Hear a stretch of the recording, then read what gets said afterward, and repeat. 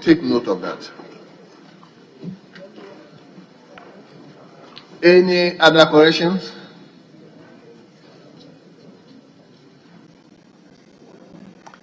Honorable members, in the absence of any further corrections, the official report of February 4th, 2022, as corrected, represent the true records of proceedings.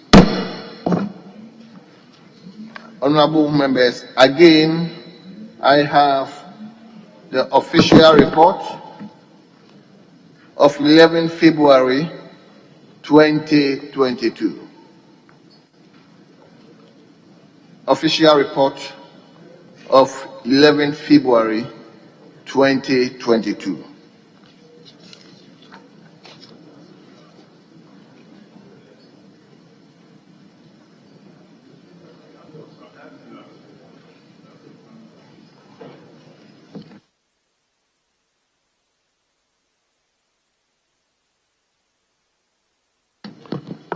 Honorable members, don't you have the 11 February report? yes. If you read the rules and proceedings of 25th February and you go to page 9, it's captured the official report of the 12th sitting held on Friday, 11 February 2022, as corrected, was also adopted as the true records of proceedings. So it means that it has already been taken. Yeah, that was taken. Very well. Thank you very much, Kofi.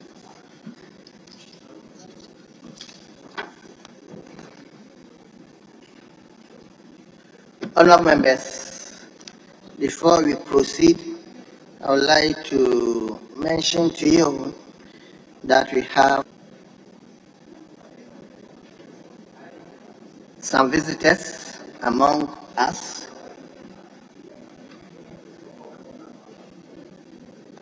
And they are the Commissioner of the Parliamentary Service Board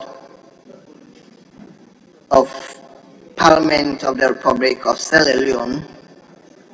They are here from 1st to 3rd March on a study visit to Parliament and other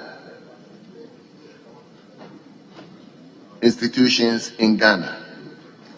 So I would like to introduce them to you. They are led by Honorable Hassan Abdul Sise. He is here, among other things, to interact with his counterparts, learn best practice, and exchange ideas as far as Parliamentary Service Board are concerned, and to gain first-hand, in-depth knowledge of the provisions of our benefit schemes. The visit is also further intended to create a platform for networking between honorable members and the Sierra Leonean counterpart, with an aim to deepen relationship between the two legislatures. Honorable Hassan, you are welcome to Ghana Parliament. I hope you enjoy your stay. Thank you very much.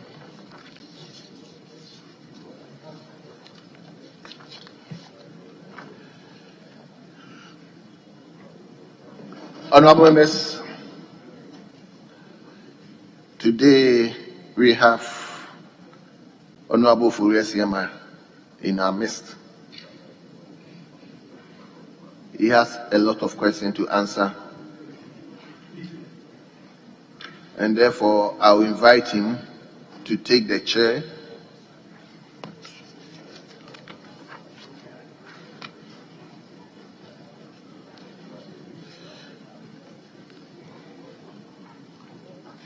and firstly invite Honorable Member for Biom, Honorable Kofi Adams, to ask his urgent question.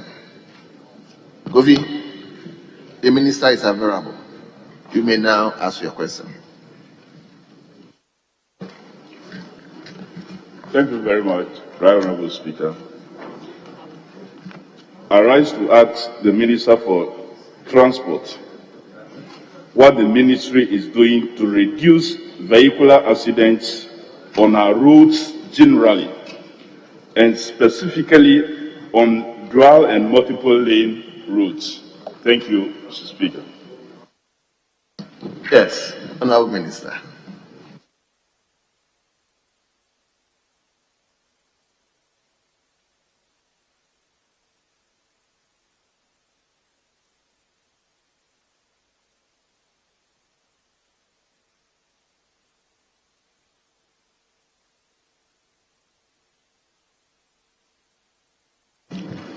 Yes. Thank you very much, Mr. Speaker. Mr. Speaker, human behavior is a basic problem confronting road safety in this country. Per statistics, it constitutes about 90% of all road traffic crashes we have in this country. This includes indiscipline, disrespect for other road users, driving tired, wrongful overtaking, non-wearing of seat belts, and crash helmets, among others. Mr. Speaker, tackling these issues call for national action through education, engineering measures, enforcement, and emergency response. Hold on. Table, can you find my minister water for me so that we can hear him well? Thank you very much, Mr. Speaker. What do you call the 4 E's? The multiple sectorial nature of road safety calls for stronger collaboration among stakeholders. Last year, Mr. Speaker, His Excellency the President of the Republic constituted an interministerial committee comprising the Ministry for Interior, Transport, Roads and Highways, Communication, Finance, and Information to recommend measures that can be employed to address the traffic menace. Following an assessment of these issues, a number of recommendations on the 4 E's were made for implementation within the short-term, medium, and to long-term periods. Mr. Speaker, some of the key recommendations were as follows. 1, Arrive Alive campaign, which was broadcast nationwide. The passage of LI for the National Road Safety Authority, we need to give them the passage to activate the act that we passed. The retooling of the National Road Safety Authority, including procurement of vehicles as well as capacity building for road safety officers. Mandatory refresher training for commercial vehicle drivers and riders of motorcycles. Provision of road signs, road landmarking, street lights, and crash barriers on major highways. Retooling of the MTTD, including the procurement of vehicles, speed radar guns, acometers, height gauges, as well as training of officers. Reactivate the war against indiscipline to deal with the lawlessness on speeding, jaywalking, users of shoulders, lane blockings, etc., etc. Establishment of special unit under the Motor Traffic and Transport Department to enforce regulation on the use of motorcycles and tricycles. Implementation of Traffic Tech Ghana to automate MTTD operations. Installation of speed limiters, tachograph and seat belts. Dualization of Accra Kumasi Road, Accra Takoradi Road, and Accra Afari Highways, among others. Mr. Speaker, in respect of education, the ministry, through the National Road Safety Authority, have rolled out nationwide awareness campaign, Christians Stayed Alive. So far, the campaign has seen the participation of over 220 traditional and social media houses and groups across the country. This is in addition to several outreach activities at lorry terminals, schools, churches, mosques, and communities. In 2021 alone, a total of about 270,000 road safety materials were printed and distributed nationwide. 1,175 television and radio programs were also organized to create greater awareness among road users. Mr. Speaker, the ministry through the National Road Safety Authority, also continues to collaborate with the Ghana Police Service to carry out enforcement activities to ensure compliance with road safety standards and traffic regulations. The National Road Safety Authority also continues to educate drivers on the safe use of dual and multiple. Honorable members, please, why? Mr. Speaker, as part of the ongoing interventions, we have commenced the review of the Road Traffic Act 2004 Act 683 and the Road Traffic Regulation 2012 LI 2118 to keep up with the changing trends in the road transport industry and also address some implementation lapses. Mr. Speaker, the Ministry of Roads and Highways has also set up a committee to identify accident-prone spots, what we call the black spots, on our road network and recommend measures for treatment. Following the committee's recommendation, the replacement of road signs and road markings of faded roadway markings are ongoing by the Ghana Highway Authority and the Department of Urban Roads. The Ghana Police Service is also working to deploy technology in traffic enforcement with the installation of traffic enforcement cameras to monitor and apprehend motorists who disregard road traffic regulations. This will be in addition to the highway patrols by the Accident Prevention Squads, what we call the APS. Mr. Speaker, road safety is a shared responsibility. As a ministry, we will continue to work closely with all various players to reduce carnage on our roads. Thank you very much, Mr. Speaker. Thank you very much. Yes. Honourable Member, any further question? Minister. Thank you very much. Minister, are you ever ready to answer the question? Take your seat first. You can take your water. Thank you very much, Speaker. Speaker, I thank the Minister for this detailed answer that he's provided. And Speaker, with all this information he has shared, the data we have shows that the road accidents or road crash continue to increase. Even though the intention was to reduce the number of accidents and deaths, we continue to record even higher or more accidents than the previous years all the time.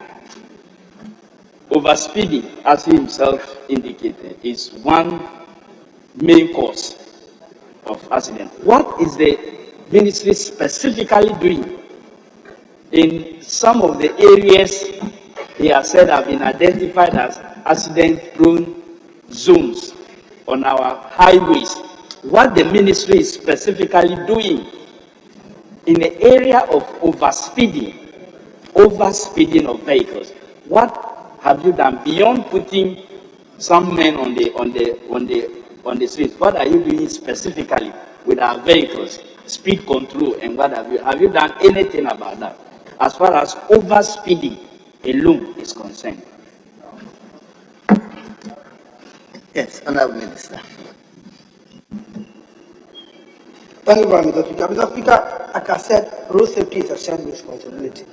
It is not about what we are doing alone that will be able to reduce the overspeeding that he's talking about. But it should be a collaboration between road agencies which are responsible and dealing. That is what I said, that for the first time in our history, the police is going to introduce technology, what we call traffic, as part of the measure to deal with the overspeeding matter. We are also bringing the issue of what we call tachograph and speed limiters that we are going to enforce and fixing in those vehicles. When you are going to register your vehicles at DVM to make sure that the speed limiters that we put in it.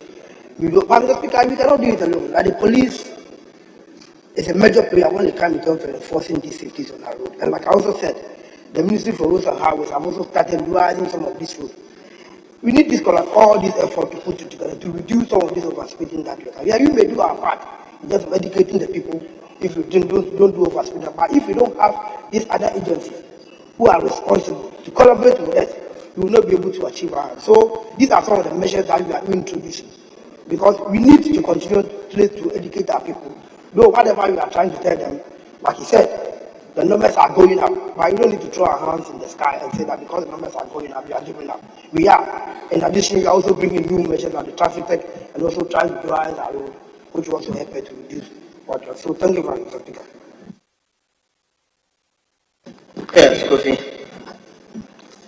Speaker, I want to find out from the minister, overaged or worn out tires and sometimes overloading beyond the gross weight of the vehicle has been a key contributing factor to tie burst,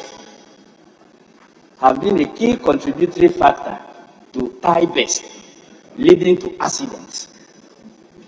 Is the ministry considering the matter of importation of some of these ties that sometimes arrived in our country already when they have expired, even though, like, they will use the local parlance, they say they have good teeth, but the tie is already expired before even getting into our shop? Is the ministry considering weeding out completely the importation of these ties that results in tie burst, leading to accidents? Yes, Honorable Minister. Thank you very much, Mr. Speaker. Thank you very much, Mr. Speaker. As part of the measures to deal with some of the issues, that's why the National Road Safety today is becoming a regulator in the transport industry. As part, when the LI is passed, as part of the measures, the National Road Safety is bringing out standardization when it comes to the use of tires and the use of second-hand tires. And some of these concerns that he's talking about will be dealt with the new LI that we are bringing up. Thank you very much, Mr. Speaker. Your final question. Thank you very much, Speaker. Speaker, bad roads have been associated or have been presented as a cause of accidents. But good roads have also caused even more fatal accidents in our part of the world, including dual carriage routes. I've heard Minister talk about dualization of Accra Kumasi, Accra Takoradi, Accra Aflao, and possibly I hope Accra to Jasikan would also be dualized. But my question is, sometimes there are some rules governing the use of these dual roads, inner lane, outer lane. If you take the motorway as an example, you may find a very slow moving track in the inner lane. Then when it encounters an obstacle ahead, it wants to veer off to the outer lane. That has resulted in a number of accidents. I know you will tell me it's about education. It's about educating the drivers. What are you putting on the roads? For example, okay, the roads minister have taken away the toll booth. I was going to suggest something about it. What are you putting to educate these drivers on the use of dual carriage or dual lanes, such that they will not use the wrong lane, leading to accidents? Thank you. Yes, Honorable Minister. Mr. Speaker, I will thank the Honorable Member for the good observation that he's made. Like he said, it's a continuous education that we need to embark on. Maybe perhaps in terms of that area is limited. But I can tell you that in terms of designing roads, we have what we call 2+1, 1+2, 2+3, in all ways to just measure the drivers reduces their speed. Because at times you need to go on a 2-way, then reduce to 1-way. You can go on a 3-way, come back to 1-way. But perhaps we need to encourage them, we need to do more education in the area there. So I think that I'm happy about the comment, the observation that you've made, and we continue to educate them more on the use of the road. Thank you very much. Yes, let me give you the opportunity. Yeah, Mr. Speaker, I find it very hard to believe that on the Tema motorway, you found an asphalt used to fill the pothole of concrete. And when these two materials are merged and expansion takes place, you find out that they detach from each other. These vehicles, or what we call the articulators, it causes their tires to burst. Is there any way you could advise the highways to desist from using asphalt to fill cement or concrete? Honorable Minister, is that your job? I thought that one is for roads and highways. Mr. Speaker, the honorable member has made a good observation once again. I will carry your message to the Minister for Roads, and it's a good thing. So I will inform you, because he's also talking about roads. Very well. It's time for to bring the joy on our roads, so I will inform the Minister. Yes, Honorable Leader. Mr. Speaker, just to sanitize our records, it is not for one minister to carry on an information to another or pass on. Mr. Speaker, it's an observation, but if the question did not sit within the confines of the rule, so be it. So, Mr. Speaker, I will humbly pray that the answer just given by the minister be expunged from the records. It's very important, very, very important, because Order 69 is clear on what constitutes a supplementary question. I rest my case. The decision is yours. Well, that's why I had wanted not to allow him to respond to it. So, the one who asked the supplementary question, if you are minded that issue is addressed, you can file a separate question to the Minister for Roads and Highways. Mr. Speaker, is that right? Mr. Speaker, that's correct. I'll take note. You can do that. Thank you. That's fair.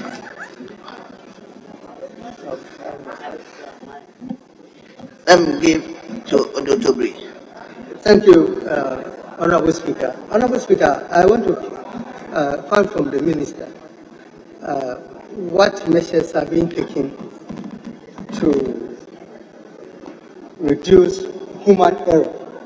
Because in his answer, he stated human error accounted for the majority of the accidents on the road. In terms of training, in terms of building drivers' capacity, what is the ministry doing? And including Okada and bicycle riders and all that.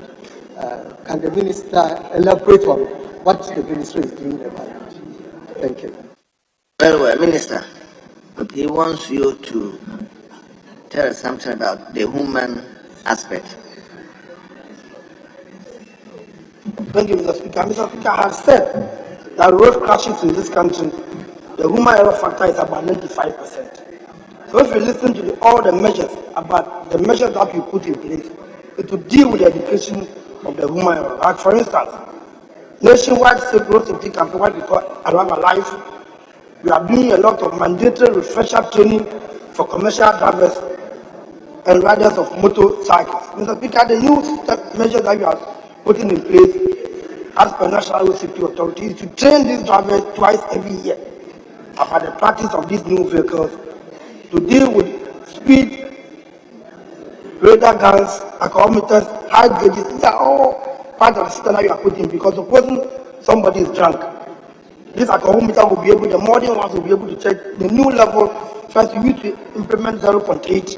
Now, we have been, according to the United Nations measures they are putting in place, you need to acquire accelerometers of 0.5, which are also building. So all these factors are factors that you are putting in place to deal with the human error situation.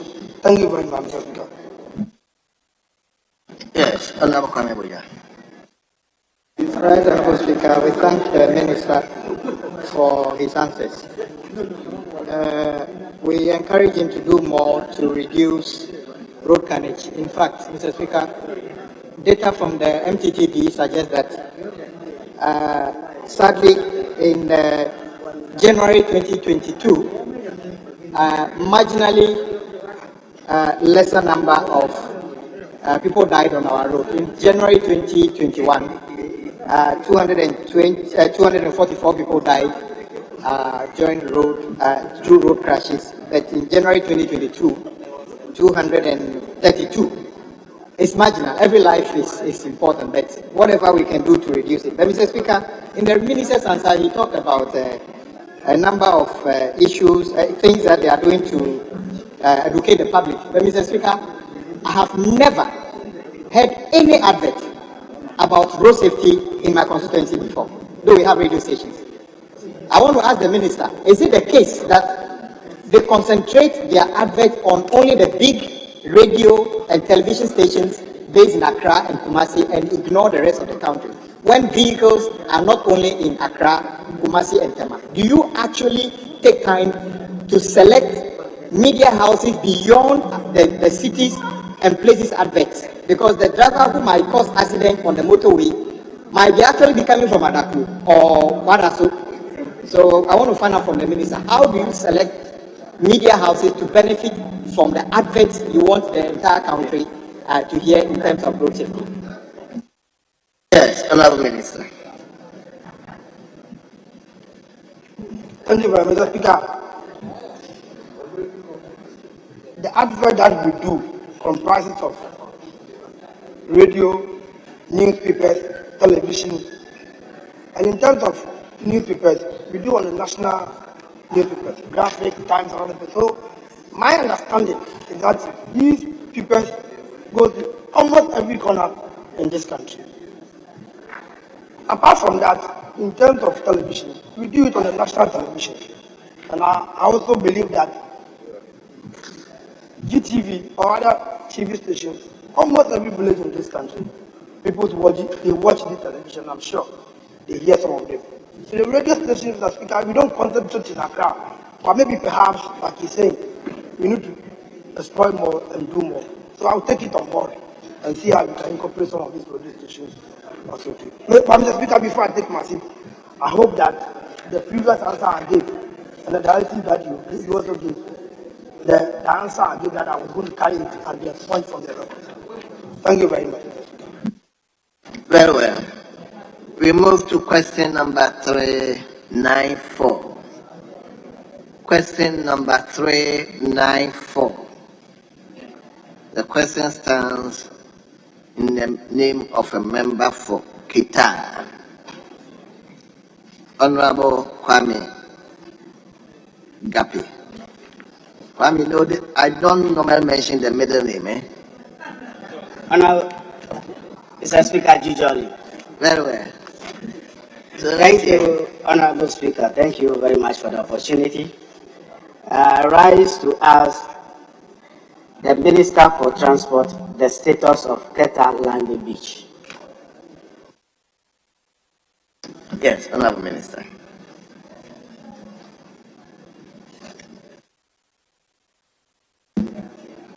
Thank you, Mr. Speaker. Mr. Speaker, the landing beach at Kita is part of the 14 coastal fish landing site project being constructed along the coast. However, the initiation of the Kita seaport necessitated the redesign of the Kita landing site due to proximity to the Kita seaport site and other coastal and environmental considerations.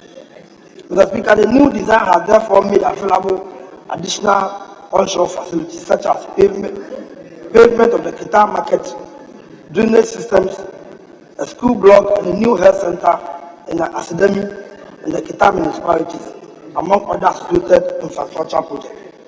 Mr. Speaker, the construction of the new health center in the academy has been completed, while construction of the onshore toilet facility and the phased rehabilitation of the Kita market are currently ongoing. Mr. Speaker, the honorable member even joined us to visit some of these facilities, and is very much aware in tune with whatever we are doing as far as the Kita seaport is concerned.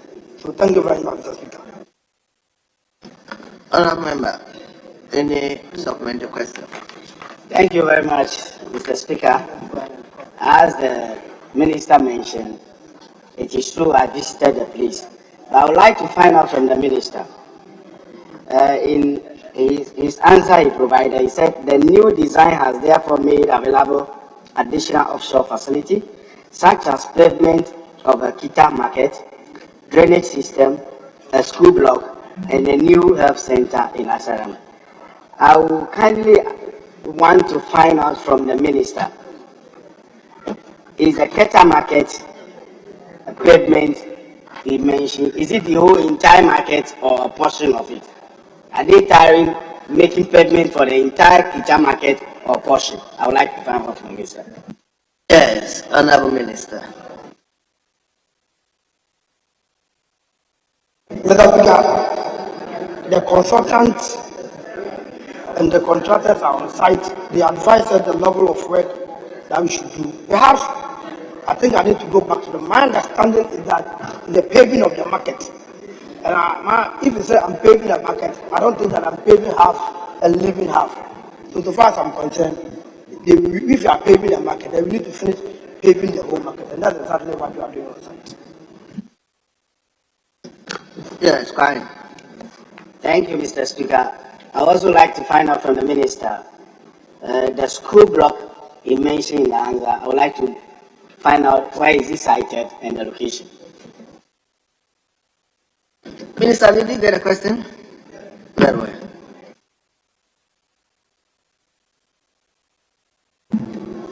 Mr. Speaker, the school block is within the municipality, but I can't exactly mention the town that is, but I will find out the name of the town, then with it. Final question? Yes, Mr. Speaker. So I'll be waiting for the Minister to provide the location and the site exactly for the school. And then my last question goes to, they make mention of drainage system. The drainage system, is it for the market or where? As well as the new health facility it's Asarano. When are they opening it? I know they are finished, completed. When are they commissioning it? Yes, Honourable Minister. Mr. Speaker, the health center is completed, but we left with a lot of some fittings to be done. And when we are done with the fittings, I think I will duly inform you the day that we are going to open it for the use of the people, and you will join me. Thank you. Yes, we move to question number 550. Question number 550. The question stands in the name of Dr. Kwabradonko, member for Peru East, and he has sought permission from me that Honorable Kwame Abuja should ask the question on his behalf. So, Honorable, you may ask the question.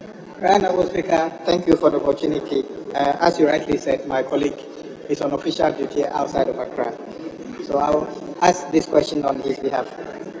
Mr. Speaker, I rise to ask the Minister responsible for transport the measures the Ministry has put in place to develop the Volta Lake as a preferred mode of transport for carting bulk cargo from the southern part of Ghana to the northern part. Yes, Honorable Minister.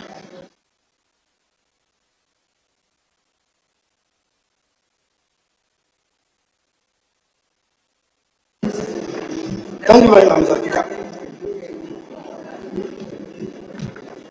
Mr. Speaker, as part of government effort to develop the Volta Lake as a preferred mode of transport, a number of interventions are being implemented by the Ministry, including the removal of tree stumps on the navigable route, to reduce frequent boat accidents on the lake and improve safety. So far, tree stumps have been removed at Dambar to Dambar Overbank, Yeji to Makango, Dambar to Niger, Yeji to Awutakope crossing, among others.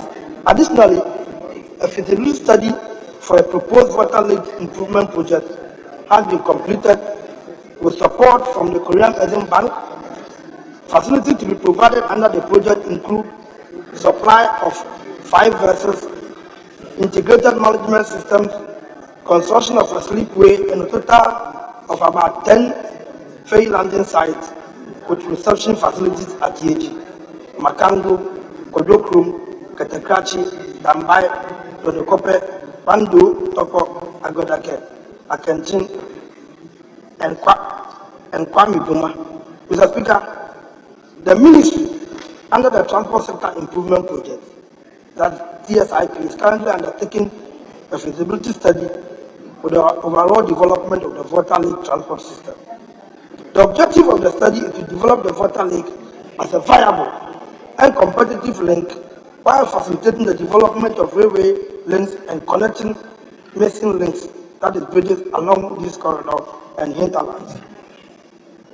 Mr. Speaker, so far, this is the measure that government is putting in place. And as part of the Korean Exim Bank facility, you'll be coming to the house for the Korean Exim Bank has approved the facility for it. And you'll be coming, I'll be coming to this house for the finance minister for the loan agreement. And when I come, I'm indulging members of the house to support us so that you can acquire the loan in time to develop it. Thank you very much. Minister, you may take your water. Minister, I requested water for you. Yes, Honorable Kwame. Mr. Speaker, I thank the Minister for his answers. Mr. Speaker, may I ask the Minister? Yes. Yes. Mr. Speaker, the Deputy Majority Leader is harassing me. If you can protect me a bit. The Deputy Majority Leader. To do what? Is harassing me. I want you to protect me from the. I hope he wanted to know whether he asked you to take supplementary questions. Yes, and I said yes to him that my permission covers the 3 additional supplementary questions. Mr. Speaker, may I ask the Minister, if you look at the Minister's answer, it appears the concentration is from, so far is about crossing from bank to bank over the lake. Can the Minister share with us what strategies he is putting in place to actually improve the lateral travels, which is along the lake? What strategies he is putting in place regarding that? Yes, Honorable Minister. Mr. Speaker, I said that efforts have been done. The feasibility study which was done, it will assess the whole Volta Lake and see the social intervention program we need to put in place and the commercial activities we need to push. Mr. Speaker, without doing the feasibility studies, you won't have enough information to do the project preparation work. And that is exactly what the bank helped us to do. So, Mr. Speaker, for now we have done complete assessment for what we call the North-South operations. And we know the level of infrastructure. Like for instance, between Bupe and Yape, there are a lot of rocks that if you don't break them, traveling from North-South during the rainy season becomes difficult. Once we get the information, we are now going to do our project preparation. And within the project preparation, all these infrastructure needs will be in there to enable us to fund with the requisite funding to make sure that we have all year lake transport activities on the North-South operation. So thank you very much, Mr. Speaker. Yes. Yeah, thank you, Mr. Speaker. I thank the Minister once again. In his answer, he mentioned we pay to Yape. But my next question would be, what about the whole length from Akosombo all the way to Bipe? What's the strategy to make all that channel navigable? Yes, Honorable Minister. I just use Bupe to Yape as an example.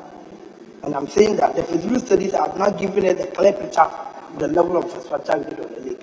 But we need to go ahead and do the project preparation.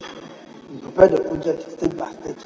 That is going to help us. Because without going through the system, you will not be able to fund the needed infrastructure on the lake. You okay? I have a final one, Mr. Speaker. Mr. Speaker, may I ask the Minister if you consider having to set up a coordination desk to probably holistically consider the development of the channel that includes the River Volta, Pra, and Oti comprehensively, because it would be more comprehensive if we do that. Would the Minister consider setting up a coordination desk to look at this completely so that we don't do one section and leave the other? Yes, Honorable Minister. Right, Mr. Speaker, like the honorable member said, anything that we need to do to improve lake transport activities in this country, we do. So this is one of the things, suggestion that you made. We will put it as part of our measures to make sure that we have all run lake transport system in our country. So it's a very good suggestion. We are going to add as part of our measures to put in place. So I hope this is it not constituency specific?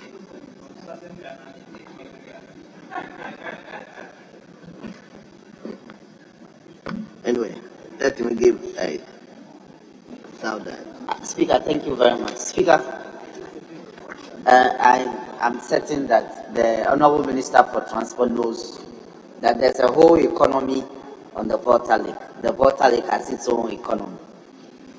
And I'm happy to hear that he has plans to crack the rocks that are embedded in the lake between Puipe and Yape. But that is coming to me as a surprise because the Temai-Pakada Railway project is almost completed. And the essence of that project is to haul goods on the lake to Puipe so that our friends from Burkina and the northern sector can't cut them away. And so that Puipe and Yape section of the lake is so critical to the commercial viability of this project at Impakana, which is the Meti at Impakana. So what is his approach to liaising with the Ministry of Railways to ensure that that is done quickly? So when the Impakana is inaugurated, the commercial viability of that leg of the project can be assessed by our people. I thank you. Minister, I minded to answer the question? Oh, you didn't get the question where? Mr. Speaker, my understanding about what he said was to give an advice and ask her to speed up the process, which we are working on it. And I think it's a very viable point that he has made. Thank you. Yes, Kofi. Thank you very much, Speaker. So, Speaker, in the Minister's answer, he talked about the removal of tree stumps in some of the areas. May I find out from the Minister what these removed tree stumps have been used for, or what has happened to the tree stumps that were removed?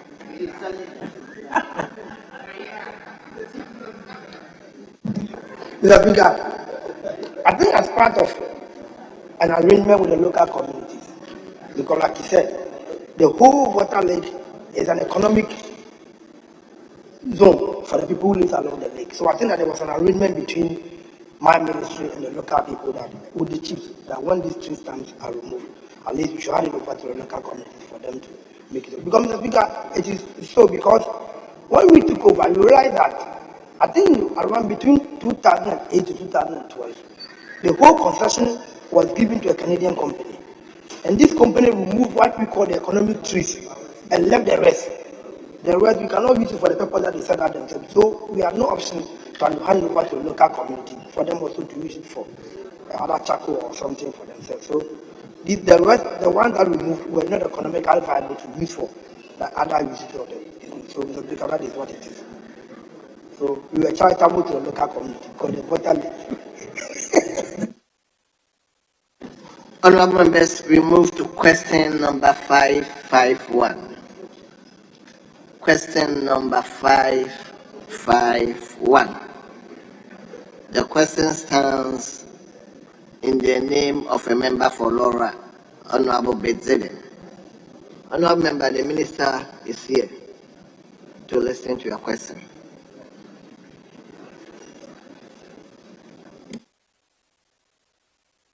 Thank you very much, Right Honorable Speaker, for the opportunity. Mr. Speaker, I plead with you to make some observations before I ask my main question. Mr. Speaker, this question was filed sometime between October and November last year, and I did not receive any answer. I did not receive any answer at the time because the situation which compelled me to ask the question, the situation has changed. Today, the circumstances have changed. Mr. Minister, I'll come to you.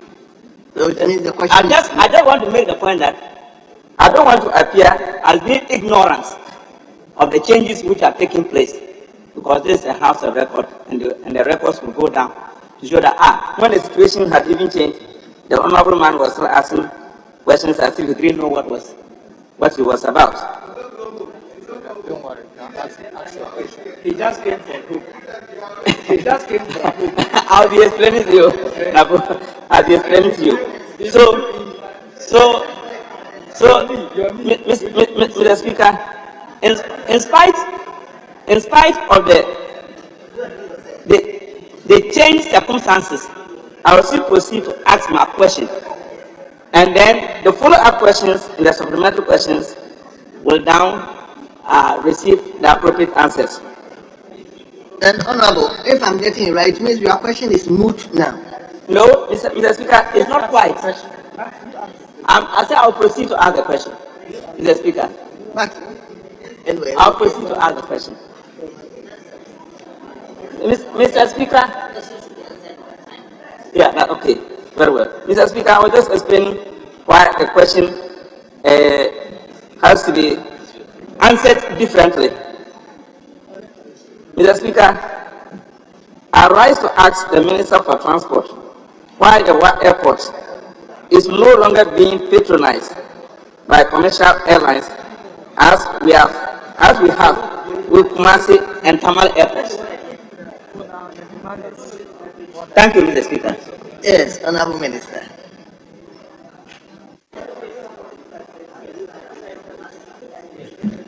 Mr. Speaker, the why airport today is viable.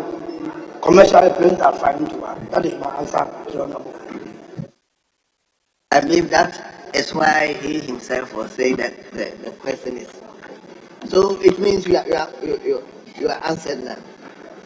Very well. But I have supplementary questions. Let's hear. Mr. Speaker.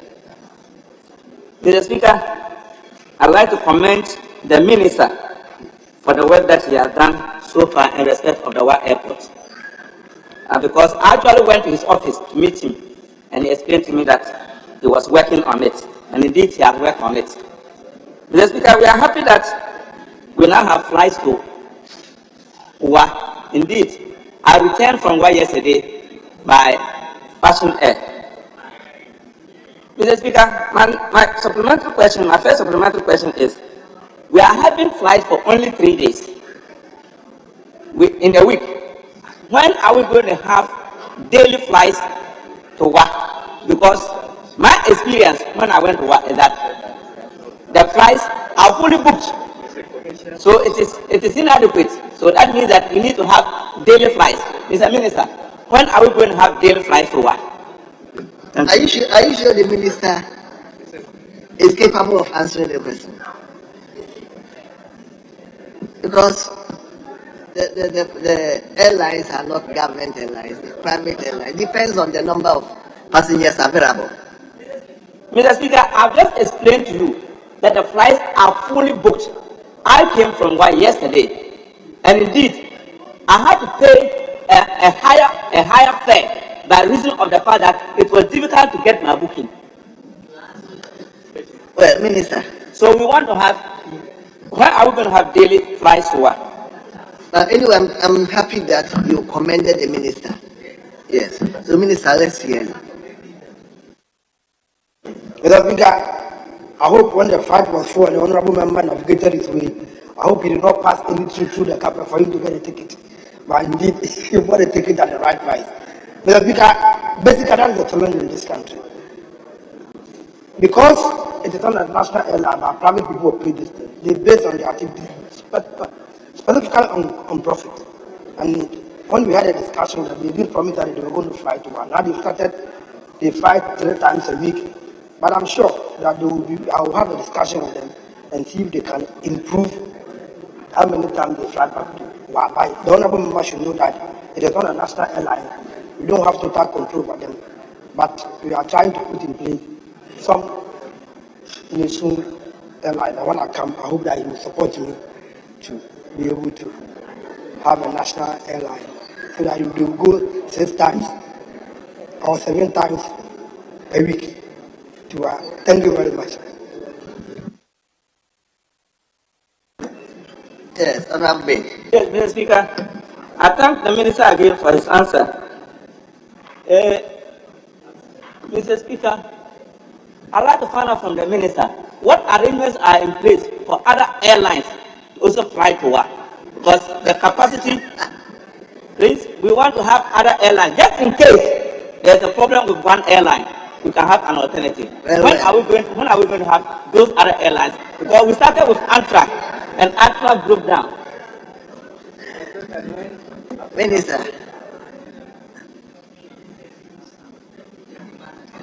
Mr. Speaker, like I said, the honorable member knows that we don't have a national airline and we are working around to have one. But nevertheless, I'll still talk to our another private owner and see, because the honorable member is very much concerned about what he wants to go there twice a week and come back. So I'll make sure that we will get. Don't worry, I will talk to them. But I'll give the opportunity to Upper West people, because the question is Wa El. Are you from? You are from Delta. Let's hear you. Thank you very much, Mr. Speaker. Mr. Speaker.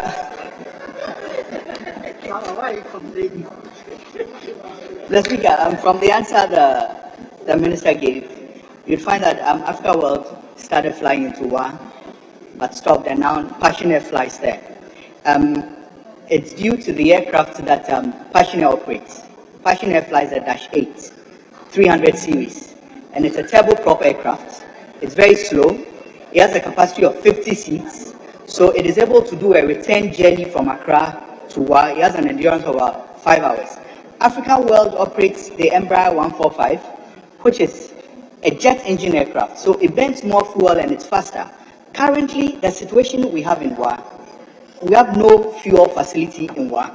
So Africa World used to do transit Accra, Tamale to Wa, and then back from Wa to Tamale and Accra. So I want to find out from the Minister, what are they doing so that fuel would be available in Wa, which will enable aircraft like the Embraer or bigger airplanes to fly directly from Accra to Wa.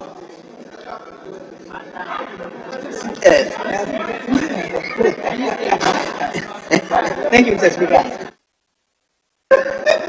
Mr. Speaker, I don't know if the honorable member wants to go back to his profession again. That is why he's elucidating all the problems we have at Wa. Mr. Speaker, indeed it is so. And I have a program I'm working together with the Minister for Energy. It is not only about the Wa Airport itself. If you look at Tamale, we are building a new facility. Kumasi, you are having a new facility. And these are some of the challenges that you are facing, because you don't have enough adequate storage facility for this airline. So it's something that, together with the Minister for Energy, we are working something out, and you will hear from us. Thank you. Yes. Thank you, Mr. Speaker. I also want to commend the Minister for the swift intervention that has restored the flights to Upper West region. But, Mr. Speaker, Minister, was the penetration the only challenge that prevented the airlines from flying that route? Because my engagement with some of the airlines indicate that when an aircraft lands on the runway, it finally stops on the runway. There are no aprons where it can park. So the airport is virtually shut when one aircraft is on the runway. Are there plans to construct aprons so that the airport can take more than one aircraft at a time? Thank you. Yes, Honorable Minister. Mr. Speaker, thank you, Mr. Speaker. Indeed, it is so that we don't have enough facility in terms of parking space for it. But I can assure the Honorable Member that we are working at the facility, and the Y airport is going to go through some form of rehabilitation process, and all these things will be taken care of. But for now, the facilities there is enough to accommodate persons or whichever airline that may decide to go to work. Thank you. Very well. We move to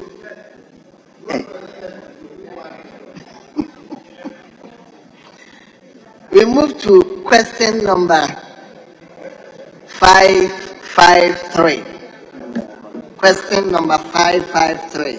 And the question stands in the name of a member for Adoma West. Honorable Vincent Opon Asamo. Honorable, let's hear you. Speaker, I'd like to ask the Minister for Transport what immediate plans the ministry has to regulate the flow of traffic on our major roads in Ghana, especially between Accra and Kumasi. The traffic congestion on this road is becoming too bad. Minister, I had a very bad experience.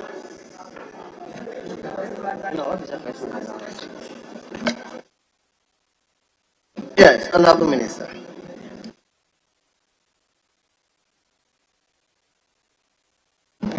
Thank you, Mr. Speaker. Mr. Speaker, with respect to road transport sector, the Minister of Transport mandate relates to road transport services. However, we do collaborate with the Ministry of Roads and Highways in the management of congestion within urban areas. Mr. Speaker, worldwide mass transportation systems coupled with robust traffic management systems have proven to be the workable solutions in reducing congestions in urban areas. Our focus has therefore been to promote sustainable mass transportation systems, and for this reason, both the Metro Mass Transit Limited and STC coaches have been playing a key role. Mr. Speaker, as you may already know, the road transport services sector is largely private sector driven and controlled by unions and associations. At present, public transport services are provided almost exclusively with low occupancy vehicles. The vehicles are old and at times cannot properly be maintained. These vehicles are often not attractive, and therefore the first option for most people is to own their own car. Mr. Speaker, one of the key interventions of government has been to assist public and private transport operators to renew their fleet to improve on the safety and comfort of passengers. Transport operators in most cases find it difficult to provide the needed collateral necessary for acquisition of new buses. Already, the MMT and FTC have both been supported with a new fleet. We are also pursuing other arrangements to bring in 300 buses from Korea to support the private sector operators. Mr. Speaker, these are some of the measures that we are putting in place to improve high occupancy buses. And if we do so, it will reduce. If we have to do so in their nice cars, people will park their vehicles and join the public transport system. Thank you. Yes, Honorable Pong, any supplementary question? Yeah, thank you very much, Mr. Speaker. It looks as if my question was not very much appreciated by the minister. I recognize the fact that we have challenges when it comes to our roads infrastructure that we have. But what I'm saying is that, is there a way to regulate even the existing roads? Because I had a very bad experience about 7 months ago when this question was filed, that it took me 13 hours to move from here on the public transport to Sunyani. 13 hours. And the congestion was as a result of these trailers, these long vehicles. So I'm asking whether we can regulate the movement of these long vehicles. If there's a way we can restrict them so that they can operate either in the night, so that other road users can also using regulation, not construction of roads, but regulation to regulate the movement of some of these so that we can have commuters can move freely, especially in the daytime. Very well. Thank you very much. Honourable Minister.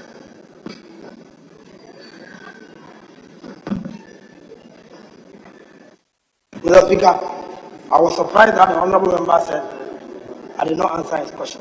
But in the end, he himself rephrased whatever questions he put before me.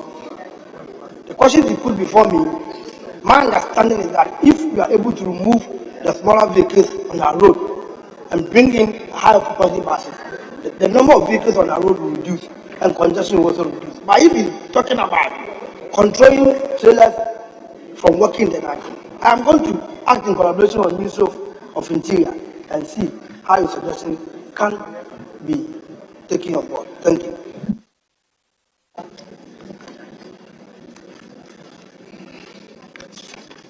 Very well. So we move to question number 555. Question number 555.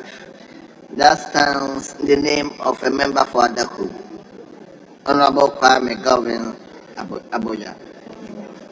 Honorable, we may ask your question now. Mr. Speaker, I'm grateful for the opportunity to ask the Minister responsible for transport.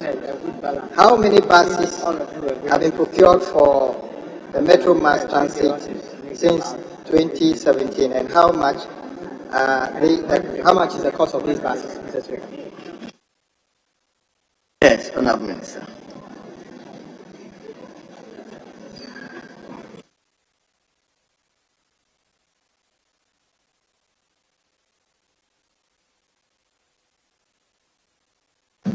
Thank you, Mr. Speaker.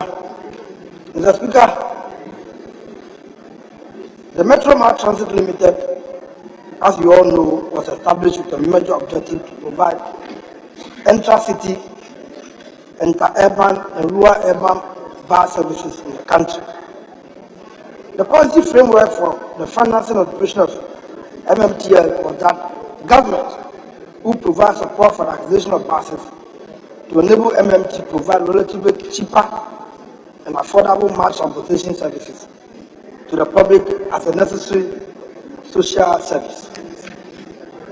Mr. Speaker, a total of 100 new intercity buses have so far been supplied to the MMT at a cost of 17.5 million. This was financed by government. That is 2017-2018. Mr. Speaker, we have also signed a contract with VDL Bus for the supply of 100 intercity buses, spare parts, and training services. Under the same contract, a total of 50 broken down VDL buses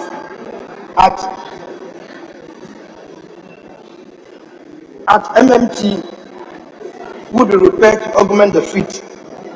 Mr. Speaker, this project is also being financed with 25.49 million mixed credit facility from the government of Belgium.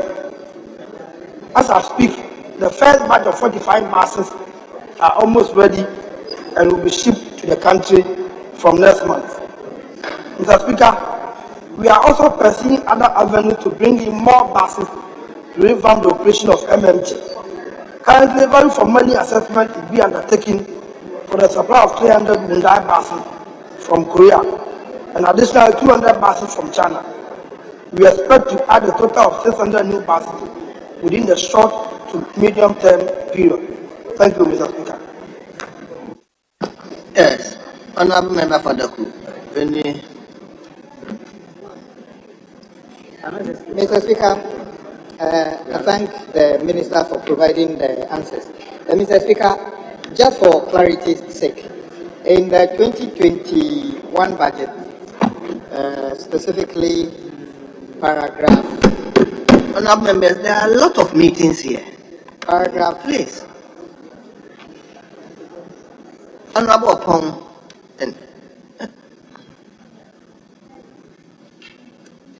Yes, Honorable, let's hear. Yeah, paragraph 898, the Minister talked about procuring 50 buses that for 2021 budget, 50 buses. In the 2022 budget, it talked about paragraph 923. It talks about procuring 45 buses. But in your answer, you talk about 100 buses has already been delivered. Mr. Speaker, when you read your answer, you say that, Mr. Speaker, a total of 100 new buses have so far been supplied. So the question I have is, how many buses have been supplied so far? Since in the budget statement 2021, you talk about 50 buses, 2022, 45 buses. How many buses do they have currently? Yes, Honorable Minister. Mr. Speaker, I think that I need to bring clarity to what the Honorable. He asked in 2017 how many buses have you supplied MMT, and I'm saying that 2017 we supplied MMT 100 new buses. In addition, like he said, 2021 and 2022, the facility was a missed facility. The committee approved the facility for us. We were hoping that the 100 buses could have been given, 50 buses, the first 50 could have been given to us in 2021. Because of the COVID, they could not provide, they could not produce the buses as they planned. So combination between the 50 plus the 45, which they added another 5, will also make 100. But the 100 is not yet supplied. That's what I'm saying. The first 50 is coming, and the 50 will come later. But that arrangement has been done and is secured. By 2017, we gave MMT 100 buses. In addition, they have approved the facility of another 100 buses, which was supposed the first 50 should have come. The first 50 should have been in 2021. But because of the COVID, they could not complete the making of those buses. And now those buses are ready to be shipped in next month. The first 50 is coming next month. And the next 45 or 50 will come later. Yes, Honorable. Right, Honorable Speaker, I see two figures here. Because my answer is since 2017, I assume that the minister is saying that since 2017, they have spent or they are about to spend 17.5 million US dollars and then 25.49 million euros. The question I ask is this: one of those facilities was approved in this house. The one that you said was provided by government. We did not see an amount of $17 million or 25 million euros in your budget lineup. How did government fund these buses, the 100 buses? How was it funded? Since it was not approved in the House and it was not a budget line, how was it funded? Mr. Chairman, the honorable members' proposition, Mr. Speaker, may not completely be true or may not completely be the issue.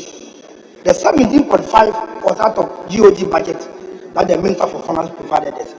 But with the 25.9, the facility was approved in this house, and the buses were supposed to be supplied in 2 batches. So I came before you with the Metro Mass. We approved the budget, the Belgium facility. Check the Minister for Finance. The Belgium facility was approved in this house, 25.9, and it was supposed to be in 2 batches, 550 and the second 45. Thank you, Mr. Speaker.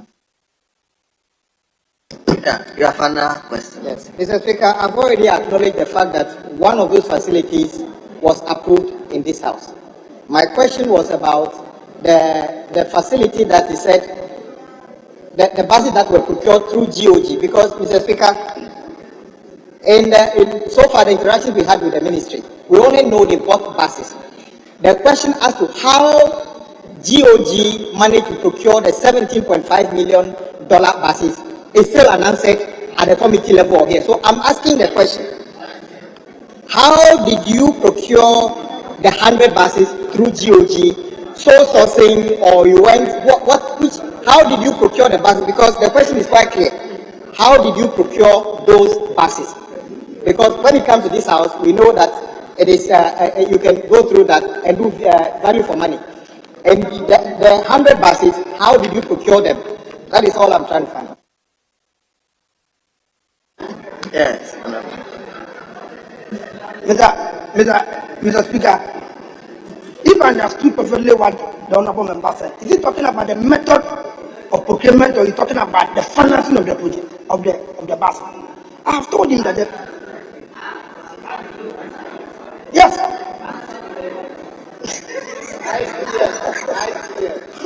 Mr. Speaker, in terms of procurement method, we went through the selective tendering process and the Ministry for Finance paid for those buses. Thank you, Mr. Speaker. Yes, member for the Right, Honorable Speaker, thank you very much. Let me commend the Minister about they trying to procure buses. But, right, Honorable Speaker, I want to ask the Minister, we are procuring buses. Where are the buses going to park and load? When we are sitting down and allowing our bus terminals to be taken over by shops, Opera is gone, Katamanto is gone, Kwame Nkrumah Circle is gone. All the bus terminals are now being taken over by shop developers in Accra. Where are the buses that we are procuring will be packed for passengers to board? Yes. Mr. Speaker, I think it's a good observation by the Honorable Member.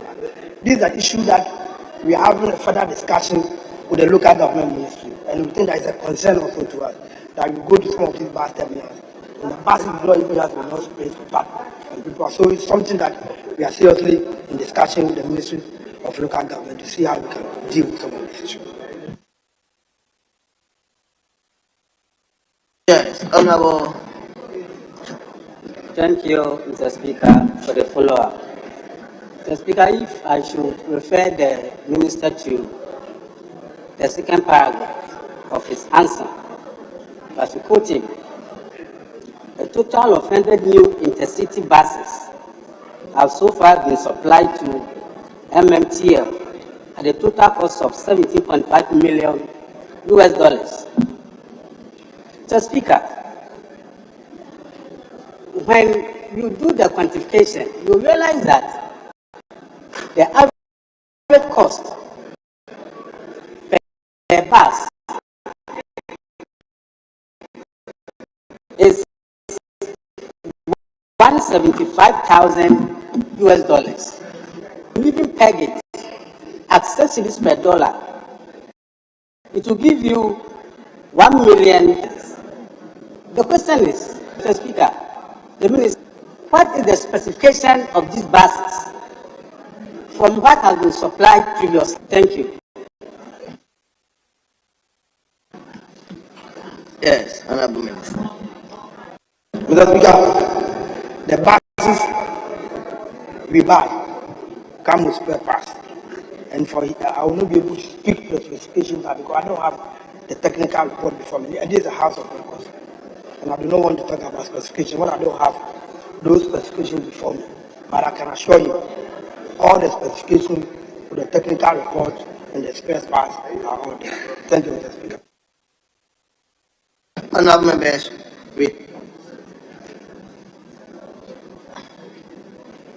yes, leader. Let's hear. Yes, Speaker, I just want to come with a follow-up question to the issue raised by the Honorable Member for the DOJ. The Speaker, the issue that he raised in respect of the bus terminal being taken over by shops, I think it's a major matter that the Minister must concern himself with, because not only in Accra. The Speaker, for instance, you do know that from Kumasi to Accra, you get to Ejuso, and on Sundays in particular, you have to spend sometimes more than 1 hour in traffic because of the closeness of those stops to the main highway. And if you need to expand the road, it's going to pose a problem. Would the Minister consider? Mr. Speaker, I have a similar scenario in my constituency, at Pronom. Would the Minister consider, as is done in other jurisdictions, to really fence off those markets provide a wall so that the activity can take place behind the wall and will have free flow of traffic.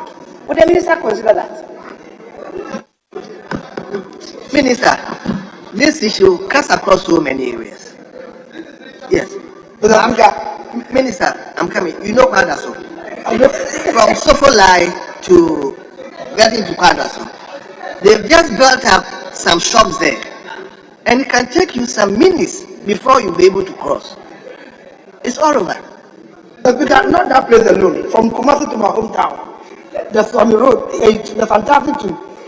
But Obuasi Road, the similar problem is, the Mr. Speaker, I think the majority knows that I don't have the audition over those places. But I'm going to act with the Minister for Local Government, to make sure that this problem is resolved once and for all.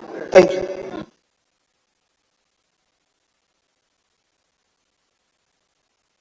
Honorable Member for the Bureau, can you file a question to local government minister so that we can deliberate on Mr. this? Speaker, I'm the ranking member for local government. I'm very happy. I would want to do that. But I'm so happy that the regional minister for Greater Accra is here. Recently, you see, Mr. Minister, I want to commend my brother for the work he did to protect the Opera Square bus terminal. So we are allowing these things to happen, and I'm very happy leader himself has commented on it. It's happening everywhere in the country. Everywhere. More office spaces have been taken over by shops. So where buses are supposed to even park and load, they can't. So people are forced to stay on the road. Buses are loading on the main road. They block traffic. I think the regional local government minister and the regional minister, Western regional minister is here. Yesterday I encountered the same problem in Takrady. He's also here. You know, I think the regional ministers should take it upon themselves to make sure that they assist the various district assemblies to clear the roads of all these shops that are springing up everywhere. People are building shops in the median of roads. It's so unreal. The local government minister has just entered. Local government minister. Local government minister. He has just entered. Sir, the truth of the matter is that the district assemblies are reneging on their responsibilities to make sure that the spatial planning law is adhered to. And as the people are building everywhere, taking up bus terminals for shops. This is wrong. It cannot be allowed to continue. Yes. This is not a question. Let's hear the regional minister. Mr. Speaker, thank you very much for the opportunity.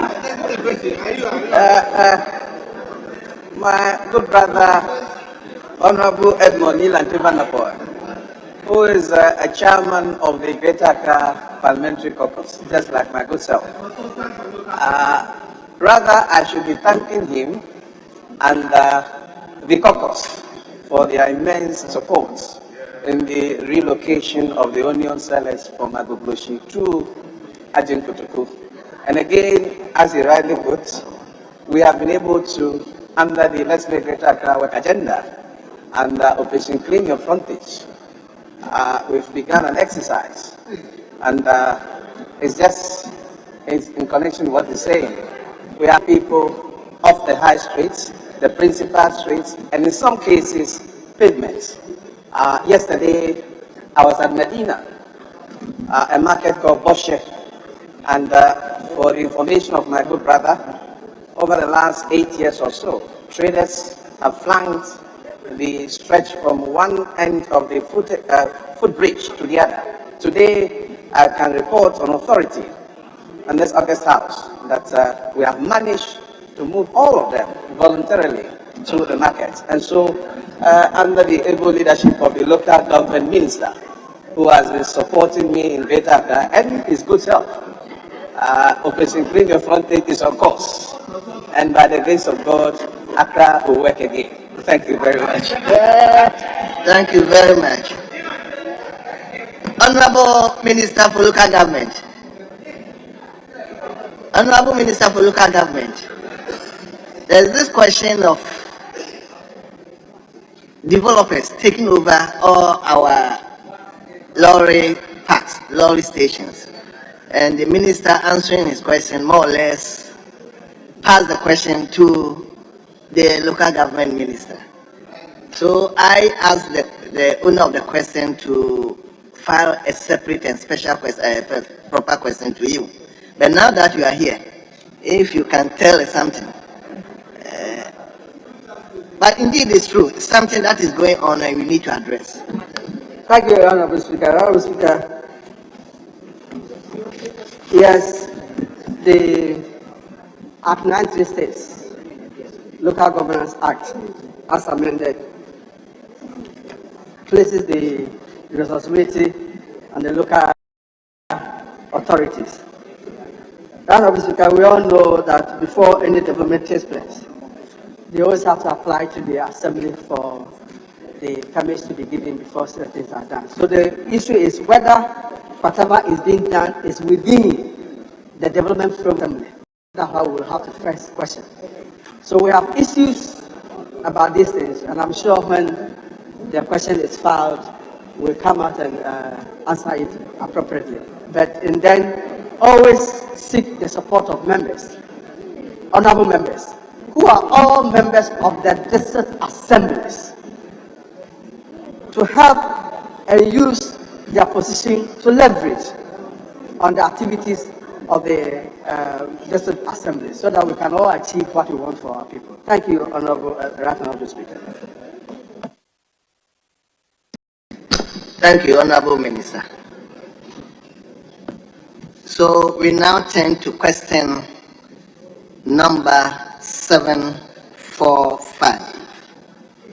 Question number 745.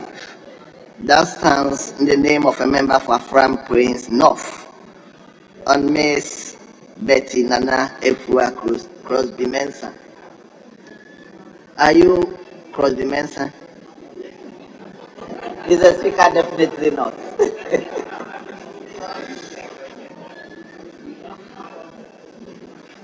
Honorable Dr. Kwabradonko had a question. His question had been advertised. Yes. He knew, is aware of the jurisdiction.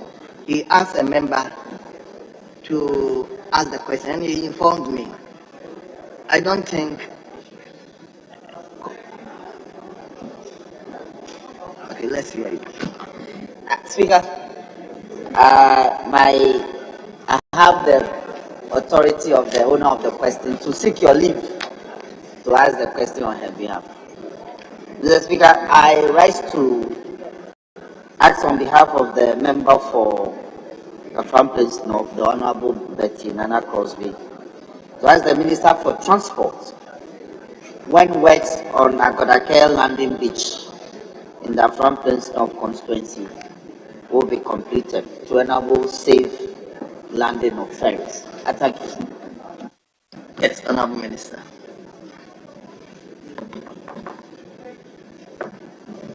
Thank you, Mr. Speaker.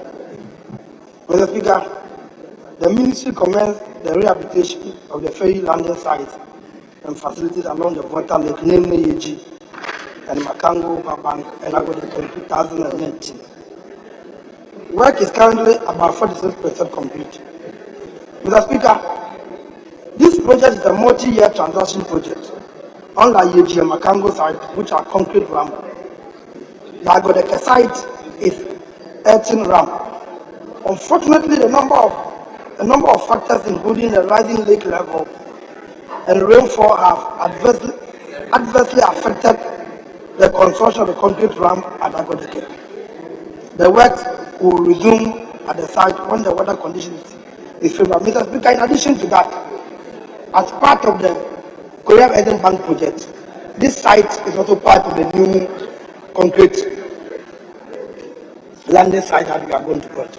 So together you will be able to provide a facility to finish this particular project.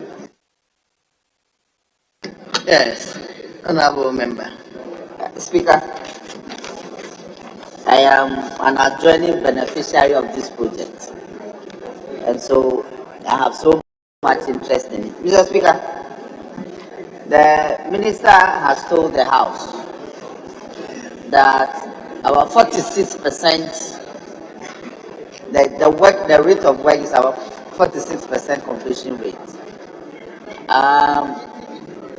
I don't want to dispute his assessment, but I've been there recently and it's practically a bailout.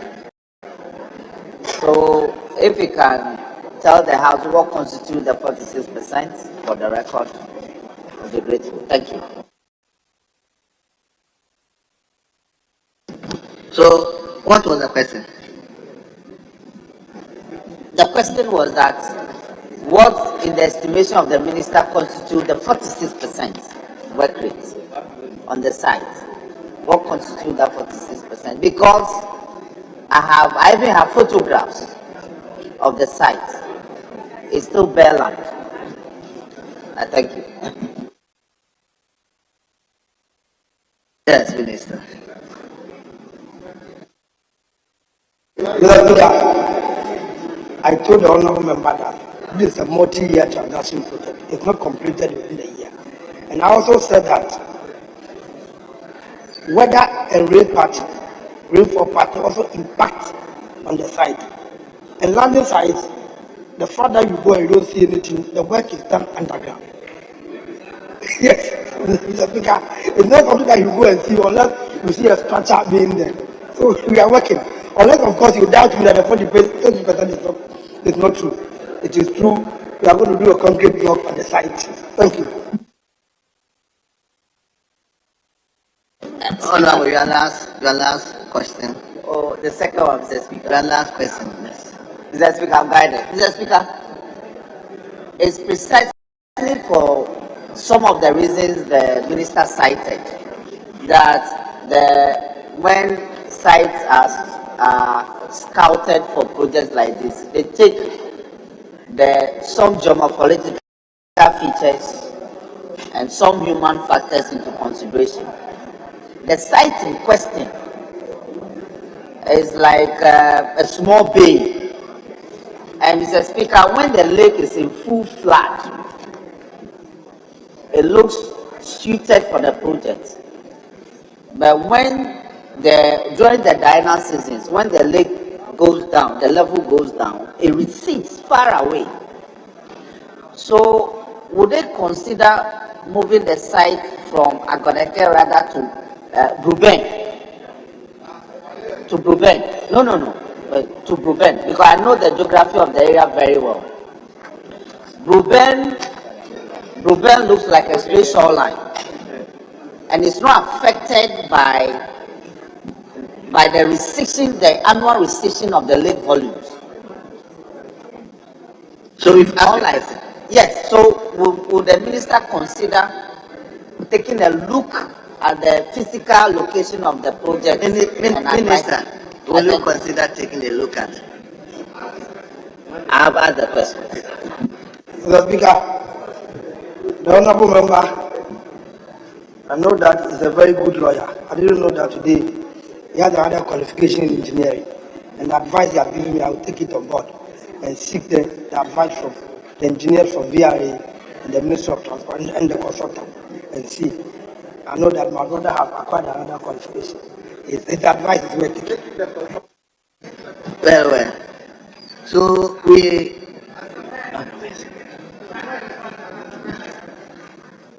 take the last question number 759. The last question for the day, question number 759. And the question stands in the name of a member for Karachi West. Honorable Helen Adjuantoso. Honorable, you may ask your question. Thank you, Mr. Speaker, for the opportunity to ask this question. Honorable Speaker, I rise to ask the Minister for Transport whether his ministry has plans to expand the Karachi airstrip. Thank you.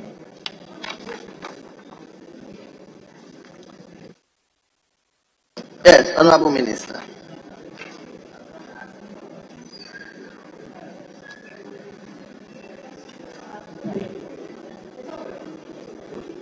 Thank you, Mr. Speaker. Mr. Speaker, government policy is to develop an airport or aerodrome in all regional capitals of Ghana. This is to, among other objectives, open up the country for trade and tourism. Mr. Speaker, there are currently about 5 civil airports in Ghana, that is Kumasi, Tamale, Sunyani, and Accra. The ministry has also commissioned a feasibility study which is currently ongoing to identify a suitable location for an airport in the central region, central or western region or in between. Mr. Speaker, as mentioned earlier, the policy of government is to develop an airstrip in all airports in all regional capitals, and these include the newly created 6 regions. Accordingly, the policy, Lambai being the capital of the 2 region, will be considered for an airport in due course. Relevant technical feasibility studies have been done. Mr. Speaker, the above notwithstanding, the Ghana Airport Company Limited aims to collaborate with the district and municipal assemblies of locations where airstrips are located, together with the relevant stakeholders, to attract the private sector to invest in the rehabilitation of the airstrip to support local tourism, crop spraying, medical evacuation, among others. Thank you very much, Mr. Speaker. Yes, member for Cratchit West. Any supplementary question? Thank you, Mr. Speaker. Mr. Speaker, in the minister's answer, paragraph 3, he says is the government policy to develop airstrips in all regional capitals. And this includes the newly created 6 regions. Mr. Speaker, I want the Honorable Minister to know that Kratchi is not a regional capital. Kratchi is not a regional capital. Dambai is the regional capital. But it's Kratchi that has the airstrip. It's Kratchi that has the airstrip. That's why I'm asking this question, whether you have plans to expand it. Because Kratchi is a very important place, a very central place. That's why we have the airstrip. And the military, when there are emergencies, they land there to refuel. That's why I'm asking you this question. So can you tell me that because Kratchi is not the regional capital, you're talking about the regional capital, apart from developing the regional capital, you have plans to develop the Kratchi airstrip? Yes, Honorable Minister. Mr. Speaker, it is so. If the Honorable Member has gone to the 4th paragraph, you would have seen the next leg of my answer. When I said that the Ghana Airport Company act with other municipal assemblies to develop such facilities when they think that it's profitable for the development of the local economy. Thank you very much, sir. Yes, Honorable Member. Are you satisfied? Mr. Speaker, I'm not satisfied with this answer. I'm not satisfied with the answer. He's talking about the Ghana Airport Company aiming to collaborate with the district and municipal assemblies of locations where airstrips are located together with relevant stakeholders to attract private sector to invest. So he's talking about private sector investment. That's what you're talking about, private sector investment. I'm talking about your ministry. I'm talking about your ministry, not private sector. I'm saying that the military, they land in Kratchi to refuel. So it's a very important airstrip. So you are not talking about PPP arrangement. I'm talking about your ministry. Thank you, Mr. Speaker. Yes, Minister. Mr. Speaker, I have said that when it is necessary for some economic reason or medical reasons or other reasons, the Ghana Airport Company collaborates with other agencies or themselves to develop some of these airstrips. If it is that we have potential investors who want to collaborate with government to develop the Ketekachi, we will do so. If government, like I'm saying, apart from the master plan to develop this regional airport, there's also another master plan that we have to develop some of these airstrips based on reason. It may be economical, it may be medical, it may even be medical in terms of the facility. So Ghana Airport Company collaborate with other municipal authorities or private sector people to develop some of these facilities. So, Madam, Honorable Member, I understand your concern, and I'm going to work with you to make sure that the Katakachi airstrip, being it economical or medical, will be developed either by government itself, the assembly, or together with the private sector. Thank you.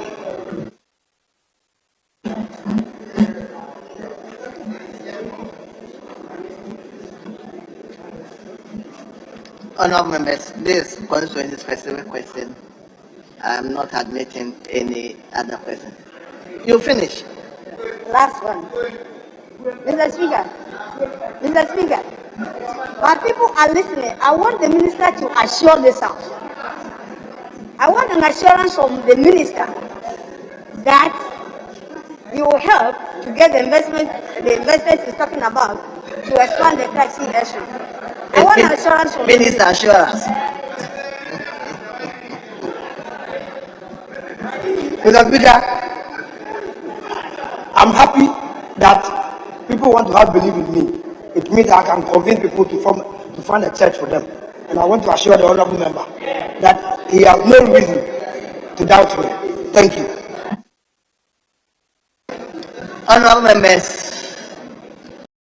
we have brought question time to a close. Go Airport is not here. There's no question about it.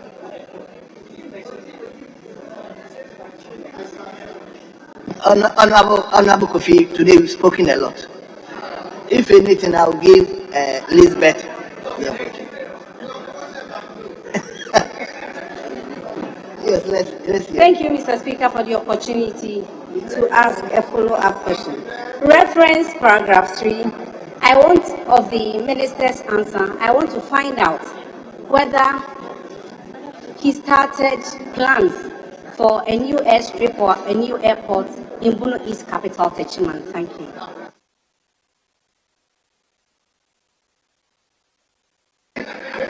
Mr. Speaker, let me wish my dear honorable wife, the husband is my friend. The husband is my friend. Happy birthday. Mr. Speaker,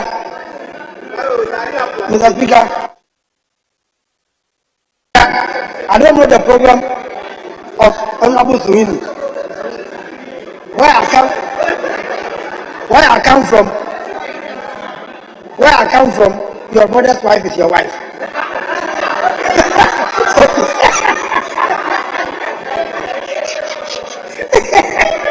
Yes. No.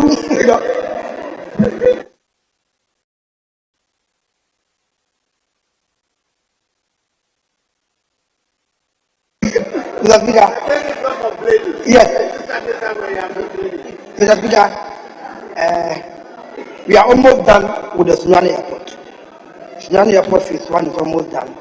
By next week, I will go for the inspection and open up the airport for commercial flight. And we will consider, like you say, if you look at the distance between Sunyani and Peru, it's only the distance. So I think together I will sit down with the regional minister and Ghana Airport Company and see if immediately we can develop such facilities. And you, so and see what we can do. So thank you very much. Very well. No, honorable. We are not going to build airport as a group.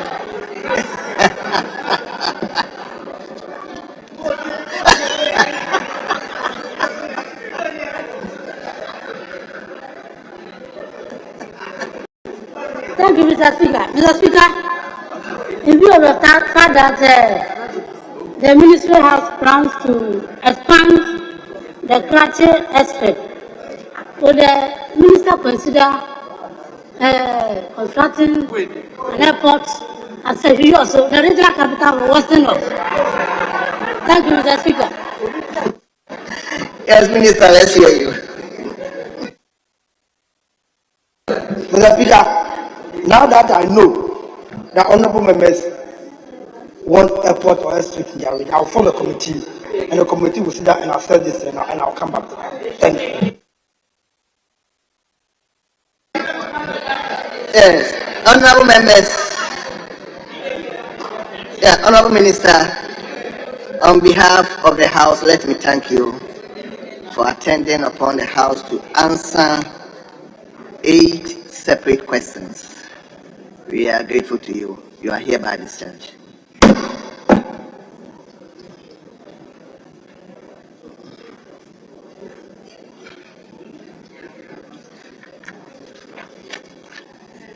Yes, we turn to item number 7. Item number 7.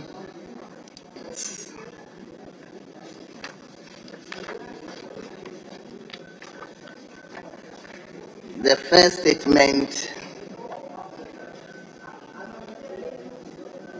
is from a member for Adwajiri in Sawem, who happens to be the majority whip. He wants to tell us the untold story of Ghana Gas. Ghana Gas. Honourable member, you have the floor. You may read that. Thank you, Speaker, for the space granted. The Speaker, the Ghana National Gas Company, the GNGC, is a strategic gas midstream company which was incorporated in July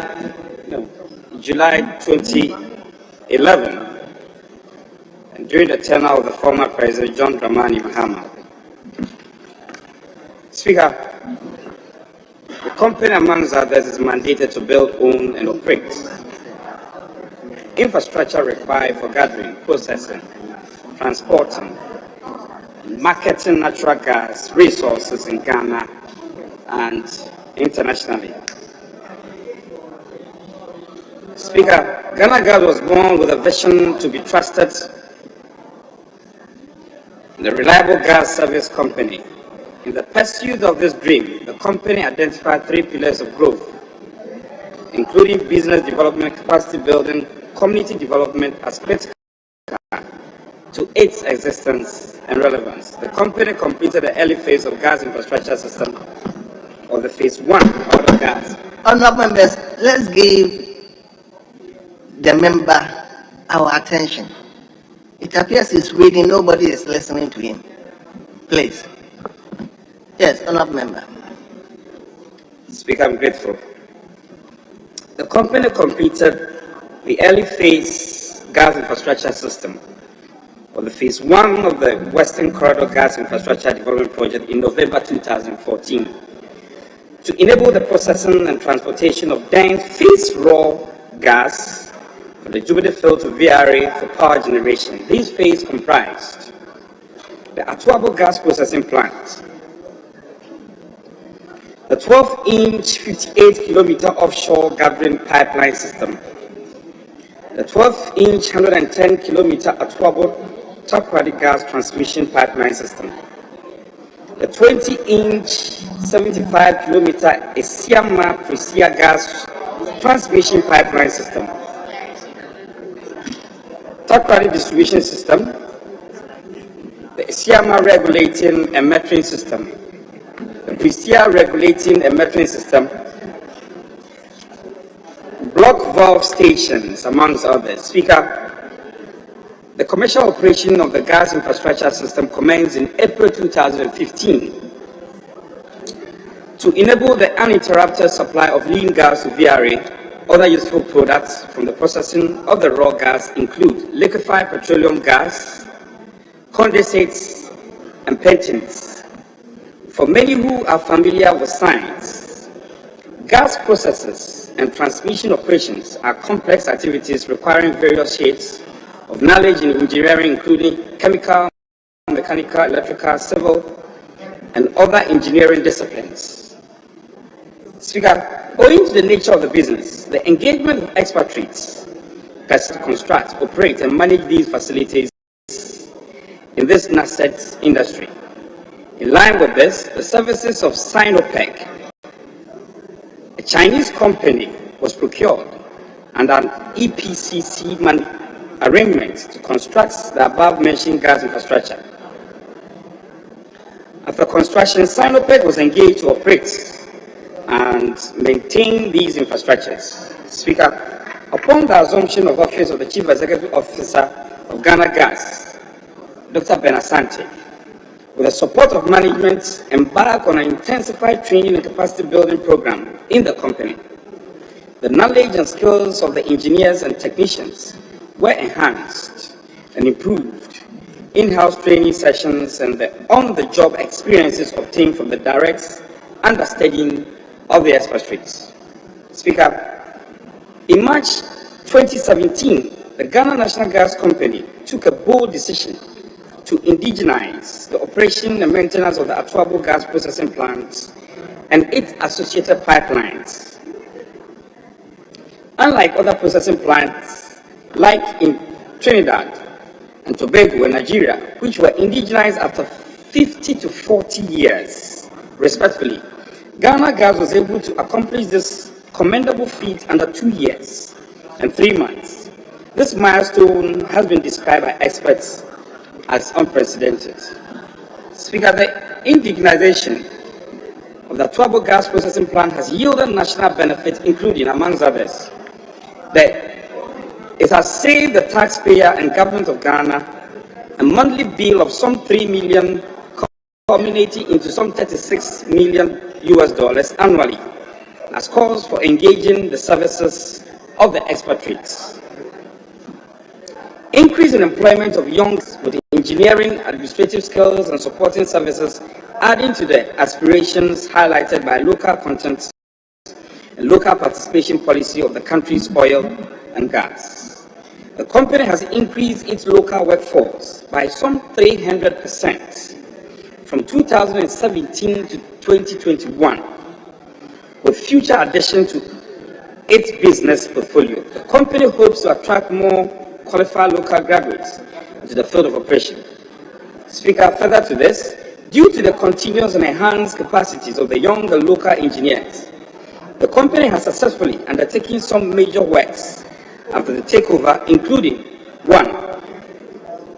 3 planned maintenance shutdowns of the GPP and related pipeline and stations to maintain their integrity and ensure their continual and optimal functioning.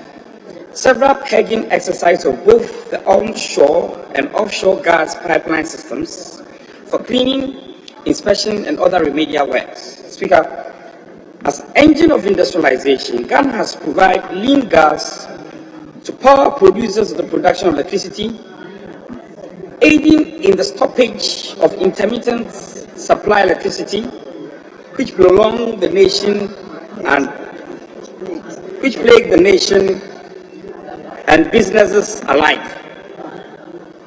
This has also ensured an uninterrupted flow of lean gas to VRA for power production.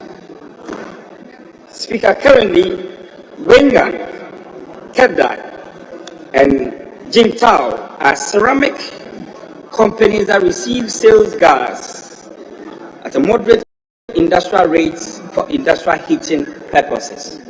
Speaker, there has been a remarkable increment in gas flow from some 90 million standard cubic feet per day to 300 since the indigenization, with future plans to increase to 450 when the proposed GPP Train 2 project is completed.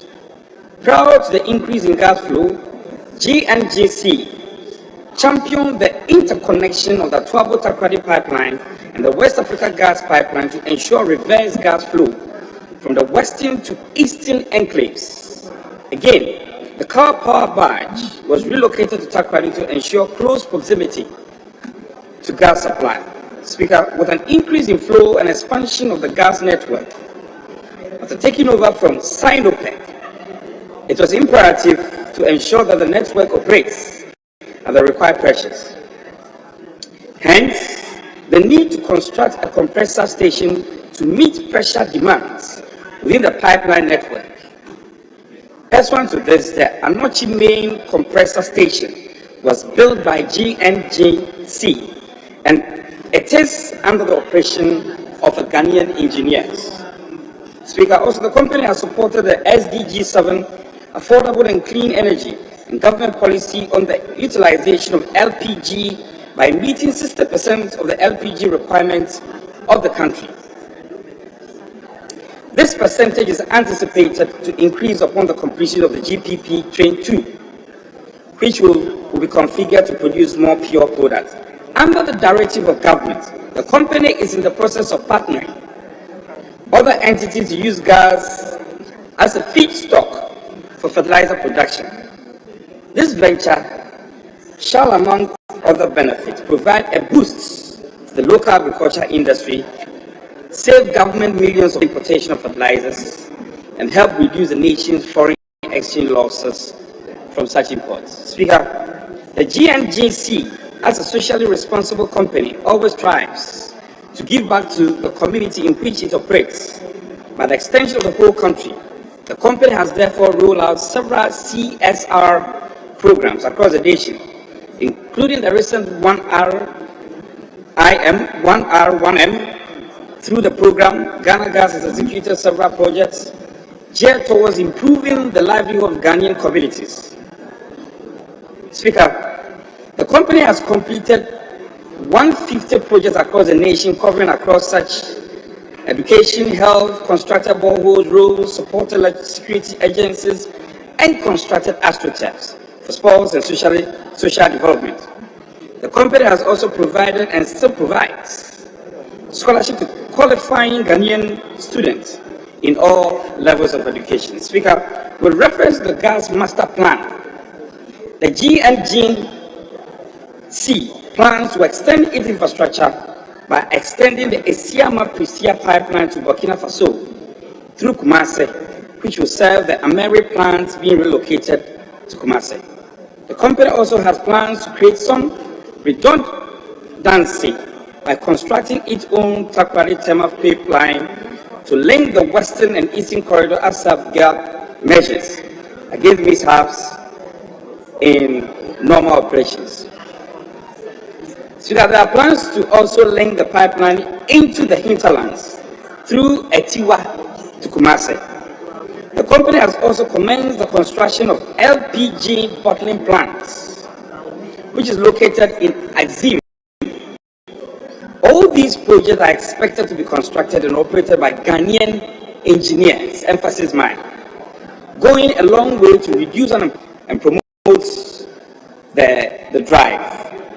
Speaker, it is without doubt that the stories told give a vivid indication of the successful activities of Ghana Gas, and they must be applauded, encouraged, and positioned to do more. Speaker, on this note, I thank you for the space granted. I'm grateful. Yes, let me invite the Western Region Minister.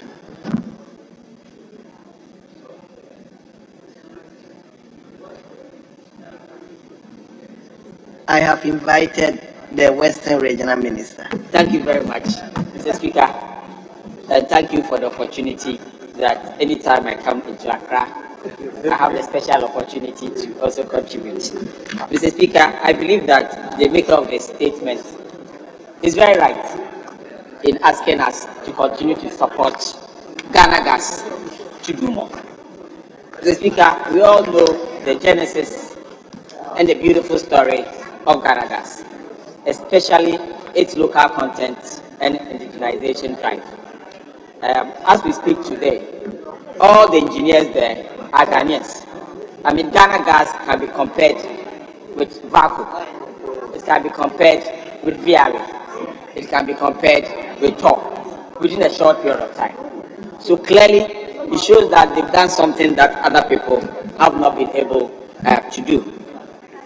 Mr. Speaker, the Ghana Gas Company, like the maker said, plans to have its own onshore pipeline that will connect the west to the east and then the hinterlands. But what is the essence of connecting it to the hinterlands? The essence is to industrialize the country. And with 1D, 1F coming up strongly in this country, we know that the energy that is going to be produced by that pipeline onshore is key in growing our industries. It will therefore be appropriate that when they bring their agreements and then their financial support to Parliament, we will stand behind Ghana Gas and GMPC so that they are able to deliver that project. For me, I believe that that project is long overdue because the discussion started way back in 2007 and still they've not been able to bring it. I want to use this opportunity to encourage Ghana Gas to bring it to Parliament so that we can approve it, so that the opportunities for jobs for our young ones will be enlarged. Mr. Speaker, the maker also made mention of the LPG bottling plant at Nzima East. In fact, recently I had opportunity of speaking with the Chief Executive of Ghana Gas about this particular project. Mr. Speaker, this particular project is supposed to be generating about 3,000 jobs. And we know that recently a lot of young people have been complaining that they are not getting opportunities at Ghana Gas.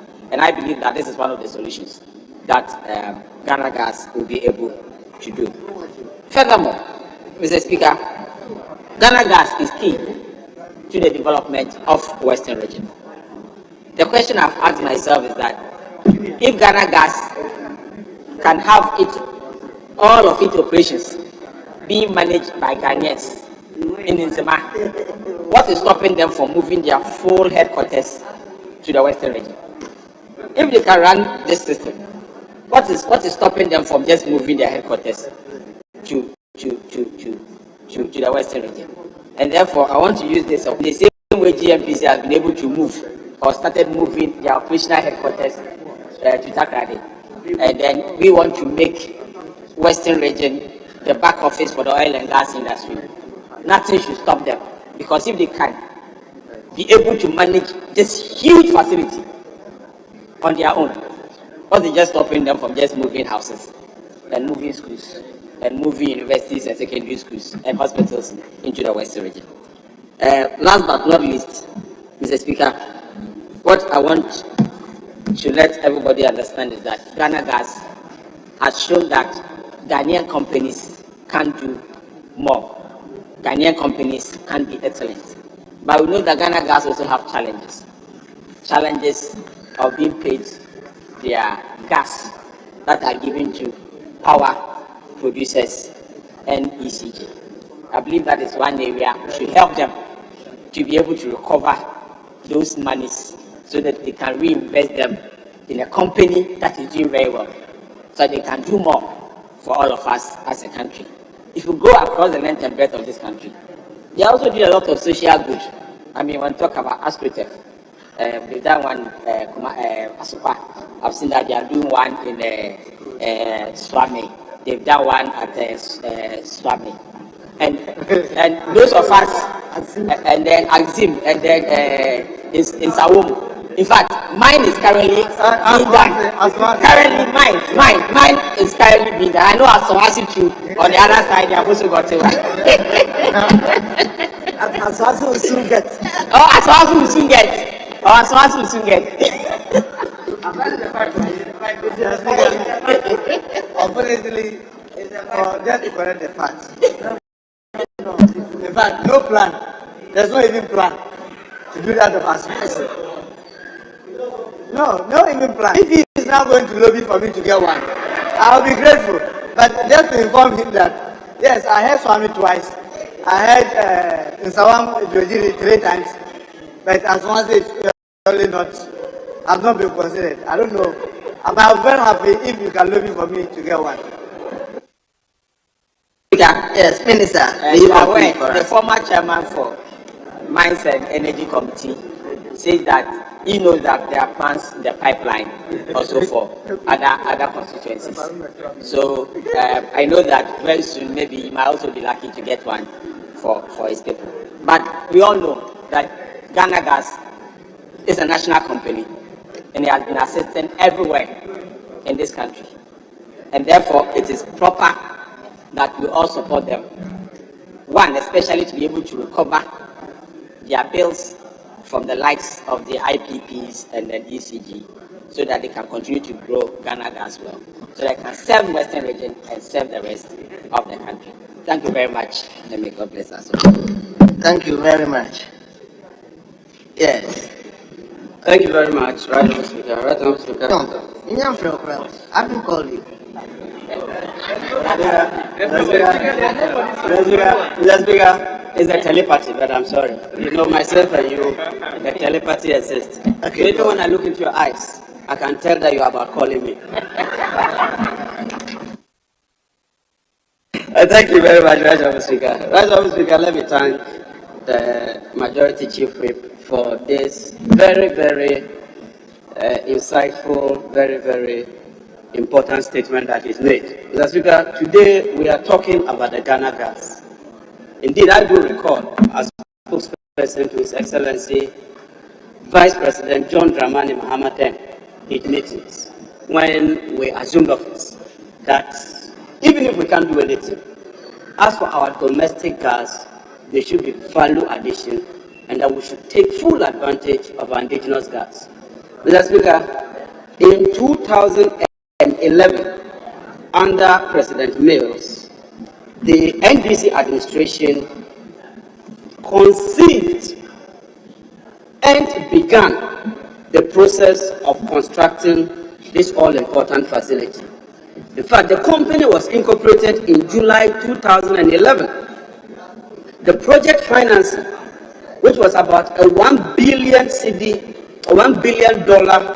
amount, was part of the $3 billion facility from the Chinese Development Bank. Government of Ghana itself contributed 15% of that amount. And like my good friend stated, it had to do with a 45-kilometer offshore natural gas pipeline, a 111-kilometer onshore natural gas pipeline, and 75-kilometer lateral pipeline. Now when you process the gas, and our gas is simply what we call methane. Methane is CH4. Because you have methane, pentane, butane, in that order. Ours is methane, which is like pure gas. And it's not just the methane, Mr. Speaker. The gas processing plant today has a capacity to produce about 50% of domestic LPG. That gas processing plant produces about 98% of that gas is sent into the electricity subsector. And so because of that, hitherto we used to import about 12 parcels of light crude oil.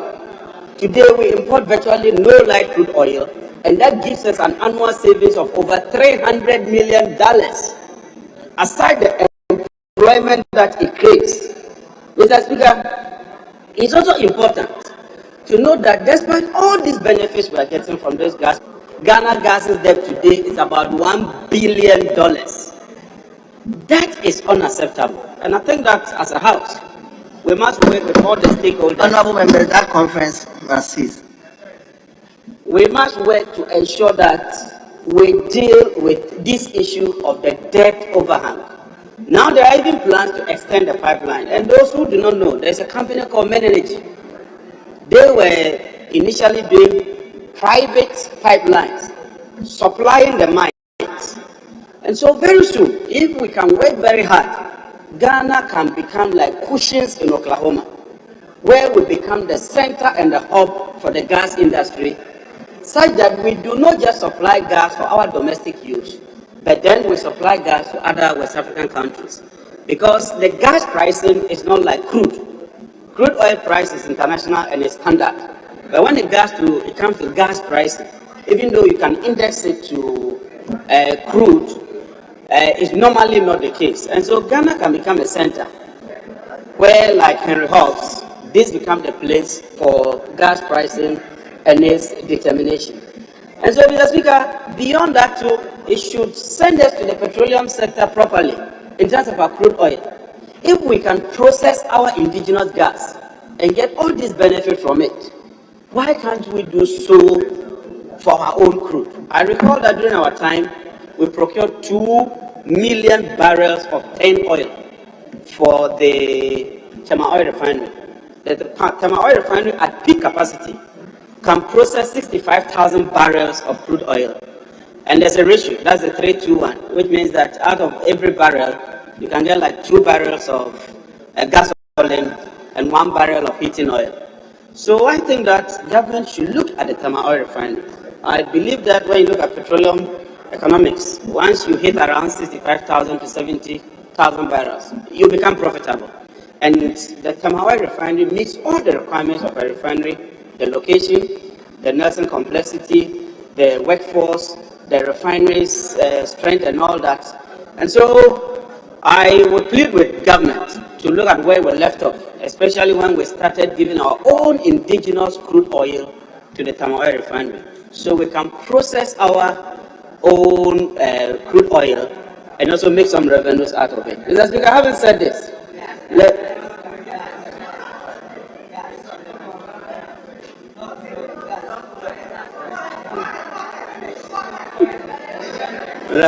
Mr. Speaker, having said this, let me pay homage to former President Mills for that vision, and particularly for His Excellency John Dramani Mahama. Particularly for His Excellency John Dramani Mahama. Because in 2014, President John Dramani Mahama personally went there and commissioned that facility and started producing gas. Mr. Speaker, like the majority leader always says, now we pay we. Mr. Speaker, now we pay. On that note, Mr. Speaker, I thank you for indulging me. Yeah. Thank you very much.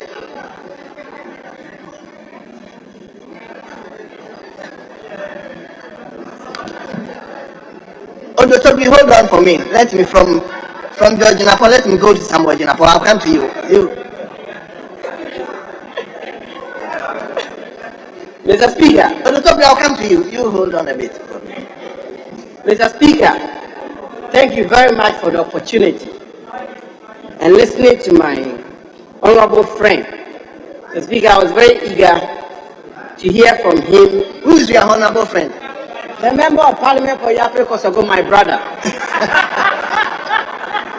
Mr. Speaker, I was very eager to hear from him some of the concrete measures they introduced and interventions in the energy sector, particularly in the gas infrastructure development of our country, and most especially, Mr. Speaker, the matters of Dumso, which he as Deputy Minister is superintendent over for 4 years. Mr. Speaker, but the observation I've made, Mr. Speaker, the observation I've made is that quite clearly, my honorable friend has had some considerable time on his hands for the past 5 years and done some reading. I think he's done some reading and given us quite a lecture on theories, on energy principles, and taking us through a classroom. Mr. Speaker, we can only hope that you will have an opportunity someday beyond 2024 and beyond, to implement these principles that you so learned since he's been in opposition.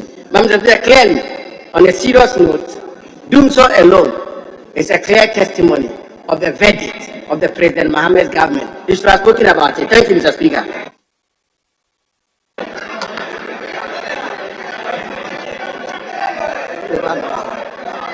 Yes, honorable member for.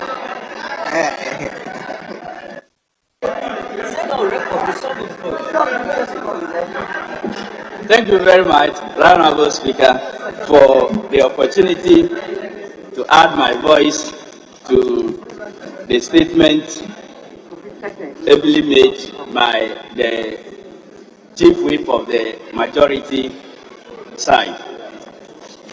Indeed, Mr. Speaker, I'm hearing from this House they talk about the resolution of Dumso. If my good friend and colleague from the other side wants evidence, he can seek it from the Vice President of the Republic, when he himself admitted that we should not be congratulated or thanked for solving Dumsop. It means they admitted that we solved it. I agree with the maker of the statement that the Ghana Gas Company has largely contributed to the complete eradication of Dumsop over a period because of able and proper supply of gas to run the gas plants that generate energy.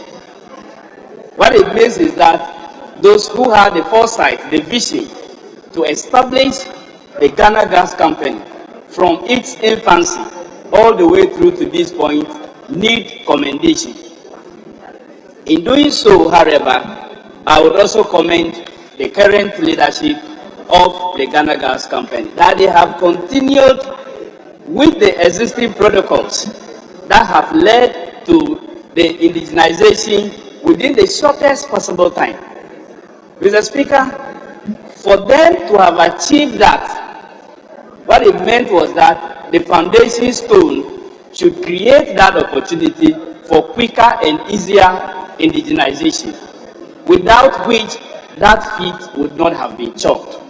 And so when many thought that Ghana Gas was going to be like any other company that may not succeed, that will not do well, that will not progress, today, late President Mills and former President John Dramani Mahama, who saw through and backed it and pushed it through all of us, have been vindicated.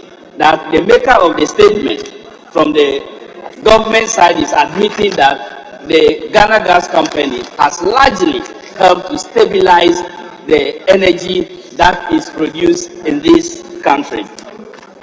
Mr. Speaker, like has been said by others, and also even the maker of the statement, we knew at the time of the formation of this company that this country has the capacity to be able to take us through all the processes.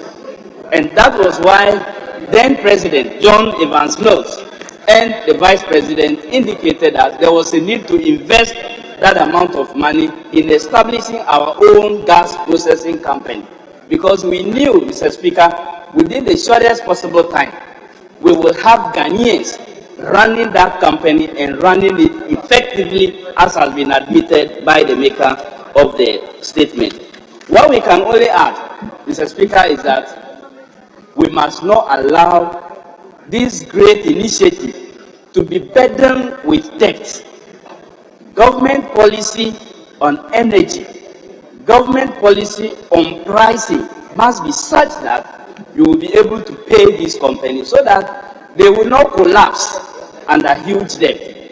It is wrong for Ghana Gas, which is helping us to sustain energy supply, to be burdened with more than $1 billion debt today, when they are regularly supplying gas.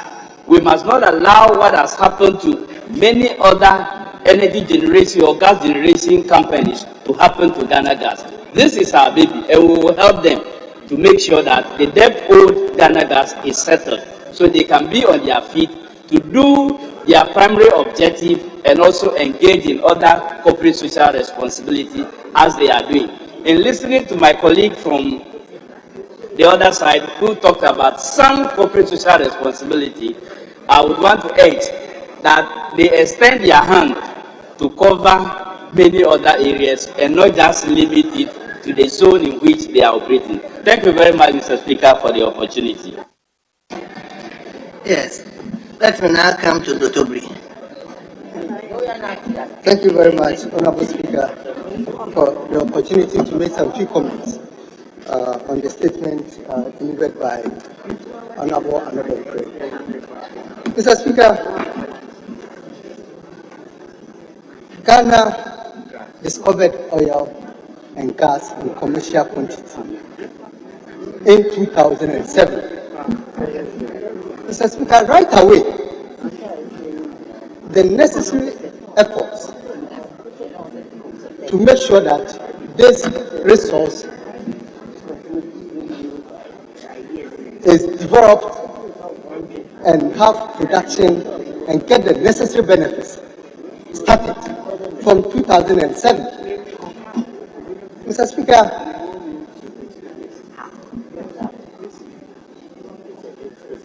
for the processing of the gas, Mr. Speaker, there was even an advert by the then government and the president, His Excellency John Adekun Kufuor, for companies to bid for the processing plant. 2008. And that was in 2008. Mr. Speaker, I'm happy that the government of His Excellency Professor Atamils did not abandon the project, but continued from 2011 by establishing the Ghana Gas Company. And you cannot, when you have discovered oil and gas in commercial quantity, and you have an associated gas or the oil, you cannot say that you will not develop the processing plant to process the gas. So it was part of the initial work that was done by the government. Mr. Speaker, so whilst I commended for the continuity of the project, I mean, we need to put the facts right and for everybody to understand that. Mr. Speaker, I'm happy for the story of Ghana Gas. We are aware of the importance and the benefits of gas in our economy. It is cheaper, it is environmentally friendly, and for me, that is the way to go in these modern times. And that the Ghana Gas Company has been able to stay on course and also to work to make sure that this dream of Ghanaians come true. Mr. Speaker, if you look at the compressed nature of gas processing, it is very risky. But if Ghana Gas Company, as of now, from 2015 to 2017, was able to indigenize the company from the top to the bottom, all the engineers working in the company are Ghanaians. Some other countries, as stated in the statement, took about 30 to 40 years before they were able to do this. If Ghana has been able to do it, it means we have the capacity and we have the people to deliver. And that we should be proud of ourselves and make sure that you will replicate this in other areas, and most especially, Mr. Speaker, in the upstream industry. Mr. Speaker, you passed the local content law, which as Ghanaians, we need to give priority to most Ghanaians in terms of supply of goods, financial, engineering, other services, which it is needed mostly in the upstream industry. But can we say that we have been able to do what is expected of us, as it has been done at Ghana Gas? Mr. Speaker, the CEO of Ghana Gas, Dr. Benasanti, as a former chairman of the Mines and Energy, we used to engage him a lot. He's a Ghanaian, and that's why I'm happy. I mean, the man is very apt and very experienced, very hardworking, and there's no doubt that Ghana Gas is now being managed well, and we are telling the story to Ghanaians as we speak. Mr. Speaker, for me, as the already speakers have said, that this is a very capital-intensive project. From 90 million standard cubic feet capacity level to about 300 which means they have done so much investment from 2017 till now.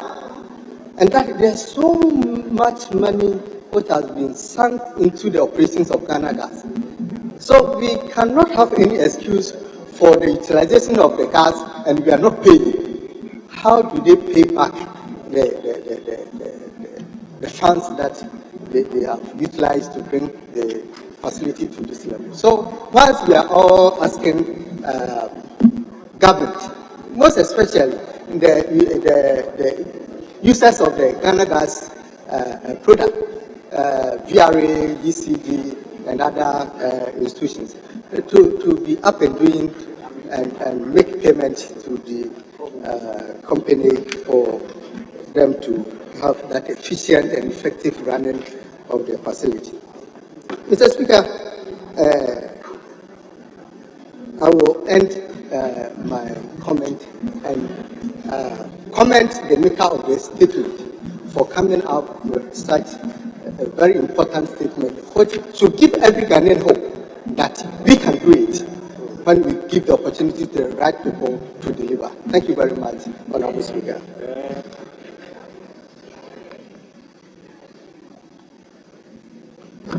Let me give the, is it Salaga South? Yes. A woman wants to contribute. Thank you, Mr. Speaker, for the opportunity to contribute to the statement made by the Chief Whip, the Majority Chief Whip. Clearly, the maker of the statement invested a lot of time in bringing us to speed in terms of Ghana Gas Company and what's going on there. Most of the information in the statement is quite refreshing. And I note the 300% increase in local employment, youth employment, employment for our graduates. Although the maker did not tell us from what numbers he's calculating 300%, we want to assume that any government enterprise that is able to generate a 300% workforce availability within a space of 4 years is quite instructive and refreshing, and I think we need to applaud that. Mr. Speaker, the maker of the statement indicates that Ghana Gas Company Limited has, for now, managed to attain a 60% LPG production to serve the local market and is hoping to do even more. Mr. Speaker, I think that effort needs to be commended highly because it relates directly to the UN Sustainable Development Goal 15B. And the SDG 15B reads, Mr. Speaker, with your permission, promote the implementation of sustainability management of all types of forests, halt deforestation, restore degraded forests, and substantially increase afforestation and reforestation globally. Mr. Speaker, within the context of the provisions of this SDG target, we immediately bring our minds back to our environment. In Ghana today, as at last month, the cost of a cylinder full of LPG moved from 120 cedis to 135 cedis. Mr. Speaker, these days when you go to the filling points, you find ordinary everyday Ghanaians with cylinders negotiating rates of purchase.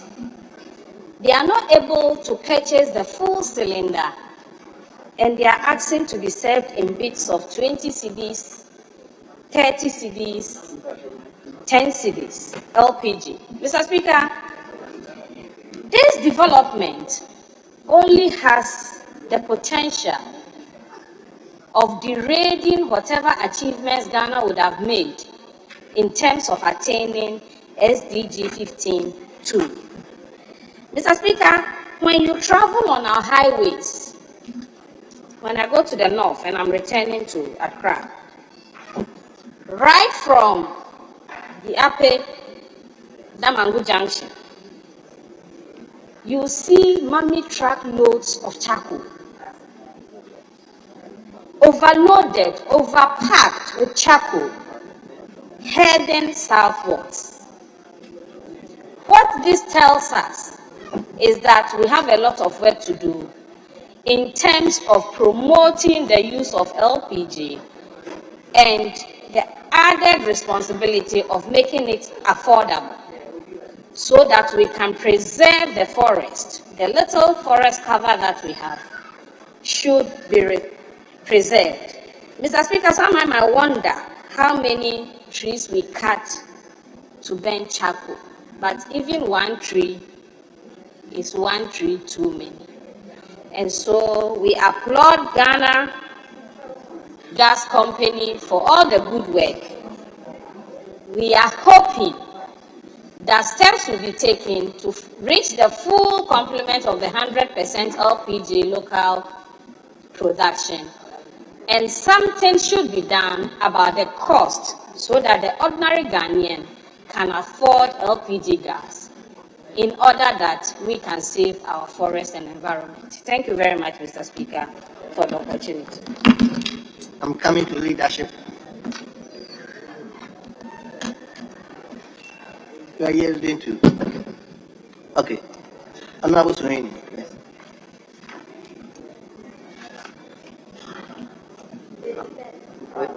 Your mic. Okay. Thank you very much, Right Honorable Speaker, for the opportunity to contribute to the statement ably made by the Majority Chief Whip on Ghana Gas. The Speaker, I'm disappointed that my very good friend, the Minister of Lands and Natural Resources, has stepped out after his contribution. But I'm excited, however, that his brother, Honorable John Jinapor, the former Deputy Minister for Energy, took us through the history of this project, the Ghana Gas project. And so, Mr. Speaker, I'll just add a few memories of my own, especially working in the media, where it was an annual thing to do. Whenever the West Africa gas pipeline had problems, then you were sure that in the editorial rooms, the issues of West African gas pipe was going to dominate in every news bulletin that you carried. Today, I'm sure that many new reporters and journalists will not appreciate what it meant in those days, every time the West Africa gas pipeline was down as a result of its inability to supply Ghana with gas, and how that consequently affected power generation and electricity in the country. The Speaker, I said I was disappointed the Minister for Lands and Natural Resources stepped out because he highlighted the issue of Dumsor. And the Speaker, for me, listening to the statements and the contributions, Ghana Gas clearly represents the way we should go as a country in solving our problems in a lasting manner. Mr. Speaker, why do I say this? As a result of that single investment in the construction of the Ghana Gas plant, that investment led to a situation where jobs, as the statement and the contributions have testified, have been created, sustainable jobs, not the kind that will go off after a regime or in some cases after 3 or 4 years. Sustainable paying jobs at Ghana Gas. That one investment also ensured that as a country we now save $300 million US dollars. That may not mean much, but if you put it in the context of the depreciating cedi today, you will understand how many of such investments can in the long run strengthen our cedi and make our city, competitive on the international market.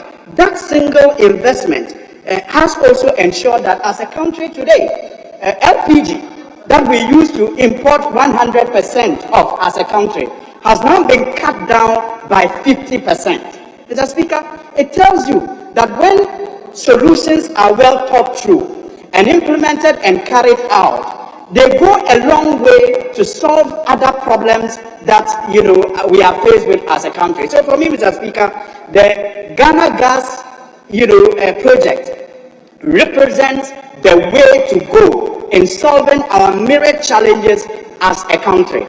That singular investment has contributed to the resolution, to the solution of making our city strong. It has contributed to reducing unemployment. It has contributed to ensuring that LPG imports are cut by 50%. What we, however, need to do, Mr. Speaker, moving forward, is to look at how we can make similar investments to utilize the gas resource that we have as a country. In fact, many analysts have said that one of the blessings of crude discovery in this country is not even with the crude, but it's with the gas that we have as a country. We are so blessed with gas that if we complemented Ghana Gas and other such industries with investments that will enable us, for example, begin to produce our own fertilizer, because we are an agrarian economy. And as we speak today, because of Russia's invasion of Ukraine, it is clear that this year farmers are going to have a tough time finding fertilizer for their farms. If we complemented the investment of putting up the Ghana Gas with other such investments that will lead to production of fertilizer, just as we are now producing LPG, I'm sure that we will be cutting down on imports, we'll be making our city strong, and we'll also be making fertilizer cheaper for our farmers. And that is why it is sad, Mr. Speaker, finally, that indeed, as we speak, according to the PIAC report, Ghana Gas is indebted to the tune of about $1 billion. I think that is unacceptable, that is sad, and that only goes to support stories of people who say the state never manages anything well. Because an infrastructure such as Ghana Gas should not be running at a loss. If it were in the hands of a private person, I am sure that it would have been doing better. But let us not, run it down, and perhaps in the future, as we have done to many other industries or states, decide that we want to privatize it and put it in private hands. I think the management there should up their game. The people who have had the opportunity to secure jobs there must justify the confidence that the state has put in them. And those partners that they work with, VRA, GRICO, and others, together with government, must make good the debts that they owe, so that it can continue to serve us well. Mr. Speaker, I thank you for the opportunity to comment on the statement. Leader, may I respectfully come to you? Speaker, thank you very much for the opportunity to contribute to a statement well researched and really very informative to us. Mr. Speaker, but just to begin by some correction. The second paragraph of the statement indicates that the Ghana National Gas Company is a strategic midstream company which was incorporated in July 2011 at the tenure of the former President John Dramani Mahama. The Speaker, that indeed is a historical inexactitude. It happened under President Mills.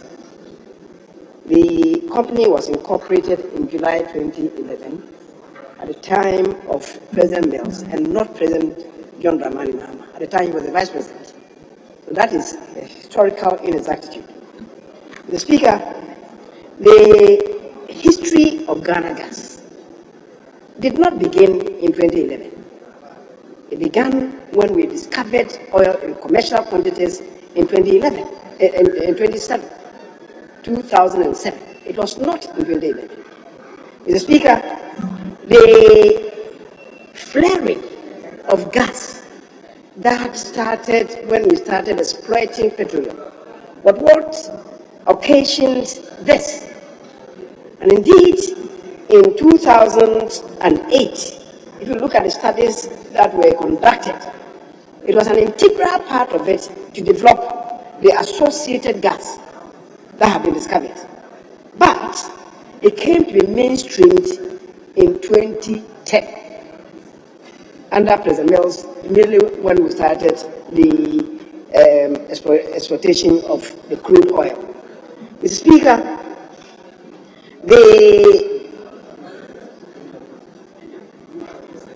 we are told, and indeed that is true, that 50% of gas that is used domestically in Ghana now is produced by Ghana Gas.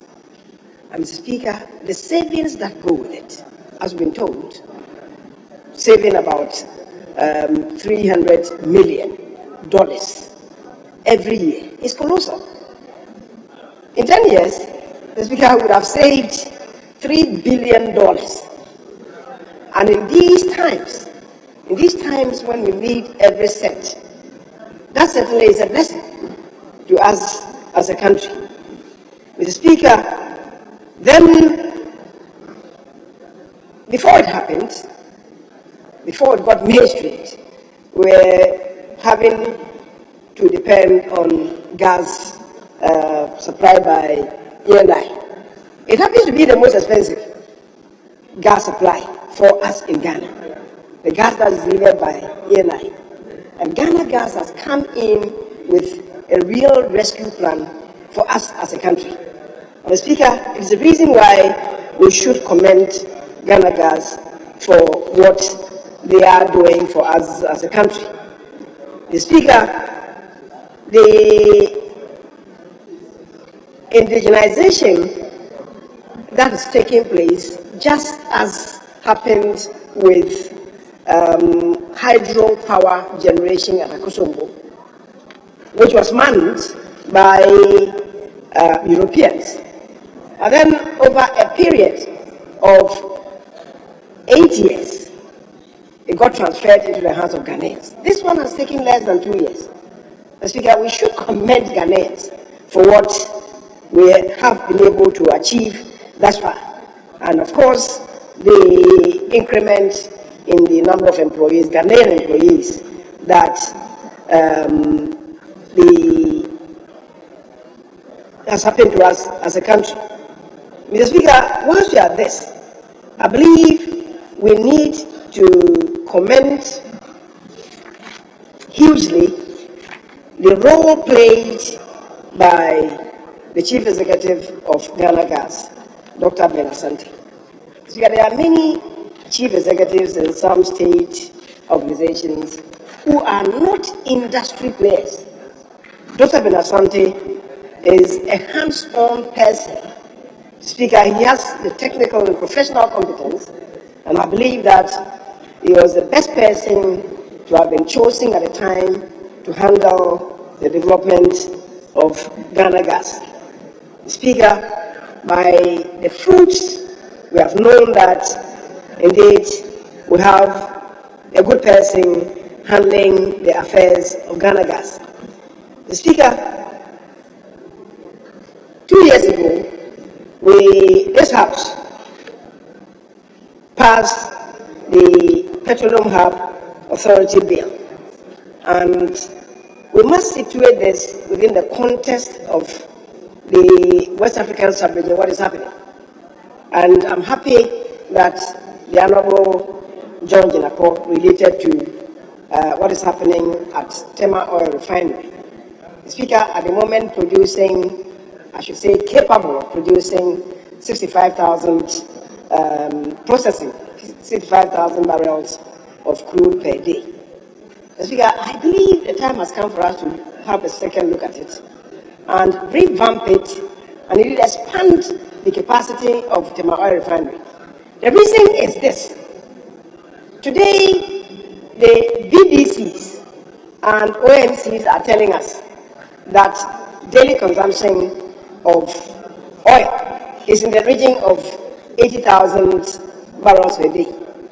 To the Speaker, the experts tell us that on a daily basis, we are using about 120,000 barrels per day So there's a shortfall of about 40,000 barrels every day. What does it mean? It means that some people are not paying taxes on about 40,000 barrels of oil every day. And that's dangerous for us. I know the minister responsible for energy and transport are having some discussions about the expansion of Tema Oil Refinery. And they are talking about expanding it to produce about between 80 and 100,000 barrels. The Speaker, I believe they should be encouraged to look beyond, much beyond that. Because given where we are as a country and the fact that we want to develop the country into a hub, a petroleum hub, if we should produce 100,000 or 120,000, Mr. Speaker, who will be utilizing the producers ourselves? And how do they become an oil hub if what you are producing, you are going to have to use everything?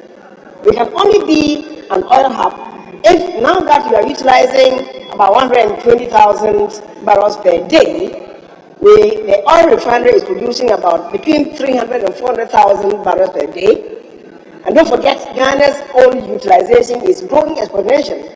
Because 5 years ago, the 80,000 that we're talking about is just 5 years ago when we're using 80,000.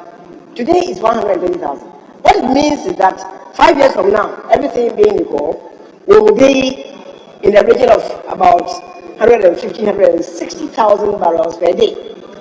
And that then means that if you are setting up a refinery to produce 150,000, you'll be utilizing it in 5 years' time. So, Mr. Speaker, we need to build a refinery that will be able to generate at least 400,000, 500,000 barrels per day to serve our purposes and also to serve the neighboring countries in sovereignty. Mr. Speaker, the power, electricity is the lifeblood of industry. Today we are talking about one district, one factory. If we reach the full potential of this program, Mr. Speaker, it will provide additional fillip for the utilization of gas, because it is the gas that is bringing down our energy cost. And if we are able to do that effectively, we will be satisfying the constitutional imperative in Article 36(2)(d), which provides that development, fiscal development in this country should be spread to all regions, to all districts, and areas within the districts. Mr. Speaker, somebody has raised issues about the issue about bringing down the cost of power generation. We can't look further ourselves. We should look within ourselves.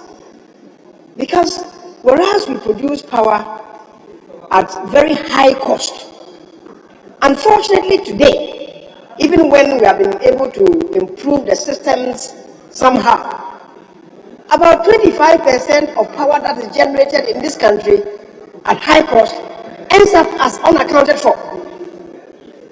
What it means is that the power that is generated at so high, such a high cost, we don't pay for it. One, we lose some through transmission.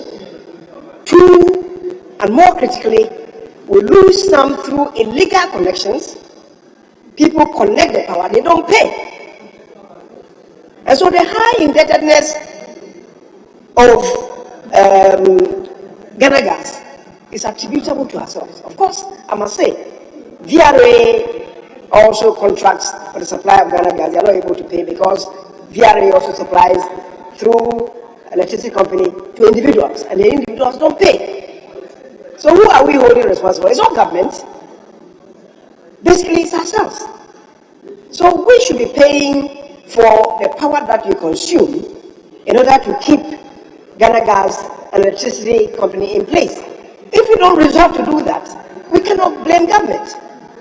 Mr. Speaker, the happy news is that today we are placing premium on the assemblies to resort to proper street systems, street naming systems, in order for us to be able to identify the number of houses in this country, houses that utilize, that connect and utilize electricity, and then we'll be able to identify those of them who don't pay and apply the appropriate sanctions.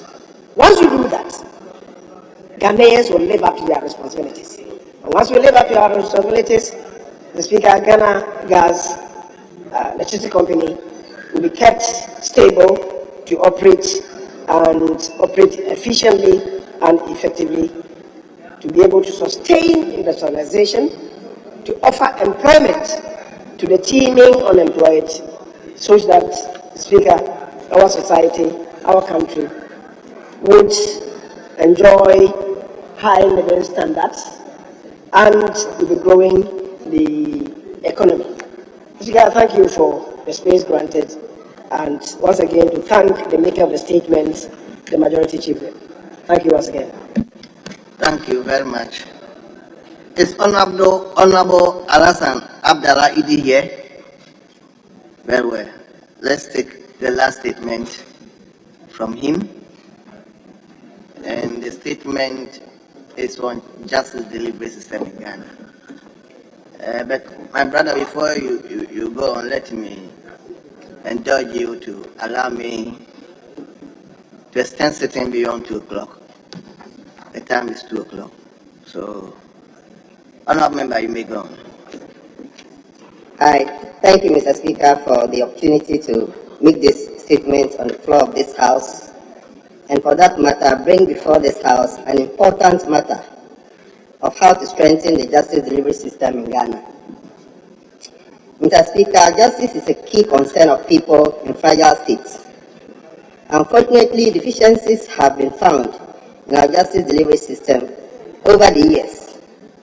It is important to note that progress and provided services are delayed without strength in our justice delivery system. Mr. Speaker, the World Justice Project defines the rule of law as a durable system of laws, institutions, norms, and community commitments that delivers accountability, just laws, open government, and accessible and impartial dispute resolution. Mr. Speaker, the World Justice Project again measures whether the basic rights of criminal suspects are respected. This includes the presumption of innocence and the freedom from arbitrary arrest and unreasonable pre-trial detention. This also involves the availability of access to all evidence used and whether criminal suspects are allowed to challenge evidence used against them, whether they are subject to abusive treatment, and whether they are provided with adequate legal assistance. In addition, it measures whether the basic rights of prisoners are respected once they are convicted of a crime. Mr. Speaker, the World Justice Project measures whether perpetrators of crimes are effectively apprehended and charged.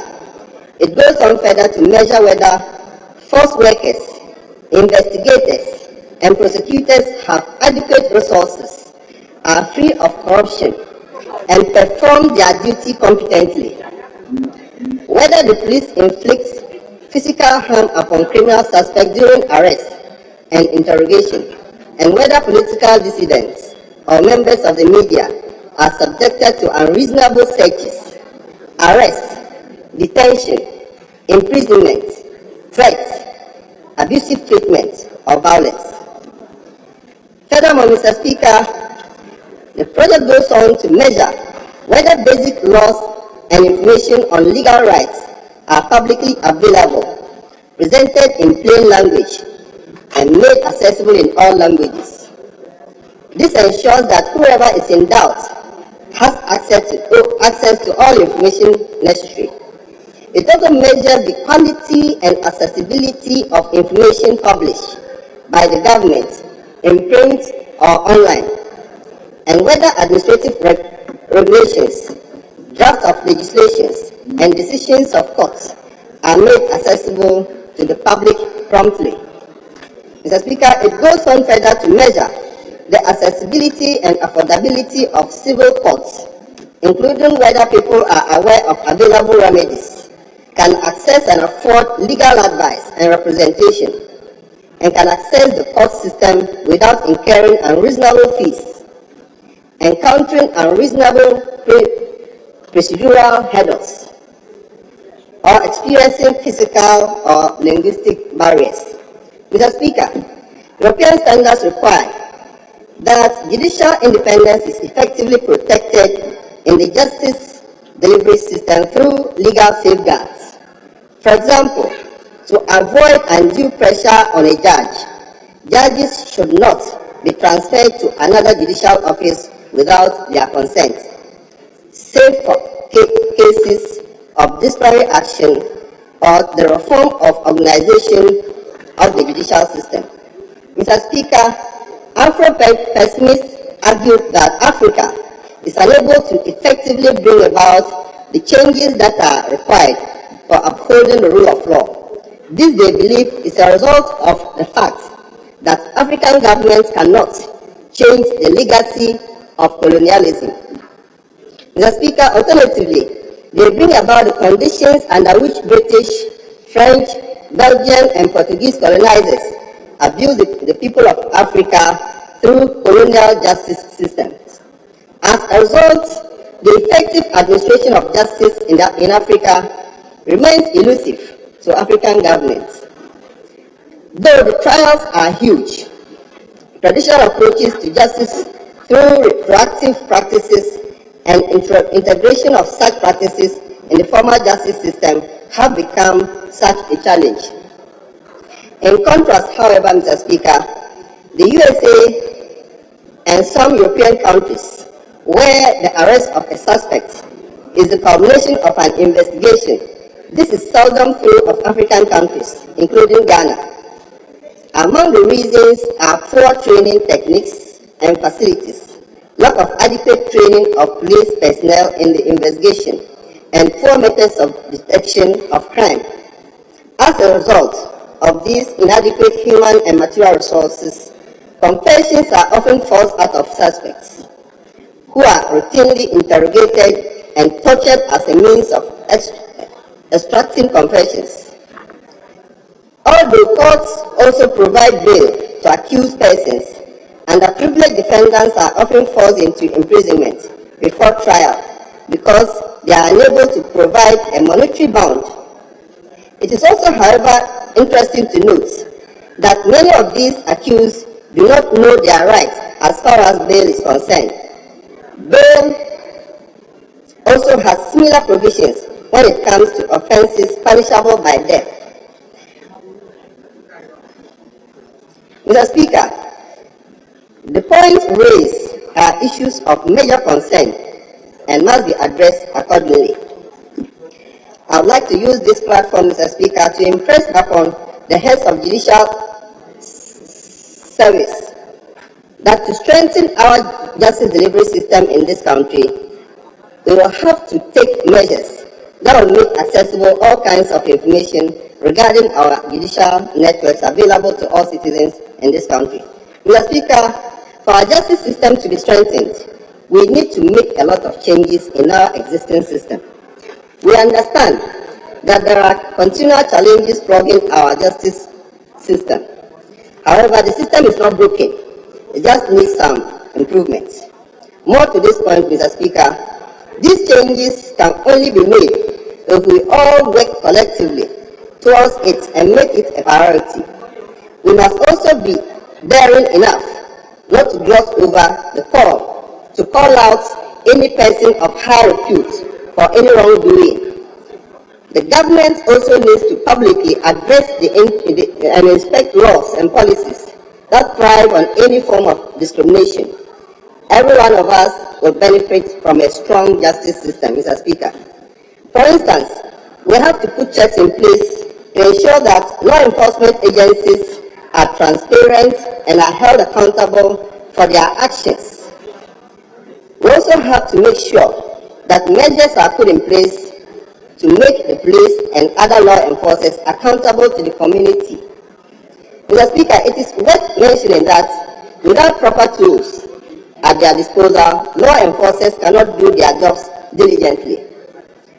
That being said, law enforcers must always make sure to act with rapid response, regardless of the race, social standing, or ethnicity. We invest in proper education for our law enforcers to prevent them from using unnecessary force and punitive enforcement. Otherwise, citizens will lose trust in the justice system and continue to disrespect and undermine the authority of law enforcers.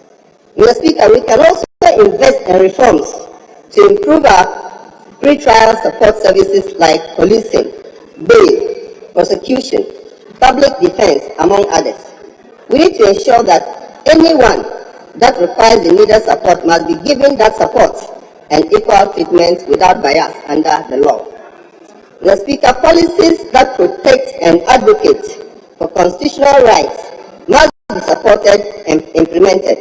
It is very well known that most people locked up in prisons have not had their convictions for crimes committed taken through proper channels because they cannot afford bail or a lawyer. The public defense system in the country must also be properly structured to prevent public defenders from being so overburdened that they cannot offer clients the ardent representation they need. Mr. Speaker, we can also strengthen our justice system by offering support to help reintegrate ex-convicts into society. Having a criminal record should not be a lifetime sentence to poverty or be a stumbling block to one being sufficient and a caregiver. Mr. Speaker, we must support policies that will enable ex-convicts to clear their records, to enable them successfully be integrated into the society. This will significantly reduce and eliminate the long-lasting damage and stigma a criminal conviction causes. In doing this, ex-convicts can go on to find jobs that will enable them to support themselves and their families. This will go a long way to reduce crime rates, reduce recidivism, and strengthen our justice system. Job training, education, and therapy can also be offered in our prisons so that people are not set out for failure after serving prison terms. Mr. Speaker, there is also a pressing need to work on decongesting our prisons in the country. Our prisons are full to overflowing that there is little to no breathing room for inmates. For our prisons to be decongested properly, Mr. Speaker, changes must be made. We can start the process by building more prisons or expanding the already existing ones.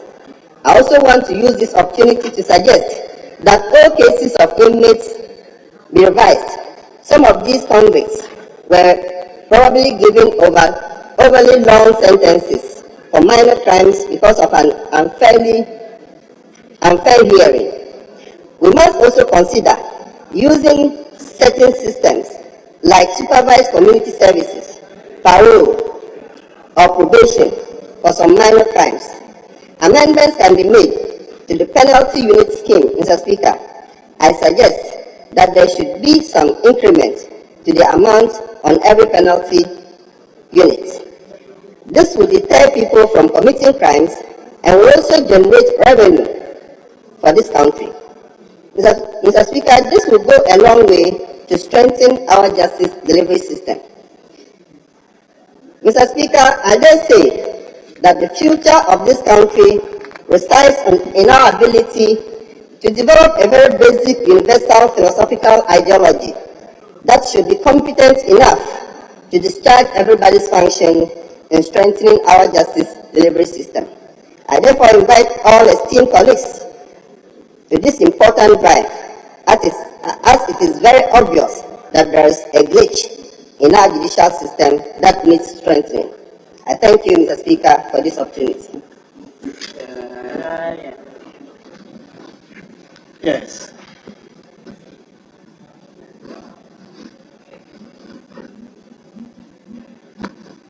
Yes, senior member, SCA. Thank you, Mr. Speaker. Mr. Speaker, this is a very huge topic. When you talk about strengthening the judicial system or strengthening the justice system in the country, justice delayed is justice denied. And when justice is not dispensed well, then the country runs the risk of encountering crisis and conflict. Let me thank the acting chairman of the Judiciary Committee for this thought-provoking statement.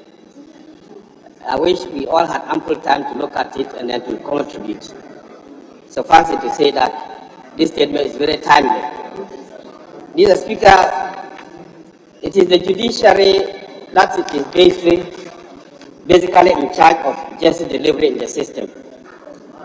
So the judiciary is also the third arm of government. And therefore, there's a spotlight. This brings a spotlight on the third arm of government. But there are other stakeholders associated with justice delivery system in the country. The judges, the prosecutors who are policemen basically, and then the lawyers who go to court to ensure that justice is done to their clients, and then also to the citizens at large. So it is a combination of the efforts of these people that at the end of the day will ensure that justice is delivered systematically and efficiently in the country. It is also the legal system that we have in the country that will have to be looked at when you are talking about justice delivery system in the country. It is tried knowledge that some of the laws that we have as far as justice delivery is very archaic.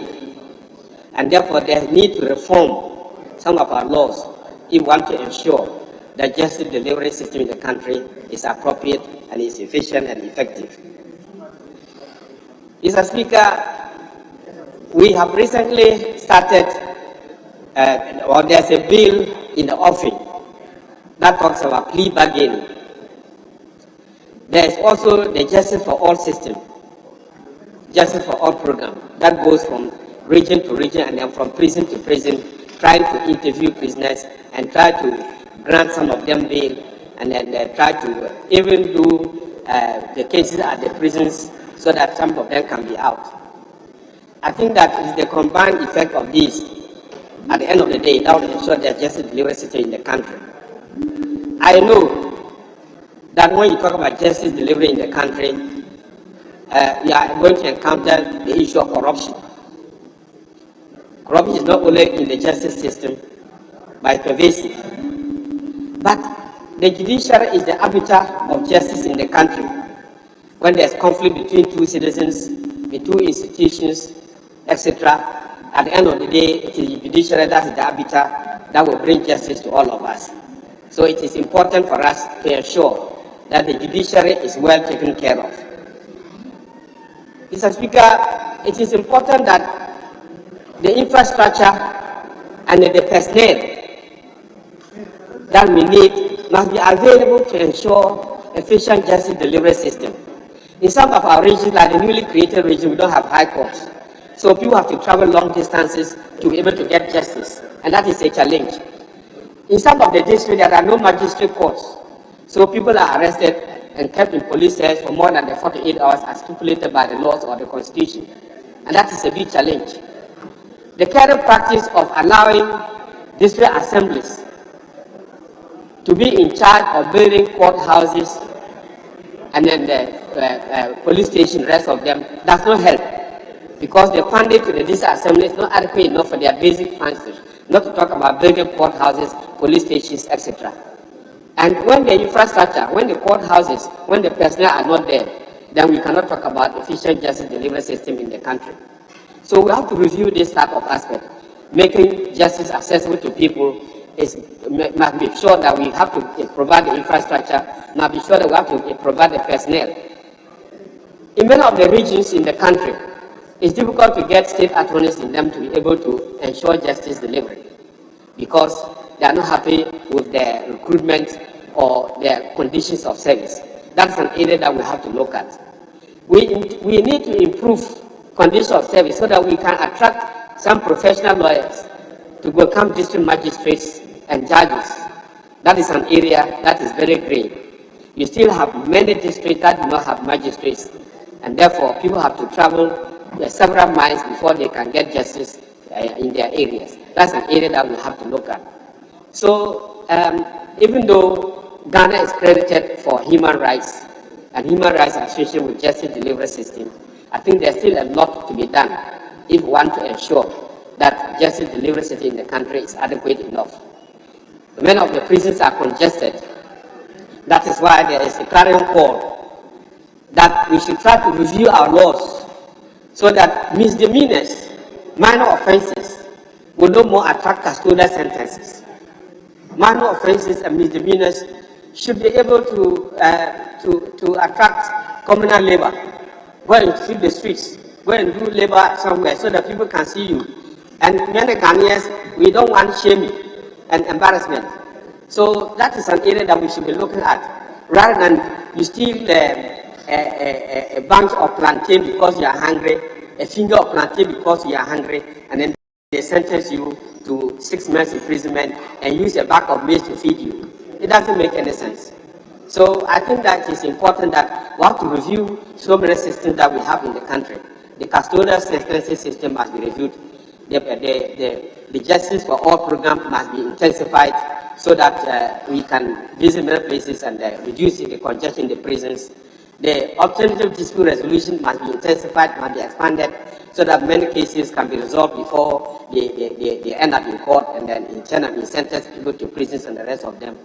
And the plea bargaining must be encouraged so that many people can commit themselves to alternative punishments and then even paying retribution, etc., to the country and then to the people they might have offended instead of going to prison.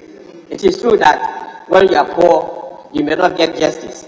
But that is why some few years ago or some years ago, we introduced the legal aid system. And you and me as practitioners know that the legal aid system is more in preach than in practice.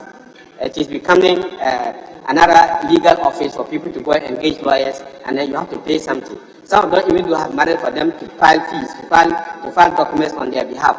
So if the legal aid offices can be strengthened, can be expanded and strengthened, and can be resourced, then it will go a long way to help the justice delivery system in the country.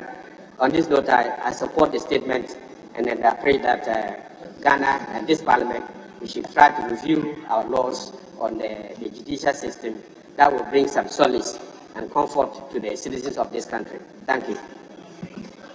Yes, let me come to you, Honourable Member for Santiago North. Thank you very much, Mr. Speaker, for the opportunity to contribute to this very important statement made by the Speaker, the maker of the statement. Mr. Speaker, I'd like to start with the absence or the ineffective custodial sentence in our criminal jurisprudence.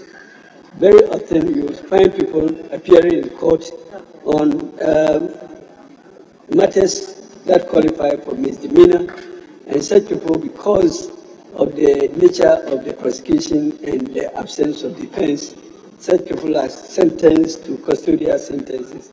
In any case, as my senior just alluded, we need to re-emphasize the use of non-custodial sentencing so that the minor offenses will not also, minor offenders will not also go to populate the prisons which are already overpopulated. Mr. Speaker, magistrate courts, some of them are not well staffed.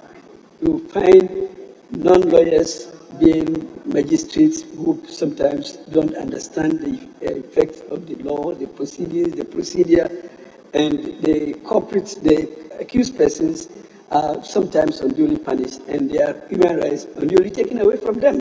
Mr. Speaker, that is an area where we need to focus our attention on to try and attract qualified persons into positions as magistrates so that they will not undermine people's freedom and take away freedoms away from them unnecessarily. Mr. Speaker, we have talked about actors in the judicial system. My My senior has alluded to the fact that some of us as lawyers, we are guilty of not showing interest in cases and not coming to court in good time, and also not assisting the courts as officers of the court. Some of us go to court and we think that we need to oppose the system. We need to also deny people's rights just because we are in official position to do so, particularly some of the prosecutors. Personally, my frustration in criminal justice was because people thought that the more convicts that you secure, the more that you become a good policeman. And therefore, the police system that come to court, they come with the purpose of seeking conviction, not assisting the court in expending justice to accused persons. And in most cases, you as a lawyer trying to rely on the law to secure the release of even accused persons who are so entitled, you'll be frustrated by a prosecutor who thinks that that person must be denied bail by all means. And in most cases, when such persons are conniving with people who are supposed to administer justice, then you can imagine the consequences that befall the accused persons. And we forget that accused persons are not guilty until pronounced so. But sometimes the way they are treated even in the police stations before they are hauled into the courts, they are condemned in the police stations before even they are brought before the court. So we must be careful how we affect people's human rights. And in most of the jurisdictions, before you are even arrested, the investigations is carried on to ascertain what constitutes the elements of the charge and whether or not they can situate the charge in the particular case. But in our jurisdiction, once somebody makes a complaint to the police, the first thing they do is come to arrest you without even an investigation. Sometimes they put you in custody whilst they say that investigations are ongoing. In most cases, people are left there to rot, and the people who are supposed to be undertaking the investigations, they don't even do it after all. And I have similar situations where people have stayed in custody for 4 or 5 years when they have not even been brought before a court for them to even be charged and prosecuted. All because a prosecutor may have been transferred, an investigator may have been transferred, and you are left to your fate. Mr. Speaker, there are people who file complaints. They go to police and report for people to be arrested, not because they have committed offenses. And such people, when they are arrested and brought before the court, sometimes when after the prosecution would have finished its prosecution, the lawyer files submission of no case, the people are discharged and they don't have any release after they are discharged, because the civil remedy of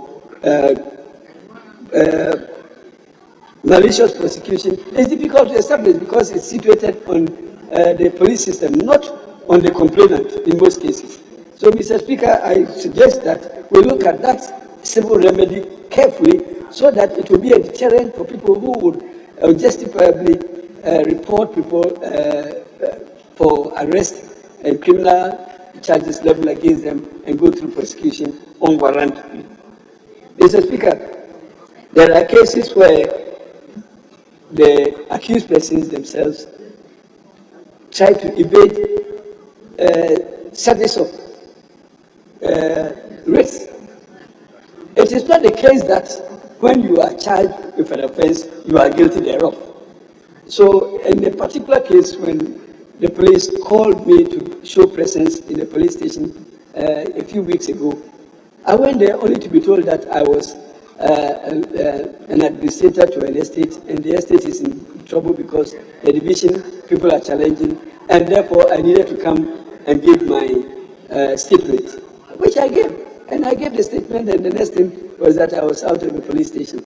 So it is not all invitations that constitute arrest or allegation of a crime. So let us also be, even as accused persons or suspects, also avail ourselves so that the judicial system can also bring us the relief that we want. In most cases, there is also difficulty in access to lawyers. And as my senior was just saying, we don't have enough lawyers to be able to support the judicial system. Nevertheless, those of us as private lawyers, we go to court and we are always mindful of taking care of our clients, forgetting the fact that the accused person also standing trial who cannot afford your services is also at your mercy, because your court requires that you also give pro bono services to people who cannot afford. So put all these things together, we think that we must also try and support the system that we are trying to also attack. In any case, people of the press, and most of the time they are also very guilty. When they come to court and they don't understand the proceedings of the court, they don't seek knowledge. They only just go out and report as they understand. And some of the time, they are wrong in their reportage. And in most cases, sometimes they even go forward to the courts, the law of contempt. Except that, the judges sometimes are very magnanimous and not apply the law properly. When you are in court, indeed, you need to understand the proceedings, you need to understand the rulings, so as to be able to report correctly. So there is so much confusion in the public space because of wrongful reportage. So we need to train our journalists also in the criminal procedure so that they will understand what is happening and they will report correctly. Mr. Speaker, with these few words, I thank you very much, and I commend the Speaker, the maker of the statement, for this thorough work he has done for us. Mr. Speaker, I thank you very much. Let him come to Medina. Thank you very much, Right Honorable Speaker. I want to say a very big thank you to my colleague from Salaga for this very insightful statement, particularly throwing the spotlight on criminal justice in our country. Mr. Speaker, the criminal justice jurisdiction in the country today is fraught with a lot of problems. And as a people, let's be truthful to ourselves. Not until we are very candid and truthful to ourselves and admit our failures, we cannot rise above those failures and begin to move forward with reforms. Mr. Speaker, in the first place, when you look at the constitutional provision in Article 19 of our Constitution, it says clearly that a person charged with a criminal offense shall be given a fair hearing within a reasonable time by a court. And if you read Article 19 to 2C, it says clearly that a person charged with a criminal offense shall be presumed to be innocent until proven guilty. Mr. Speaker, today, the practice is that when you are accused of an offense, you are presumed guilty until you prove yourself innocent. But it must not be the case. We have turned the Constitution upside down and perpetrating all forms of injustice against our people. But let's not forget that the Constitution in Article 1251 says that justice emanates from the people. Every individual in Ghana has a sense of justice. When we talk about justice, we are talking about fairness, we are talking about equal treatment of people without discrimination, we are talking about treatment of people without personal sentiment or any form of consideration, whether political, whether creed, whether religious, any form of consideration. That is what we call justice. And this justice is supposed to be administered on behalf of the people by the judiciary. But Mr. Speaker, when it comes to criminal justice, the truth is that the judiciary alone cannot administer this justice. What we see most often is that due to bad investigations and the sense of secure committal or secure conviction at all costs, people are left at the mercy of the system. So, Mr. Speaker, you have a situation where a lot of our police stations today, many police officers have become debt collection agents in completely pure civil matters. People go to the police station, make complaints, and police will come and arrest you, detain you, and be telling you that to wait, be paying the money small. There are clear cases of civil contracts, and you see police heavily involved. And Mr. Speaker, this must change. When you look at the caution by Justice Lord Howard CJ way back in the year 1924, in the case of R versus Success Justices, ex parte McCarthy, he made it clear that justice must not only be done, but must be seen to be done. In other words, people must feel that you are treating them well. When people are arrested, they must know that you are treating them well. Today, Mr. Speaker, the criminal procedure requires that police only arrest people upon reasonable suspicion of a crime. Because the position of the law is that it is not any suspicion or multitude of suspicion cannot lead to conviction. So it is not any suspicion, it's not any complaint that must warrant a police arrest. But today, any complaint without any item of investigation, police will go and arrest. And most often than not, you get to court, they will be requesting the court to give them a remand warrant to remand the person. And you see the fact of police saying that investigation still continues. If you are still continuing investigation, why do you charge the person that put this person before court? So, Mr. Speaker, I think that our justice system needs a serious reforms. And it must start from the police to prosecution and indeed to the judiciary. Thank you very much, Mr. Speaker, for the opportunity. Yeah. I was coming to leadership.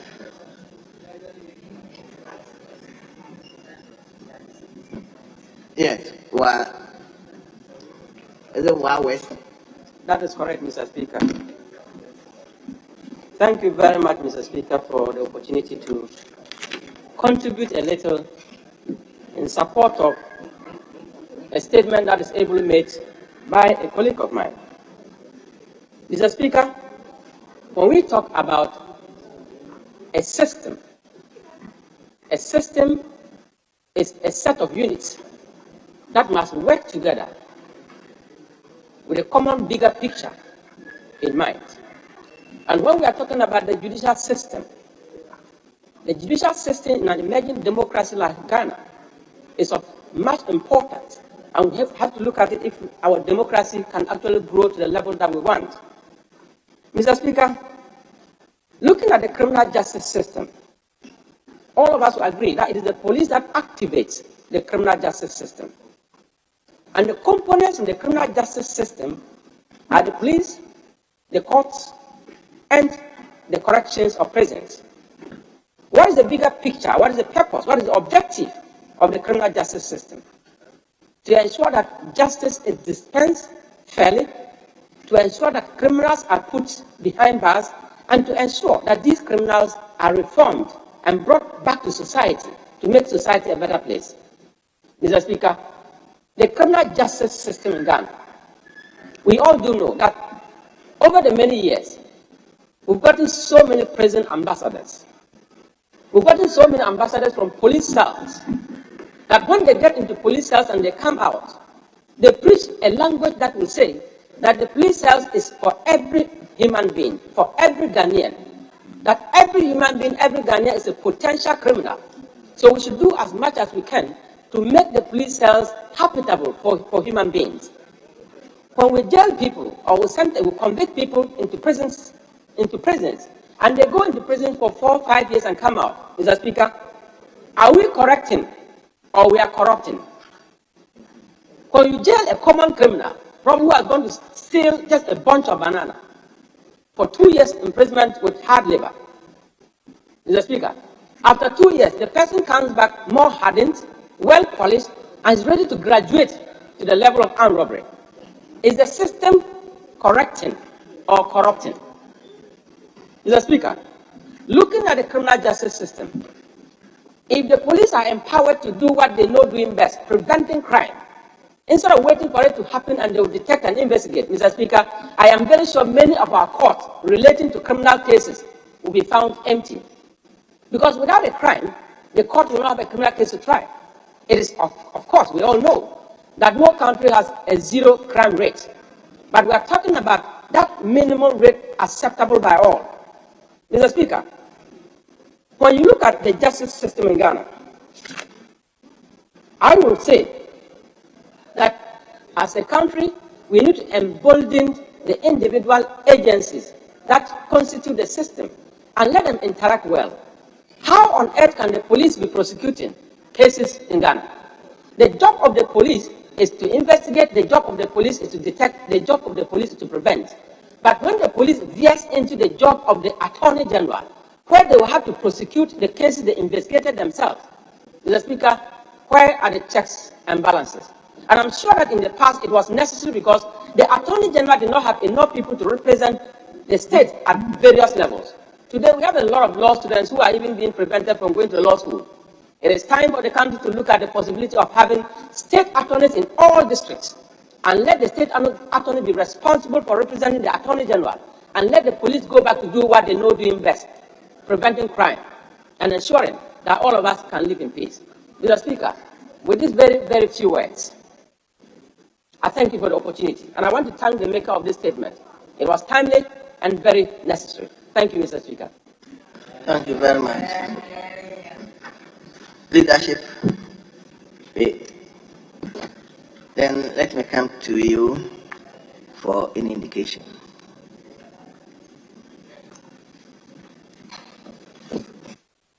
Speaker, I thought that we'd be able to deal with the supplementary appropriation bill today, and also to deal with the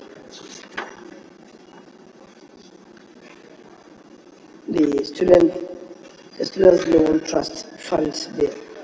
I mean, they are still outstanding. Let me give an indication to the Committee on Education to assist us tomorrow to deal with this.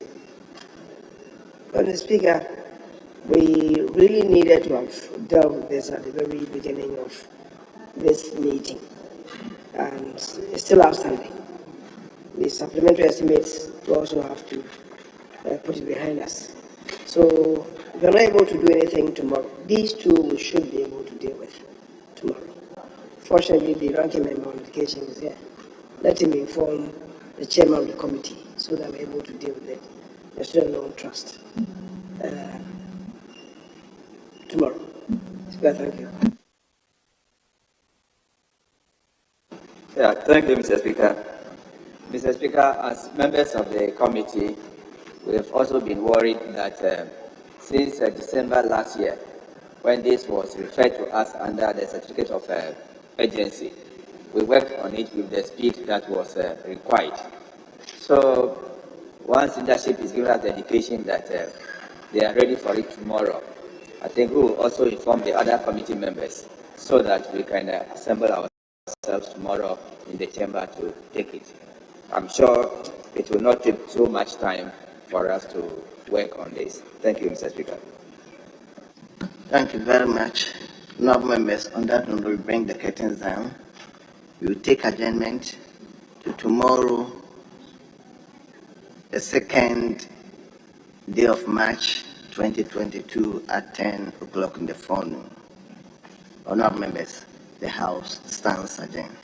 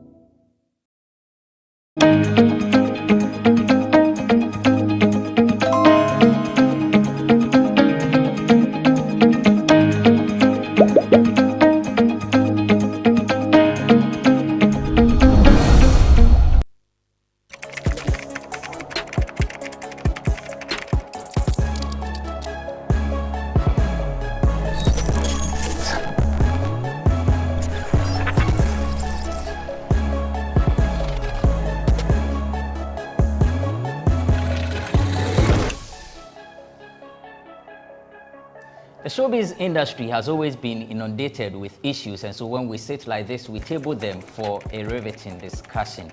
It's episode 2 of Bloggers Forum for the year 2022, and I welcome you to this platform where we do a perusal of arts and entertainment issues, of course, with a touch of wit. I am Benefo Boabin Abrantipa.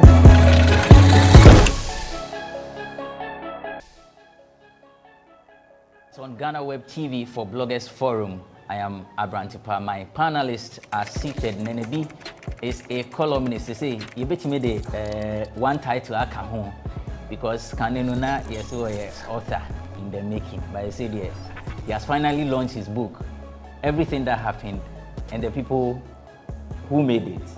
Nene, welcome. Thank you. How does it feel like being an author? You know, for the past 10 years, I joined the entertainment industry because I wanted to write a book on a war. And then the first or second interview I did, the person I interviewed for that book gave me a job to be a journalist. Who was that? That was Veros Nati. Okay. He used to be a boss manager. And then I became a journalist, and then I got busy. I stopped focusing on writing a book. And 10 years later, I have a book out. So it feels good. Actually, 12 years 10 later. years? 12 years, yeah. Wow. So when did you start writing this book? I started writing it in 2020, 2019, 2020, yes. So I finished writing the book in early last year, that was 2021, and the publishing process took a while. So on 22 February 2022, the book finally came out. I see. Okay. So I have some copies here for you and my co-panelists. Okay. And so obey autograph my okay. So just give it to Vidal and media. Let me use my pen. So whilst he does the autographing, Vidal Duchma Boatin is a columnist, entertainment analyst, and Nancy in voice at ICC.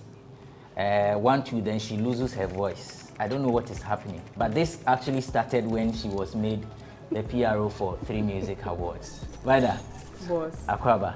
Yeah. Sabotage, Anna. Shall we break loose? We break loose in Jesus' name.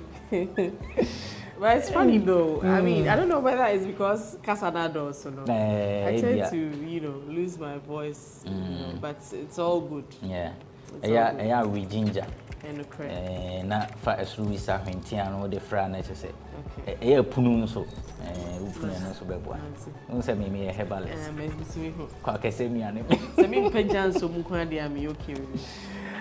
Okay, right. So Nene, we are still waiting for Nene to do his thing any which ways. So you're trying Nene no Vida, and young free your mind. Yeah, we thank them, say Abebiano, they stay glued to and then I'd like to pick on a few issues this week. Me who say around. Now, me who's a man for a bash Zion Felix. Say Wakubusa, say Bubio Young Nani, say on teaching on any interview now. I say OBT tribal war drums be baby. I mean, I don't think say Zion had that intention, say, or person say be I was so teachy and son maybe on why interview I ye. Na betia say your languages are hodo be. I think they about 45 or so. Me say me kakasa hodo 4. Me ka bro for country, ka French, ka English. Oh, okay. Ain't say me drew area be any of these 4 near popular and I say comfort car. The very natural thing will be say maybe say anyebia oka kasabin. What's my say? Na say oka say be oka una kasa nimpa. It would have been impossible for Zion to conduct interview in that and una kasa because no Zion no empty. I think say the notion say dodo na fakese na kachi no made him ask say what's Ghana pana ebia unti ana because okonofa obi wo hon cry hada. But a boom be. It doesn't mean the language is superior than any other language. I don't think that he set out to do that. I think the amount for a relaxed and mano. But before you move on to Baby Abekon, what do you make of his apology? What issue apology? Yeah. I think no matter how he explains himself, there will be a section of the public that they will be affected and are disappointed in him. into the way he has obeying Obemantrim. Saying Kofobi feeling offended by it, you come out to apologize, which he has done. But looking at it on the fence, I felt it wasn't a deliberate attempt to put one language ahead of the other. Saying one language is more dominant. At the same time, the so-called Volta regions is here. You'll be found wanting, so won't take Kasana. It tells you say Kasabiani area the dominance wa ni mudru ewo. In as much as o teachino, ubedru north na ye kandagati for Kasana ye kakusasi for Kasana ontia. You will tend to give some respect into the people and know say the other languages are and also ejina and also. So I felt say it wasn't a deliberate move. Okay. Moreover, on the channel no or any interviews na fakese na ochimu. Yeah. Onim the target audience or the mom here at GhanaWeb. Sometimes we speak English, flows but we've been told say we can mix the two, so that we reach a wider audience. So he has a platform or what language will you see wo. So busa, I don't think say why bonny be. Now on to Kelvin Boy. Last week Mitna Haka said down flat is making waves. Now a friend is saying Mauli, he was saying, and Newman fly, but only a week after Crampono, she said, and you know, a region. And I say, Wako assaulted the baby mama. Oh, on by and be confirming a semno, but near Tennessee or the iron rod. And now I'm born baby mama also. I mean, let's face it, men support violence in any way. So it's a say a chin and pa because men who any evidence I just say police cells. He says in Nigeria. Yes. There are videos of him on a Westgate or Nigeria or Lagos and trying to promote the song near there. Yes, right. Say Sana Tiena or Bana or they are born, you want to press charges famra quine so na ye. Let us stop how I recruiting and now for 4 with the aim say or character and our booby and your talent and our booby. We have to strike sa balance no. And send a character no na booby. Allow ye enjoy no to enjoy the song. It doesn't mean that nena fam. When you voice na fan show. Ayen nsa no the ball. Inti sa oba croning now for 4 na ye recruit your na and they made an emphatic statement say won say wonyom na hate no ball baby mama. So there is a deliberate attempt to wind down on the efforts musically.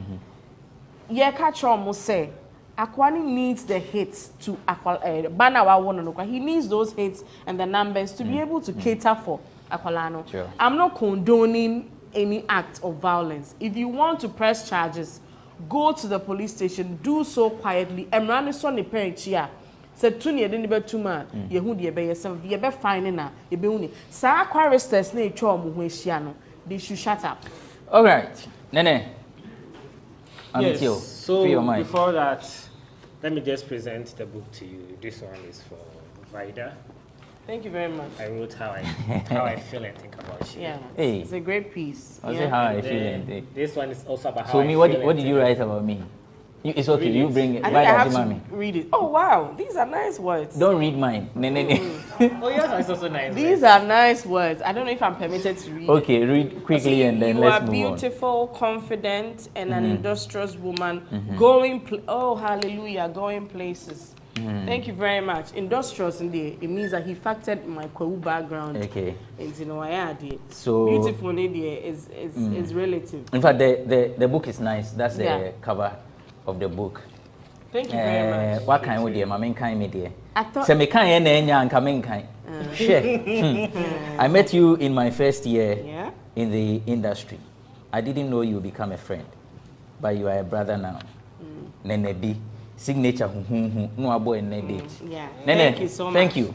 I thought the title was going to be The Gods Are Not to Blame Reloaded. So but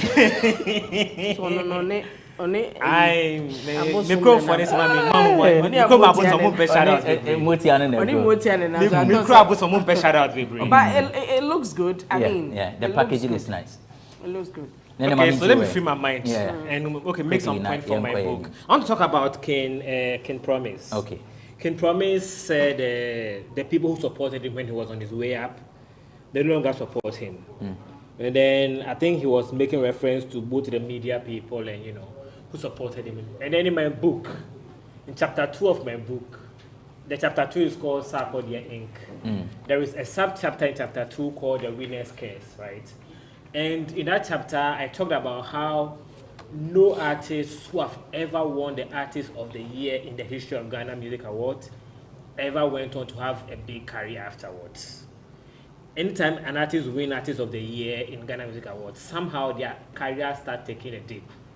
And in that sector, I quoted Obo, my boss, and he talked about the fact that usually in your first year or in your most successful year, a lot of people have stake in your success, right?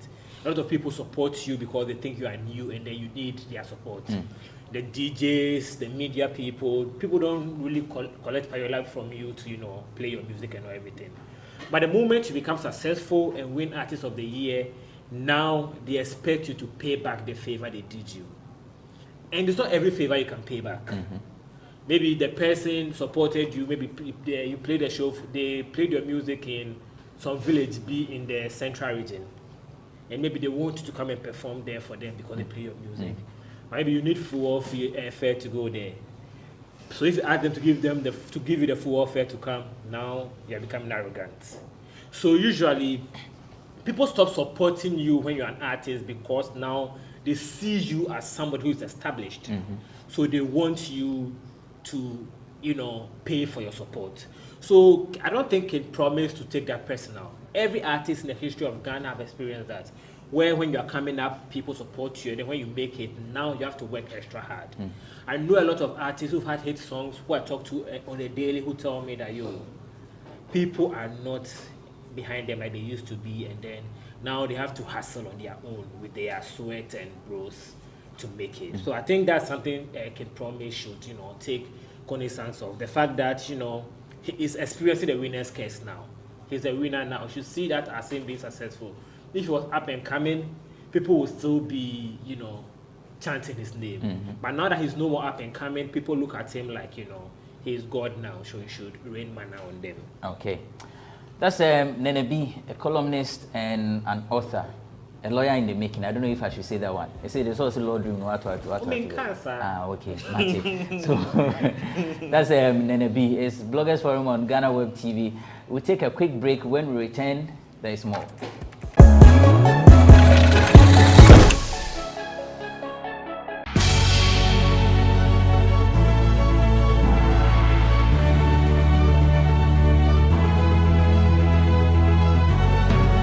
From the dawn of time, people have engaged in several businesses. With the onset of technology and innovation, life has relatively been made easier. By using debit or credit cards, mobile banking. Thank you. And your favorite, mobile money? Tech has indeed married business. On BizTech, we spend time with faces behind known and upcoming businesses in the country. Learn more about the new technologies and innovation, as well as find out about the trending issues in the world of business. Join us as we serve you with a variety of compelling interviews, projects, and others right here on GhanaWeb TV.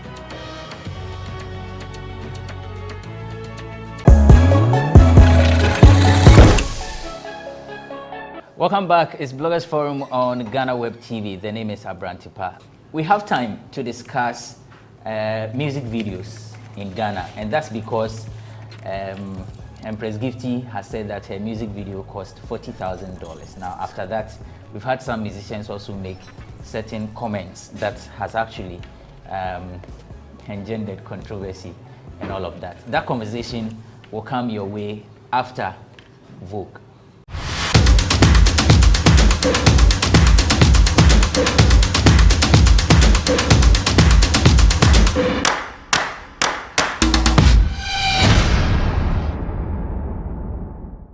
A It is about that time where I give you the juice and the sauce on Vogue on Bloggers Forum on GhanaWeb TV. My name is Erabna Everett. Today we are going to be looking at the award-winning fashionista Nana Akua-Addo. She's a household name when it comes to fashion, and she's known for doing too much, but that is her claim to fame. So there's nothing we can do about it. We're going to be looking at 4 times she has slayed off the red carpets, going for TV and radio interviews right after this break.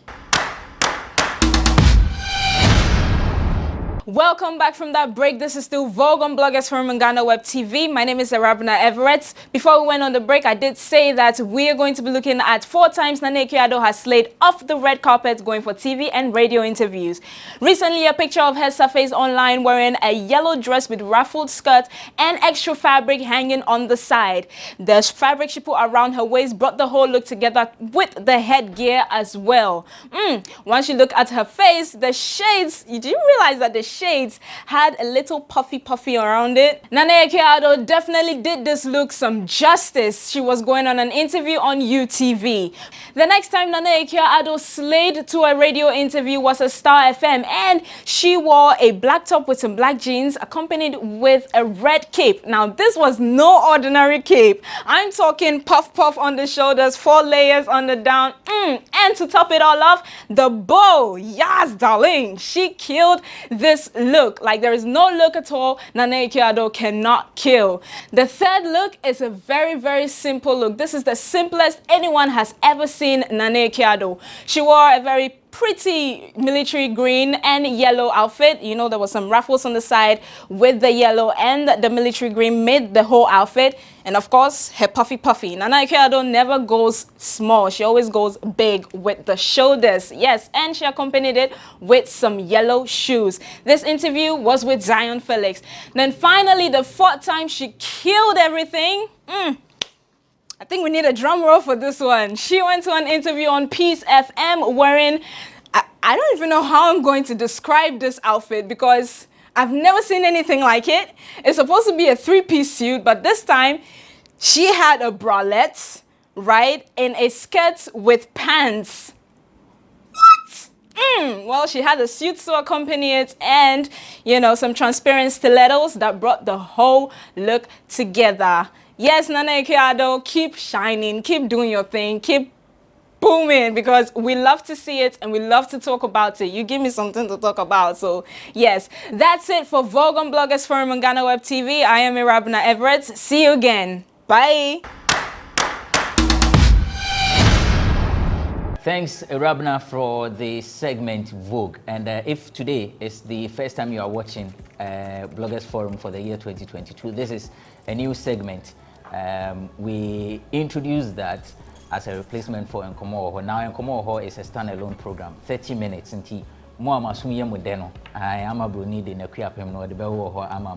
Also, the interview with Obi Amponsa, the doctor by day and comedian by night, is out. Talkatainment, Elsie Lama had an interview with Obi Amponsa. He's one of the best stand-up comedians that we have in the country now. Also, the sports team is out with the latest episode of Sports Check, and it features the man Charles Taylor, Charles Bismarck Koku Asampong Barnier, the terrible Taylor. Sabrantina, those days when he was moving from Kotoko to Hearts. Hearts to Kotoko. Yes. Charlie, you know, then you know be small. Charlie, those days it was serious. You see, it was a festival. And that was when Kotoko was big.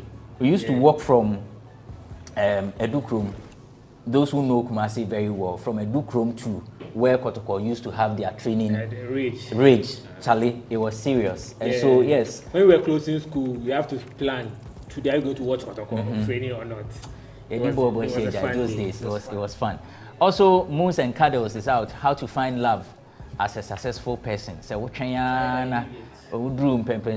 you get money, when you are self-accomplished and now you are looking for love. How do you know whether the people are coming for the money, the fame, or real love? So if you want all the tips, Paula is there. Why need to watch that particular episode? Why do you need to watch that? She's an accomplished person. Please to watch. I've told you what this show has done to me, and I'm a casual.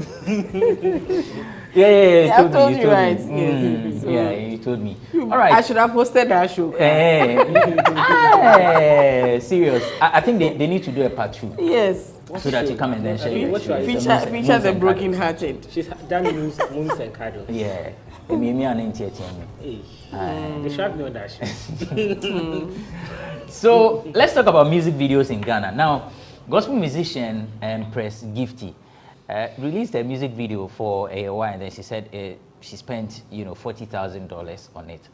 And when the issue came, now it's a man for P at a cool near the but once a while people go for interviews and then radio presenters ask them a question. How much did you spend on your music video? And would you spend $40,000 on your music video? Celestine Donko and Dela have been commenting on it. Well, it was not a direct comment on Empress Gifty's video, but it was an answer to whether or not they will spend $40,000 on their music video. Oh, see apart the average Lucha video between the least between $12,000 $25,000 and I say CDs. Okay. We trap video. And I know be say $40,000 and no more on it. What about CDs here? 2.5 billion. On one song. A bit gospel video. I'm gonna do sir. It's possible. 2.5 billion OCDs. 2.5 billion. Billion OCDs. 245,000. 245,000 Ghana cedis. OCDs are 2.5 billion on one video. A bit me do. Me mondi and camera be far more ton. Hey, what ton 250,000. Hey, sister, bra. Can't be far more ton. China be far more beton. If you have $40,000, will you use it to shoot a music video? A music video? Why would I use $40,000 to shoot a music video? Oh. At my age. And at this stage of my career. Martinez, stop laughing. I don't like that. Look. In Ghana. $40,000. $40,000 is cow. Another video in yes career. Oh. So if you have $40,000, you won't use it to shoot a music video? I won't. There's no way that I would. Me $40,000 sanka. Me the boy economy ni kakra. How? I would invest it in something, that would create jobs. Like what? Like a biscuit factory. Like a alewa factory or something. Oh, I brought this ginger alewa thing. I'd produce tons of them and sell. Mima obi. And can me produce way. What does it do? And can me produce alewa ginger alewa way. Na anka ma branding the year na anka ma ton. Hold on. Remember miska. A powerful papa. Well. Right. So those are the views of Celestine Donko, a gospel musician, and Dela, formerly of M-Clan Music. Although dear son, so but that is making me laugh, but oh dear, I don't know. Have you seen Empress Gifty's video? I have. Okay. I've watched it several times to see the elements of 40,000 in it. Okay. Yes. UGD, say 40,000. It's not in my space. Okay. Many analysis be then I throw it to the people. Into the mechano, if you just suppose it with the video, now Phil said there are elements of $40,000 in it. We move. Okay. Now, Abrantipa, are you starting with me? I'm starting with okay. Yeah. There are many reasons why, as an artist, you want to have a music video. Top of your head, promotional content. Promote material, no. Man visualize it at the end. There are other people too they do that purposely to win awards, because there are certain brands they push themselves better when they win awards and they are in the news for particular awards that they win. So you are bent on winning best video award from the 4 sites, and the other, even 3 Music has a category for best video. So if you are poised, say, so win, so you can shoot such videos. For me, I think it's a way as an artist, you introduce yourself to new fans and even existing ones, And so we are assertive growth in our industry, because if you are now so flower beam now the video and now we've moved past that.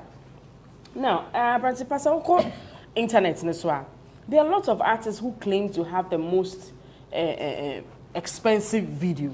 I listed a few of them. Gambo, I don't know if you know that gentleman. Was in a drip music video featuring Moesha Budong and a few others.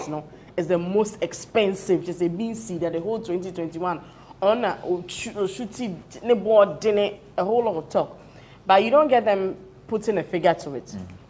Now we have Okesi One now today, which is featuring in the viral song of the year for the Three Music at Ebe Basui. He says that he has the most expensive video. Okay, yate.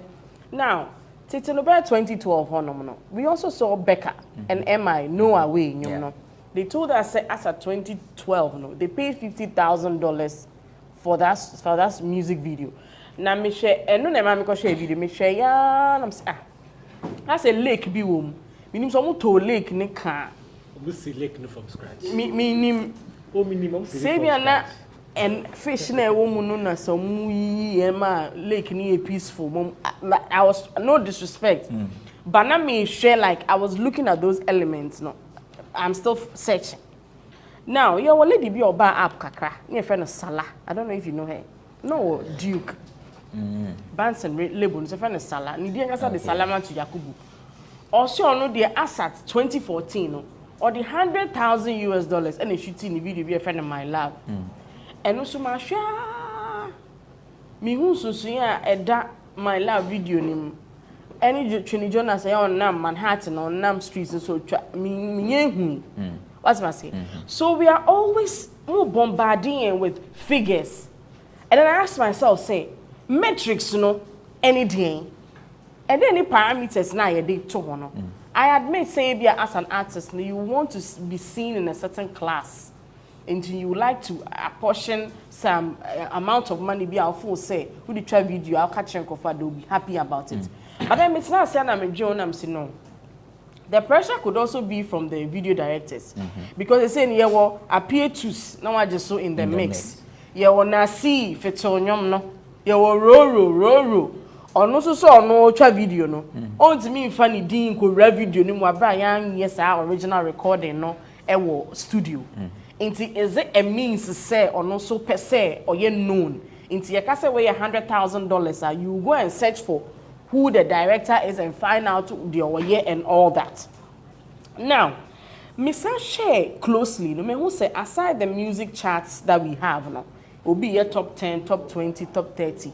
You're saying your charts, you're lining up most expensive videos.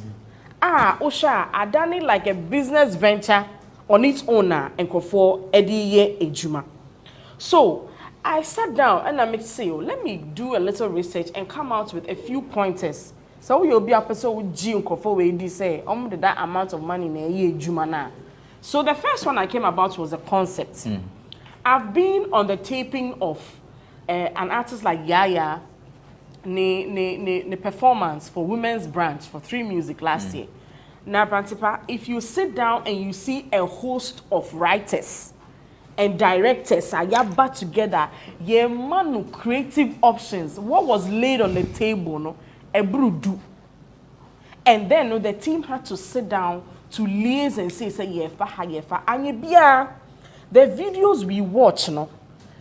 Share from the back. Can you see? Say we a team of writers, designers, creative people in the back out the big car say, oh, you see, you done the script that one now. Because yet Kroma, Silicon I'll answer yes to that. Listen, Silicon Alpaco Atia, yes, Jinaha. When until do happen, yes, they were bodam. No, I started yesterday, were bodam. Synopsis. What's my say? Yes, I had your swadi, I had you soon. There is no creative direction to it. Udru ha yesi suntisu. Uti anye ye na oni aboa e na act ya. Ni yesi da aboa na aboa ne so kind script no two shells no rewa kwa. You get it? Yeah. Now, the next thing is cameras no. As ye kono ye evolve. then a video so on the technical staff na che quality pictures bra picture down no ma is soon to say I did me who da ho sa no. Is that what we have here now? The next thing is also here logistics, wardrobe, props, location. So person will chat video Dubai, New York, London, Wales. You know say cost in the bed there are a lot of make believe video mu. You just want to laugh. Props no saying it here now wardrobe obi be sha atade mienu odi be twem TV na nim sa na ne hwekra ya me show la me the video bi na me kan ye antade o sha twem 20 just to make ade no solid anye bia ye wo team a omote kwa ye hye won tade ahyehye won ne ma na because my corset bi so a obi twa video makeup artist mpabwa na ye gi say roman no hye wa hanom se ne enko na ye penentem it doesn't work that way. Say, wasn't person oh yeah creative piece. I was a BBI editor. Now your cast and your crew. Ejuma nipa 20 beye. I will bet you can. Or say Debbie. Manipa 2 way anye. Minya bema wa bet me so camera ni mama me. Is it not minimizing cost? If we can do with 2 people, why should I employ? Adina ye creative work. So who director, who writer be a what try to wa. Onim say at this stage, you know, nipa 6 ni here. Then we come on the set and say, who go for nya bema, only anything about the plan, the production plan that we have. How can we achieve the creative thing I can want them? Okay. What's my say? Now there is a cast. Any extras? Wa hwe maye omugina nyumu omu say. Obi refisi ye correct, obi refisi ye collect. Na ye basa. So I gave these pointers and I feel directors no so no. Obi wa our link across Africa. And in the world. Enti oshuti video mawa onim say he has the links to get your video on some channels. And you know so charge account. And you be our feature obi. Nipa na feature na appearance in the video no or charge for those things and you know with all these pointers no let's put the Ayewa video on the side. Not just a pose. Media minka. Last year, the old media can't wear it live. It's a massacre.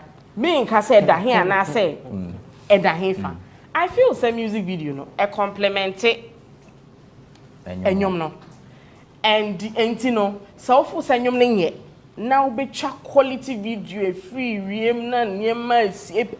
working for me. I think it won't do the trick because I've seen slideshows do better than some quality music videos I send a board. Okay. Yes.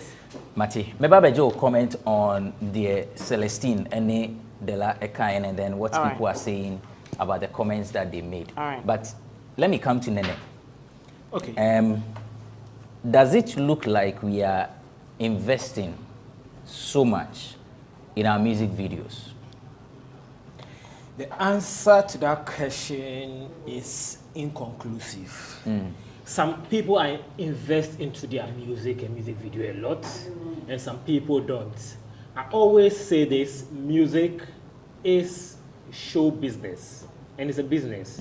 And Ghana is a country where we don't practice socialism, where every business operates as a unit.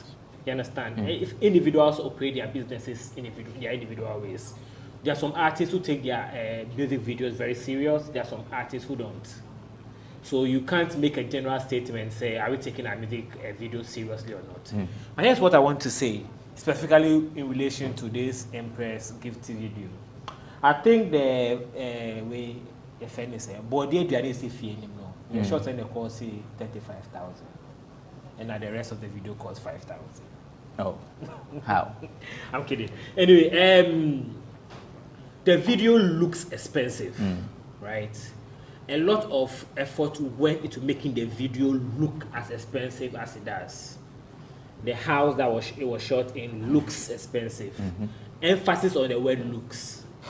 There was gold-plated cap in the video, gold-plated gold bar in the videos. I say gold-plated because I don't for a second believe it is gold. Okay. The gold-plated chair,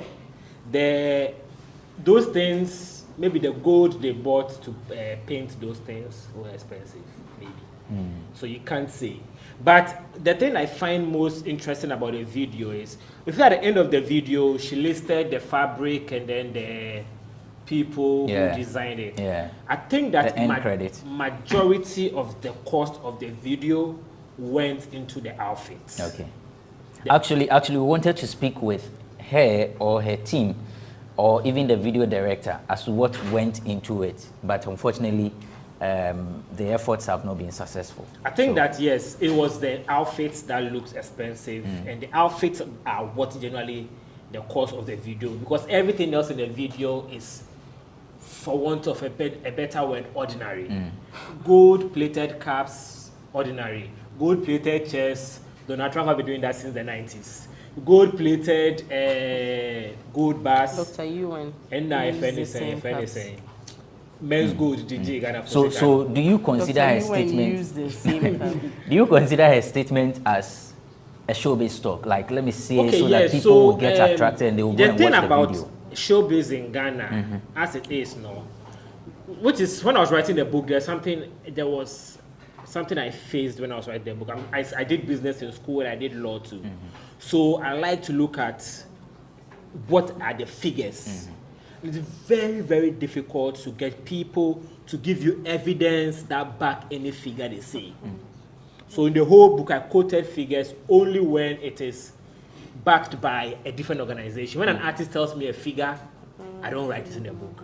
Because where is the receipt that shows that figure you are quoting is correct? You understand? In Ghana, people don't document stuff. The reason why I was trying to find what is the most highest selling album in the history of Ghana, in my opinion, I think it is that, in fact, that Lumbers have been on her album, right? But there is no evidence to that claim, whether it is the highest selling album of all time or not, because we don't keep account of things like that. If she were to give us an account or a budget of what went into making a video, then she can convince me that that video cost 40,000 to make. I remember when I was working with Family Tree Entertainment. With a family tree, I worked with Famous Films, right? When I was working with Famous Films, we shot a video for 4S4. Yes, video. You remember that video? Yeah. And they said that video cost them, was it 100,000 or something like that? Wow. They said it was the most expensive. We shot the video. that video, the cost of that video, it was not up to 20% what they mentioned. Charlie, where did they? It's part of the game, actually. Okay. So, I've heard people say that it appears presenters are not doing a good job, to the extent that when some musicians go on their shows, the $40,000 video, and so they ask you a question about whether or not you use $40,000 for a video. How wrong or otherwise is it? I don't think that question is wrong. That question is topical. An artist, a gospel artist, said they used 40,000 to make their video, and you ask an artist, will you do that investment in your art?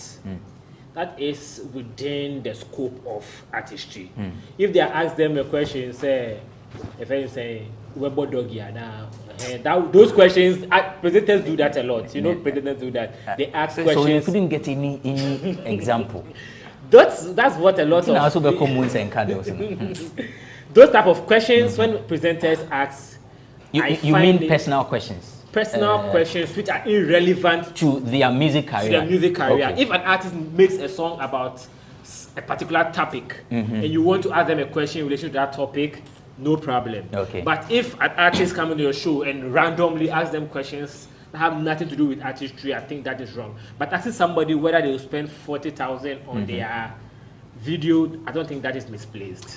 Vida, you've watched the response of Celestine Donko, you've watched the response of Dela.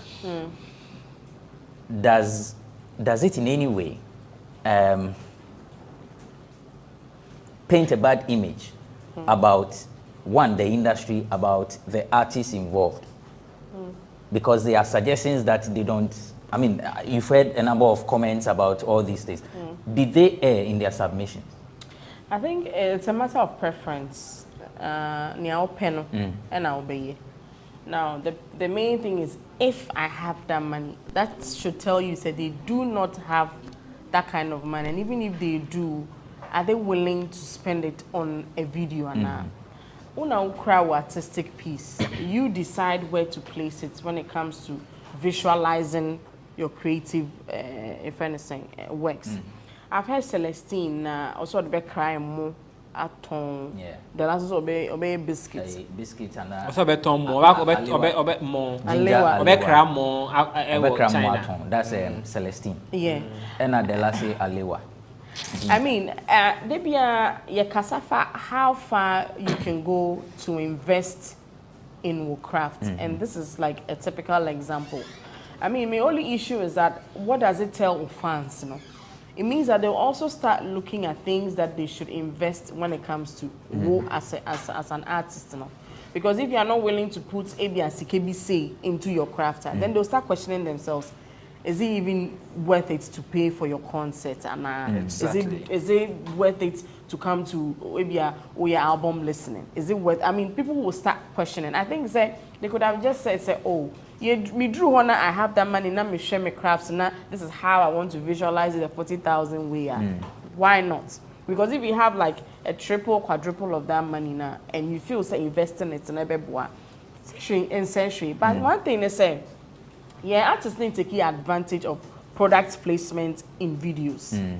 So before your team sits down, say I've seen a lot of that. What's my say? Before your team sits down, say you be shooting. Now video no cost has been taken care of. I was saying infrastructure also. So you place it anyhow. Say a mobile phone now here. There are telephone giants, mobile communication giants, and I say techno Huawei. See them and tell them. Say my concept now has to do with using mobile phone. Me bring you on board. This is me followers on social media. My video better in 1 week makes me 1 million views. Makes me I'm trending to this point. Because you feel say was say a video no dey coach and so be accept your craft into na your brain. But if you have a team that believes in product placement in music videos, I mean before you shoot every video, usika you ready dada. Mind you to say no, digital markets na year so video no so try na ye. That's all the two YouTuber. The more I the more than revenue for you. Into so you be out concept and say the name you will not complain about shooting a quality video. Your comment on okay. Let me brag on myself a bit before I make the comment. You see, are you talking about your book? You see, I say cover of the book. You know, I feel it. See how it feels. Yeah. Oh yeah. Some can say packaging in there. Yes. I did the cover of the book digitally somewhere else from where the book was being printed, right? And the cost of the cover of the book is double the cost of the inside of the book. You understand? Because I needed to have the packaging, the image I have painted, that I paid Tilapia and sat with him to create, I needed to pop out for people to see. So I had to do a digital 3D printing of the cover. The cover is 3D printing. You understand? Why? Because in as much as the words in the book are what people are going to read, people should be proud to hold the book. People should be proud to put the book on their shelf. People should be proud to keep the book on their coffee table. Because this is a coffee table book. Yeah. People should be proud to put it in their offices. You understand? So you should give people a cover that makes them proud to showcase the book. And so I had to invest money to create that. You understand? As much as inside of the book is what I'm selling. So if you're an artist and you know what you're about, even if you are not going to spend that much money on your creative or your art, when you are on a media platform and someone asks you, will you spend 40,000 on your art? The answer should be, if I have it, yes, I would. You understand?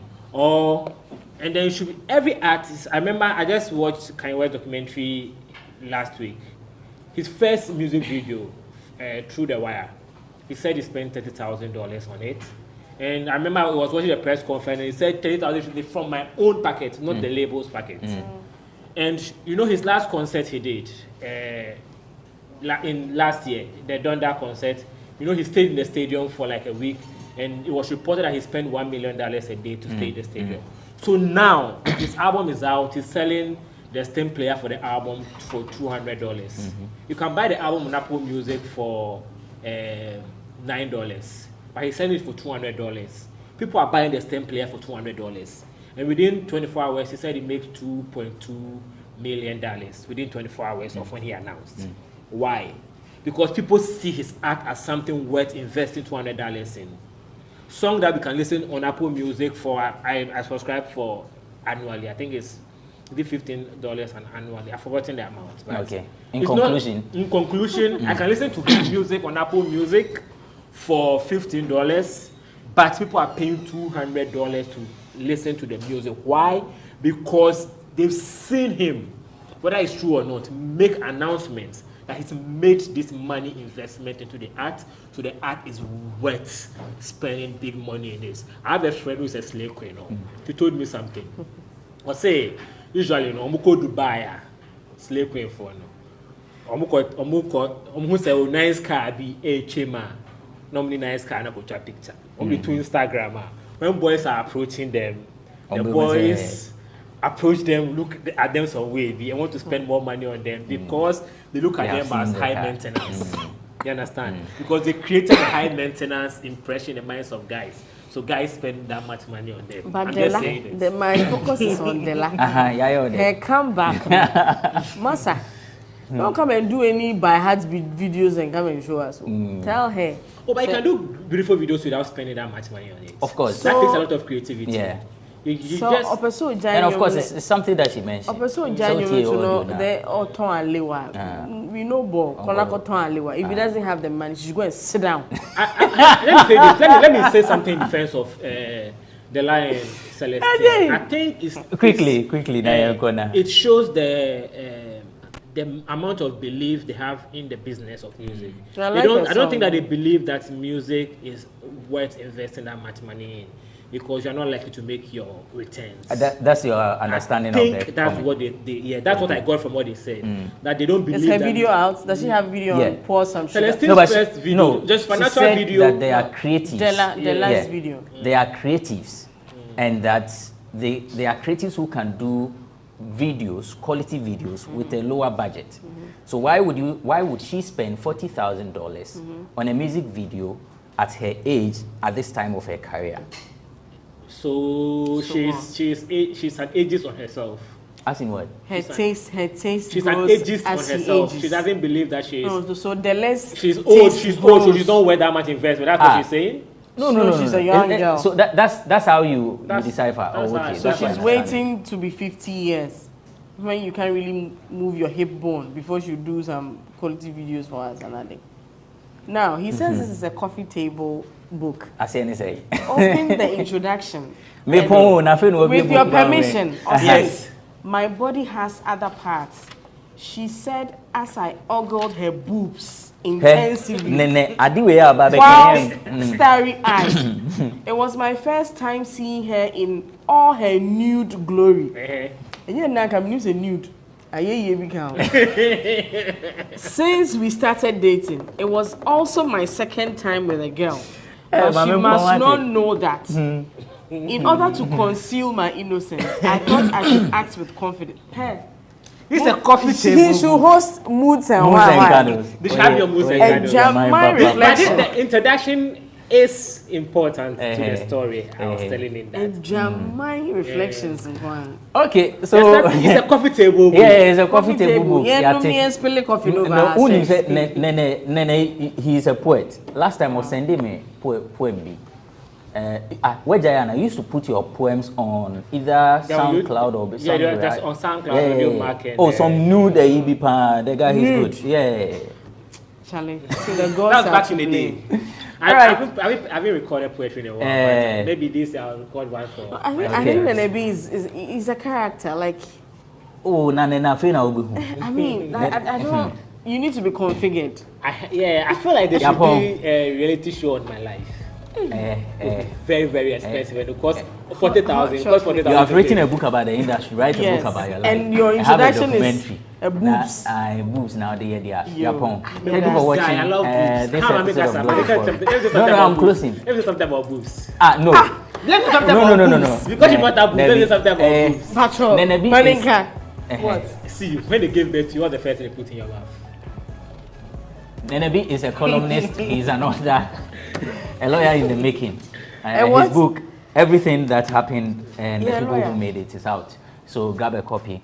No, he's not a lawyer in the making. He has a degree in I have a degree in law. Actually, yes. But the Dishwa Boatin is a columnist, yes, an entertainment analyst, and PRO for 3 music awards. But I'm a voice no. Munya in Wana, Onye, Ejuma, and Fama 3 music awards. Celestine Donko's EP is out. It's Testimony Therapy EP. Nenebi, thank you. So, Testimony Therapy EP is out. So, get a copy. Gifty, Empress Gifty's video is also out. Go and watch it so that the $40,000, you know, Obenya Baby, na just a debut out there, chat nice video, said Yamaya. The last video is also out, Pour Some Sugar. And so on, so Kona Koshebi. Thank you for watching this episode of Bloggers Forum. I am Benefo Boabin Abrantipa. It's a wrap. Rockstar made it. You for know you are on my mind. Oh my love, oh my love, oh my love, oh my love. Really, oh really, your love no be easy. If you believe in me, then be my sweetie. Really, oh really, your love no be easy. If you believe in me, then be my sweetie. See on our wedding day, I'm inviting a little down go day. It go be a happy day, #1 all the way. Oh, on our wedding day, I'm inviting a little down go day. It go be a happy day, #1 all the way.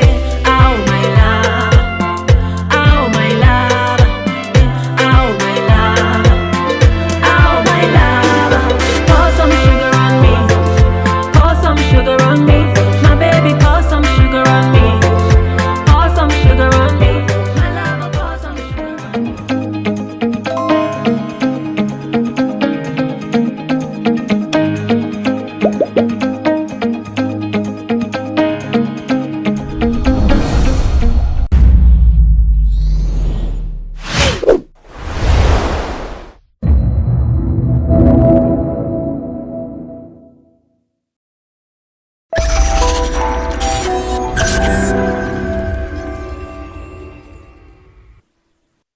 Over the last 72 hours, the world, which is struggling to recover from a devastating pandemic, has been hit with yet another situation which some analysts argue could be a potential path towards World War III.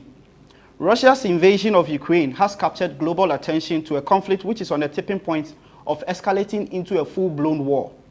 Today on Say Loud on GhanaWeb TV, I bring you a special editorial on the escalating Russia-Ukraine conflict, as well as an interview with some Ghanaian students who have unfortunately been caught up in this unfortunate situation. My name is George Isi. I'll be right back. Welcome back. This is still Say Loud on GhanaWeb TV with me, George Isi, and we go straight into our special editorial on the Russia-Ukraine conflict. We take you back to February 2014. Russia, in the month of February 2014, invaded and annexed Crimean Peninsula from Ukraine. Later in 2014, a group of pro-Russian separatists took control over the cities of Donetsk and Luhansk in the Donbas region of eastern Ukraine. The incident has since led to continuous conflict between militia groups supported, armed and financed by Russia on one hand, and the Ukrainian army and its volunteer militia groups backed by NATO and Europe on the other hand. In the process, thousands of lives have been reported lost in the crossfire between the two sides. Both sides, however, later agreed on a ceasefire deal, which was dubbed the Minsk Agreement. The agreement was to see Russia stay out from Ukraine until over 70 hours ago, when Vladimir Putin, the president of Russia, by executive order, recognized the disputed areas as independent states. Putin did not stop there. He ordered an invasion of the area with assaults being launched on various Ukrainian military installations, thereby nullifying the Minsk agreement, which was to see Russia withdraw its forces from eastern Ukraine. With several explosions heard around Ukraine, some deaths and injuries have been recorded, with some people attempting to troop out of the country. Another angle to the entire situation has to do with Ukraine's plans to join the European Union and NATO, with Russian President Vladimir Putin seeing it as an attempt to reduce Russian power and limit its economic fortunes. United States President Joe Biden has been clear to state that America will not be sending troops to Ukraine to fight in the conflict, but will support Ukraine from a distance. This same position has been taken by other world leaders and NATO members who have since condemned the actions of Russia. Among other actions, the United States President has announced a series of sanctions against Russia and its leadership. These same sanctions has also been adopted by Europe and its allies. So now we look at how this whole situation is affecting Ghana. Of course, it is a global situation with global impact, and therefore we would want to narrow it down to Ghana. And for that, I have joining me my colleague Mauli Aholu-Megan. He is on our business desk, and he will be helping me to do that. Mauli, welcome. Thank you very much, George. How are you doing? I'm doing well. Yeah. So first of all, what will be your initial comments on this entire Russia-Ukraine? For now, I think it's quite very serious. It's looking serious. Some of the Russia's airspace have been taken over by Ukraine's airspace have been taken over by Russia, and there's quite a lot of tension here. And but most presidents, especially in the European Union, all of them are on edge as to what's the next line of action to take. But on the global space, I mean, before we narrow it down to Ghana, on the global space, how is this affecting the world? It's going to very much impact the world, especially economically. Russia is a very key supplier of oil and gas, and so for superpowers like US and UK begin to issue sanctions to Russia, because before all this happened, those tensions were brewing for some time now. But Joe Biden, the US president, had to have a number of calls with Vladimir Putin, but it looks like those conversations didn't really yield any results. So it was more of a plea to him to sort of, back down, because they had already had the intelligence that this was what was going to happen. And prior to this whole invasion, Vladimir Putin had a whole press conference for almost over an hour explaining why he needed to do what he needed to do. But it looks like he had already planned it already. So for now, prices are going crazy on the market, especially the stock market and also oil. Like I said earlier, Russia is a very, very key supplier of oil and gas. And so for US and most of the European countries begin to sanction Russia, is now going to impact on the pricing as well. Because already, as of yesterday, oil prices hit above $100, which is very, very significant. And so it's going to really, really impact us. I'm sure this is something that Ghanaians would not be happy hearing, considering the prices of fuel over the last period. Yes, obviously, it's really not going to bode well, especially in Ghana, because even in the February pricing window for Ghana, fuel prices went up twice, and now fuel is selling around 7 cedis. And there are already projections that should this happen, we know we are entering into another month very soon, which is March. So we're going to have the first pricing window of March. If these tensions begin to continue and stay high like the way it is now, for now we're in the early stages, but I mean, should sanctions begin to roll in on Russia, Russia will now also begin to feel the impact of that. Already globally, some corporations have begun to take off their businesses with Russian companies. So like, for example, Manchester United flies on an Aeroflot, which is a plane that the players sit on, and it's a Russian company. Now they've had to cancel that sponsorship agreement that they've had. The Roman Abramovich, the Chelsea owner as well, the UK Parliament, Boris Johnson, visibly in Parliament saying that let's ban this man from operating in UK, because he has a very big investment in the UK. Sure. So it's really, really going to impact. And of course, I understand that the Champions League final for this year was scheduled to be hosted in Russia, but then it has been moved out. Yes. So it means Russia is really, really bearing the brunt. Finally, on Ghana, we understand that this is also likely to result in global inflation. Bringing that to the Ghanaian level, how is this also going to impact Ghana? Yeah, so how that is going to impact is already our inflation numbers are already high, very, very high, because of pricing, as well as the COVID. We're also tending to forget that COVID was already doing a lot of things to our economy. So now we're already suffering prices of goods and services. Now, what this tension is going to do is now going to spike that. So it's going to go higher than you actually, and that will now impact on pricing, because now whoever that has more of the supply will begin to hoard it. It's just like the vaccine. They'll begin to hoard the vaccines, and then availability will become very, very difficult, because now you have to pay more in order for that. And I mean, if you have people not, you know how movement works with economics and all. If people are not moving out there to purchase goods and services, it's obviously going to start to impact. So for us back home, it looks like we have to start expecting to see some full hikes in the next few weeks to come. Sure. Yeah. Then we pray it actually ends soon. Yeah, hopefully. So yes, I had my colleague Maulia Holumega joining me to bring his expertise to bear on what this situation means to Ghana. Of course, Ghana is not isolated from a situation that has a global impact, and so we are hoping that it will be dealt with soon. We'll be right back, and once we get back, we'll have a conversation with some Ghanaians who have rather unfortunately been caught up in this situation in Russia and Ukraine.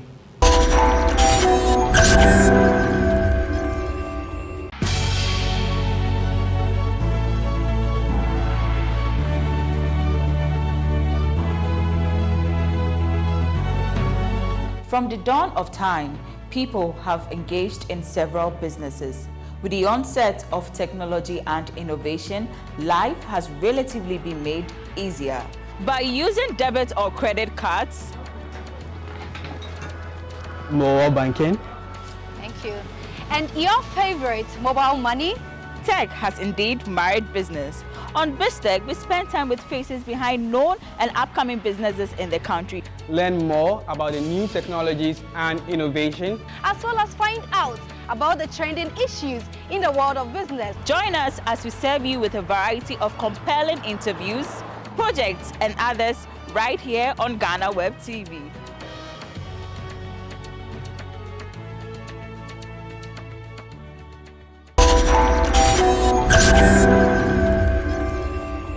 Welcome, this is still Say Loud on GhanaWeb TV with me, George Isi. As indicated earlier, we have joining us today some Ghanaian students in Ukraine and Russia who have unfortunately been caught up in all of this situation. We go to Zoom where we have Kofi Jesse, Abigail, Dia Do, Kwabna Fako, and Ajiman Kwabna. Let me start with Kofi. Kofi, can you hear me?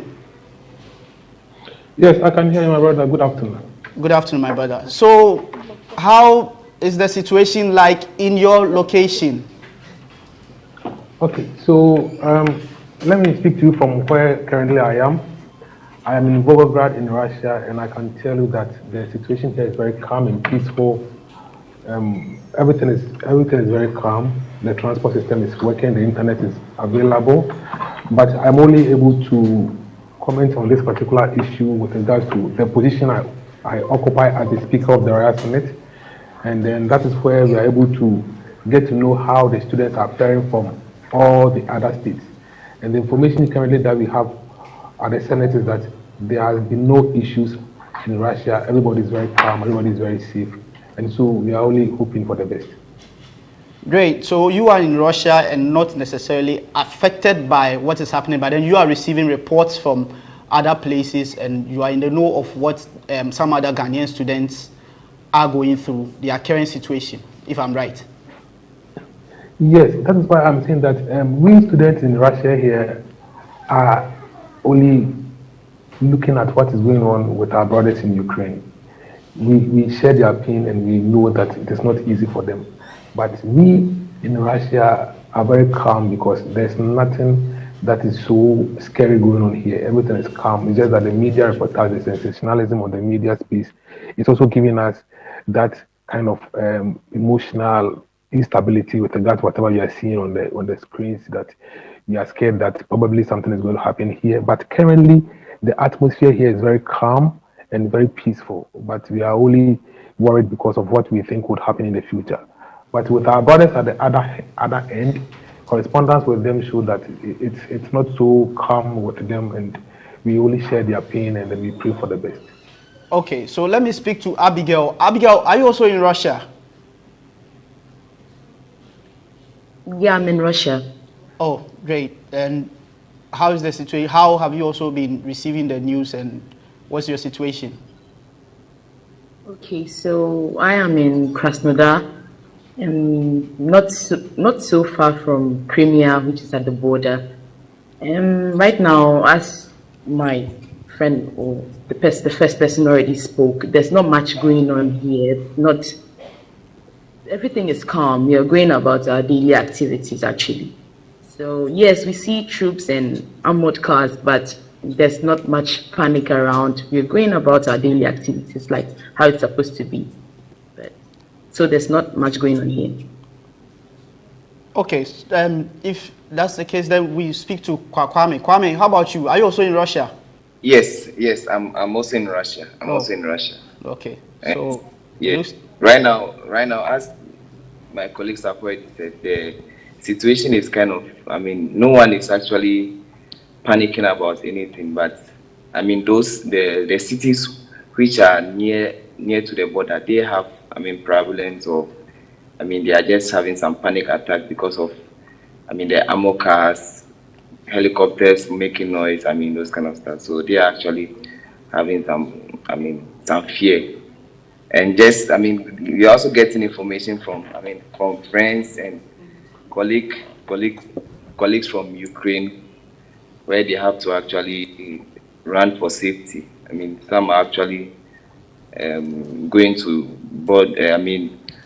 other countries to be able to get a flight back to Ghana because all flights have been suspended. Okay, so we are here to see if we have somebody from Ukraine joining us. Kwabena, are you also in Russia? No, I'm in Ukraine. Great. So it's good to have somebody from Ukraine now. What is your situation? I'm in a city called Sumy.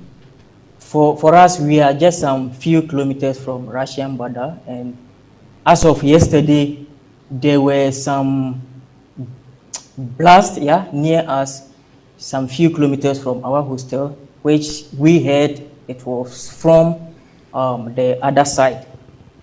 So what they told us that we should keep calm, and then so yesterday we have to go down we have underground bunkers. So we have to go down there and then stay there throughout the night so that at least we have some safety. And then when you go around the city, there's nothing going on actually, because it brought panic, and then ATMs, the queues there, supermarkets, there were a lot of queue. But yesterday we managed to get some few foodstuffs, but the unfortunate thing is the getting money. For us now here, it's like impossible. So because banks have closed, ATMs, some of them now, you go, there's no cash. And then getting out from these cities too is quite difficult because we found ourselves where we have to pass through two cities which are severely affected. That's Kyiv and then Kharkov. So it's like getting out is quite difficult for us for now. But they've told us to keep calm. They are just monitoring what is going on. Okay, so Kwabena, if that's the case, you spent the night in the bunker. You are back to your hostel now, right? Yes, please. Is it that the situation is dying down or what? Yeah, from what we heard from especially university officials, they said this place is at risk. We could have some hits at any moment. So yesterday when we experienced the first hit just near us, they thought it's advisable for us to get secure, like bunker, and then stay there for the night. So that's the situation. But Kwabena? Yes, please. So about the Ghanaian embassy, have you heard anything from the embassy?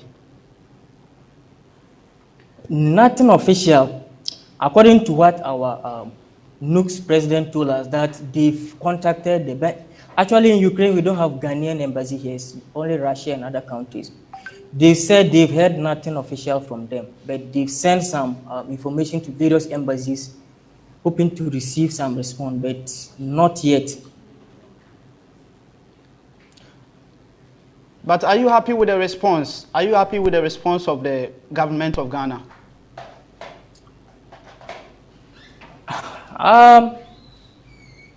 For now, it's like there's no decisive, they've not taken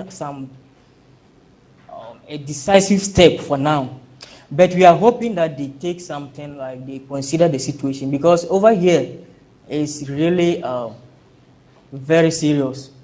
Maybe they might not have idea how it looks like here, because for us, even now, our worry is even finance, how to get money to travel, to safety is a problem, because we can't receive money. If they even send money, there is no way we are going to take that money out. And feeding will become almost impossible in the next few days to come. So they've heard our grievances and they are considering it, but they should speed up. You talk of feeding becoming a problem in the next few days. I'll come back to you to speak on all those matters, but then I would want to speak to your other colleagues who are in Russia, where fortunately the situation is a bit calm. Kofi, tell me, are you happy with the response that the government of Ghana is giving to this situation, considering your position? All right. So over here we have a very calm atmosphere, like I said earlier on. And when this issue started, our president wrote that he's spoken to the embassy in Moscow, and they have assured everybody in the Federation that they are very much on top of their game. They have the capacity to deal with the situation whenever there are uncertainties, so students should not panic. And this officially has been communicated to the entire student populace. And therefore, we also have a lot of confidence in our embassy, because for the past years, dealing with them, they've showcased that they have the interest of students at heart, and they are able to also take the interest of students into recognition. So for us here, we have that solid assurance from the embassy, and then we are not scared at all when any situation comes out. But however, we are not also ruling any case of uncertainties in the future, because nobody knew that this issue was going to escalate to this point. Therefore, as students and as student leaders, we have also gone beyond and started collecting data of individual students and their contacts and emails, and then we also compile that and keep ourselves abreast and set up with time, so that whenever there has to be any issue that students would have to leave the Federation, we also set ourselves ready, and then we will leave. But like I'm saying, with issues regarding the correspondence of Ukrainian students and the embassy, I am unable to comment on that since I am not in the Federation. So that is all that I can say for now with regards to the correspondence between the students and the embassy. Okay. Then let me gather Kwame's thoughts on the government's response. Of course, you have shared your view, but then Kwame, what do you make of the government's response to this situation? Okay, I think I watched some news yesterday, and then I think it was brought up in Parliament, and we are just hoping that everything will be done as fast as possible, because very soon, as Kwabena said, very soon receiving money is going to be very difficult. I personally today, when I closed from the hospital, I went to the bank to withdraw some money using Western Union, and I went to 3 banks, and then they said they will not be able to give me money because of the sanctions and all that. So very soon, I'm sure if nothing is being done about it for students to actually secure some food, because right now, very soon, if money is being sent later on, it's going to be useless, because we won't be able to use that money for anything, since nothing can be sold to us, or you get what I'm trying to say. So I think the response must actually come as fast as possible, so that we're able to secure the necessary needs. Okay. So we are talking about government response. Let me speak to my female guest. About government's response, do you think that government should consider evacuation plans? Of course, Kwame mentioned the fact that the issue was discussed in Parliament yesterday. Abigail, do you think that government should consider evacuation plans, and how soon do you expect that to be implemented? Okay, so currently there's been an airstrike actually, especially the cities located at the south, even in the capital. So flights are not moving in, flights are not moving out. So evacuation is not actually the way forward right now. So I don't think uh, that can come into the plan. Maybe yes, funding to move people into a much more safety zone, because it's not all, especially in Ukraine. Yes, there are zones that have been affected, especially Kiev and other zones, but they are not all parts of the country is being affected by what's going on. So if people can be moved to a much more safer zone, that would be better. But evacuation to Ghana or wherever by flight, I don't think it's going to be possible. Okay, so we are about ending this discussion. I would like to get Kwabna to give me some few answers, and then I'll pick your final words.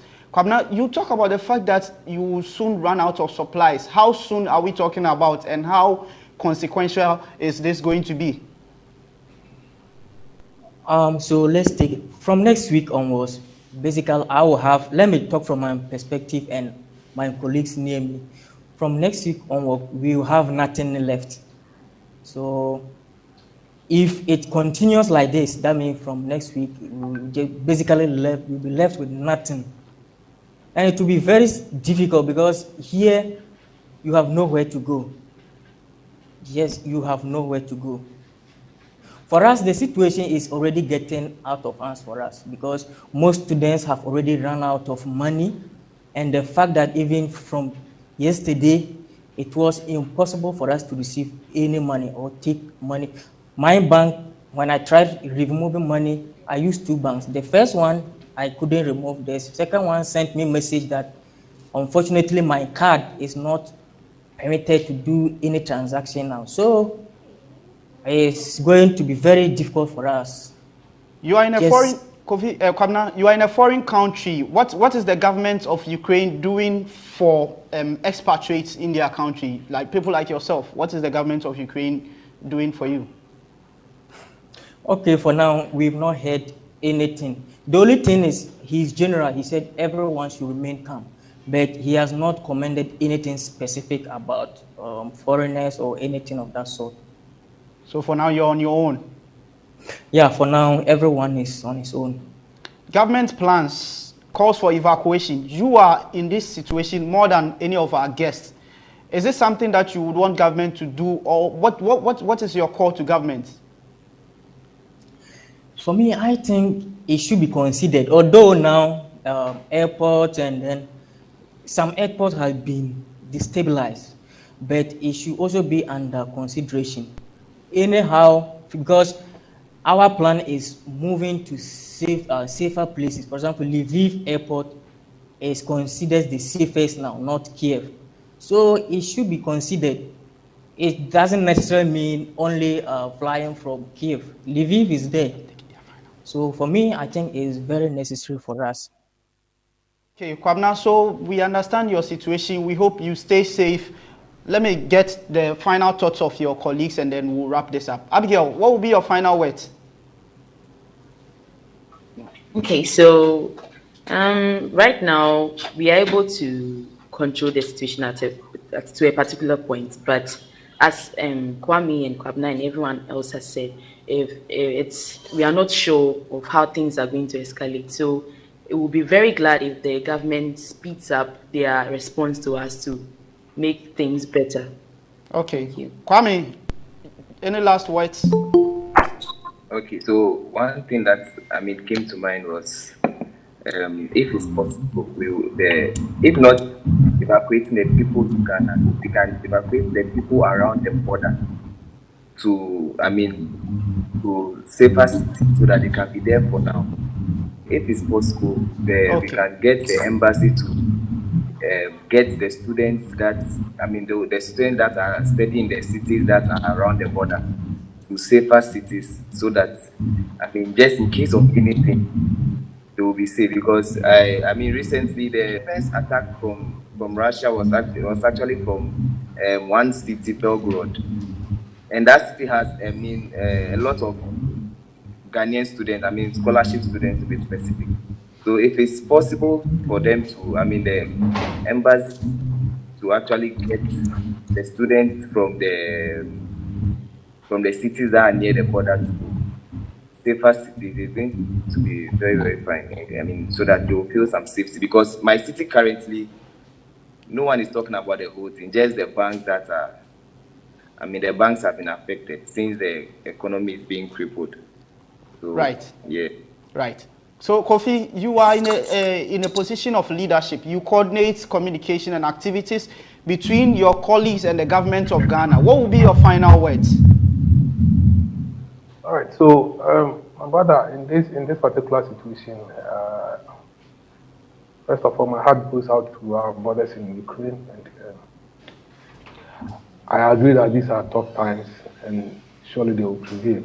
And all that we can all do as individuals is to keep calm and remain safe, and look out for ourselves each and then make sure that we defend ourselves. But for me, in this era of civilization, it is very unfortunate that we have to talk about an impending, so to say, war at this particular point in time. But we ask that you all help us in prayers, keep us in your thoughts, and then we wish that moving forward, this issue will not escalate, but rather stay calm, and then at both sides, in Russia and then in Ukraine, not even only Ghanaian students, but people, this is the call for humanity. People in Russia and people in Ukraine will be safe, and no life will be lost as a result of this. We need all prayers and support in these hard times. We remember us in prayers. Thank you very much. Great. So, guys, we thank you for your time, and we hope you stay safe. And we'll reach out to you in case we need any further update. Thanks for joining us. Thanks. So, viewers, this is Say Loud on GhanaWeb TV with me, George AEC. I did this by speaking to some Ghanaian compatriots in Ukraine and Russia, where there's been some fighting over the last 72 hours. They are praying that the situation is contained in due time to stop the situation from escalating. Of course, this has been Say Loud with me, George AEC, and until we meet for our next episode, it's bye for now.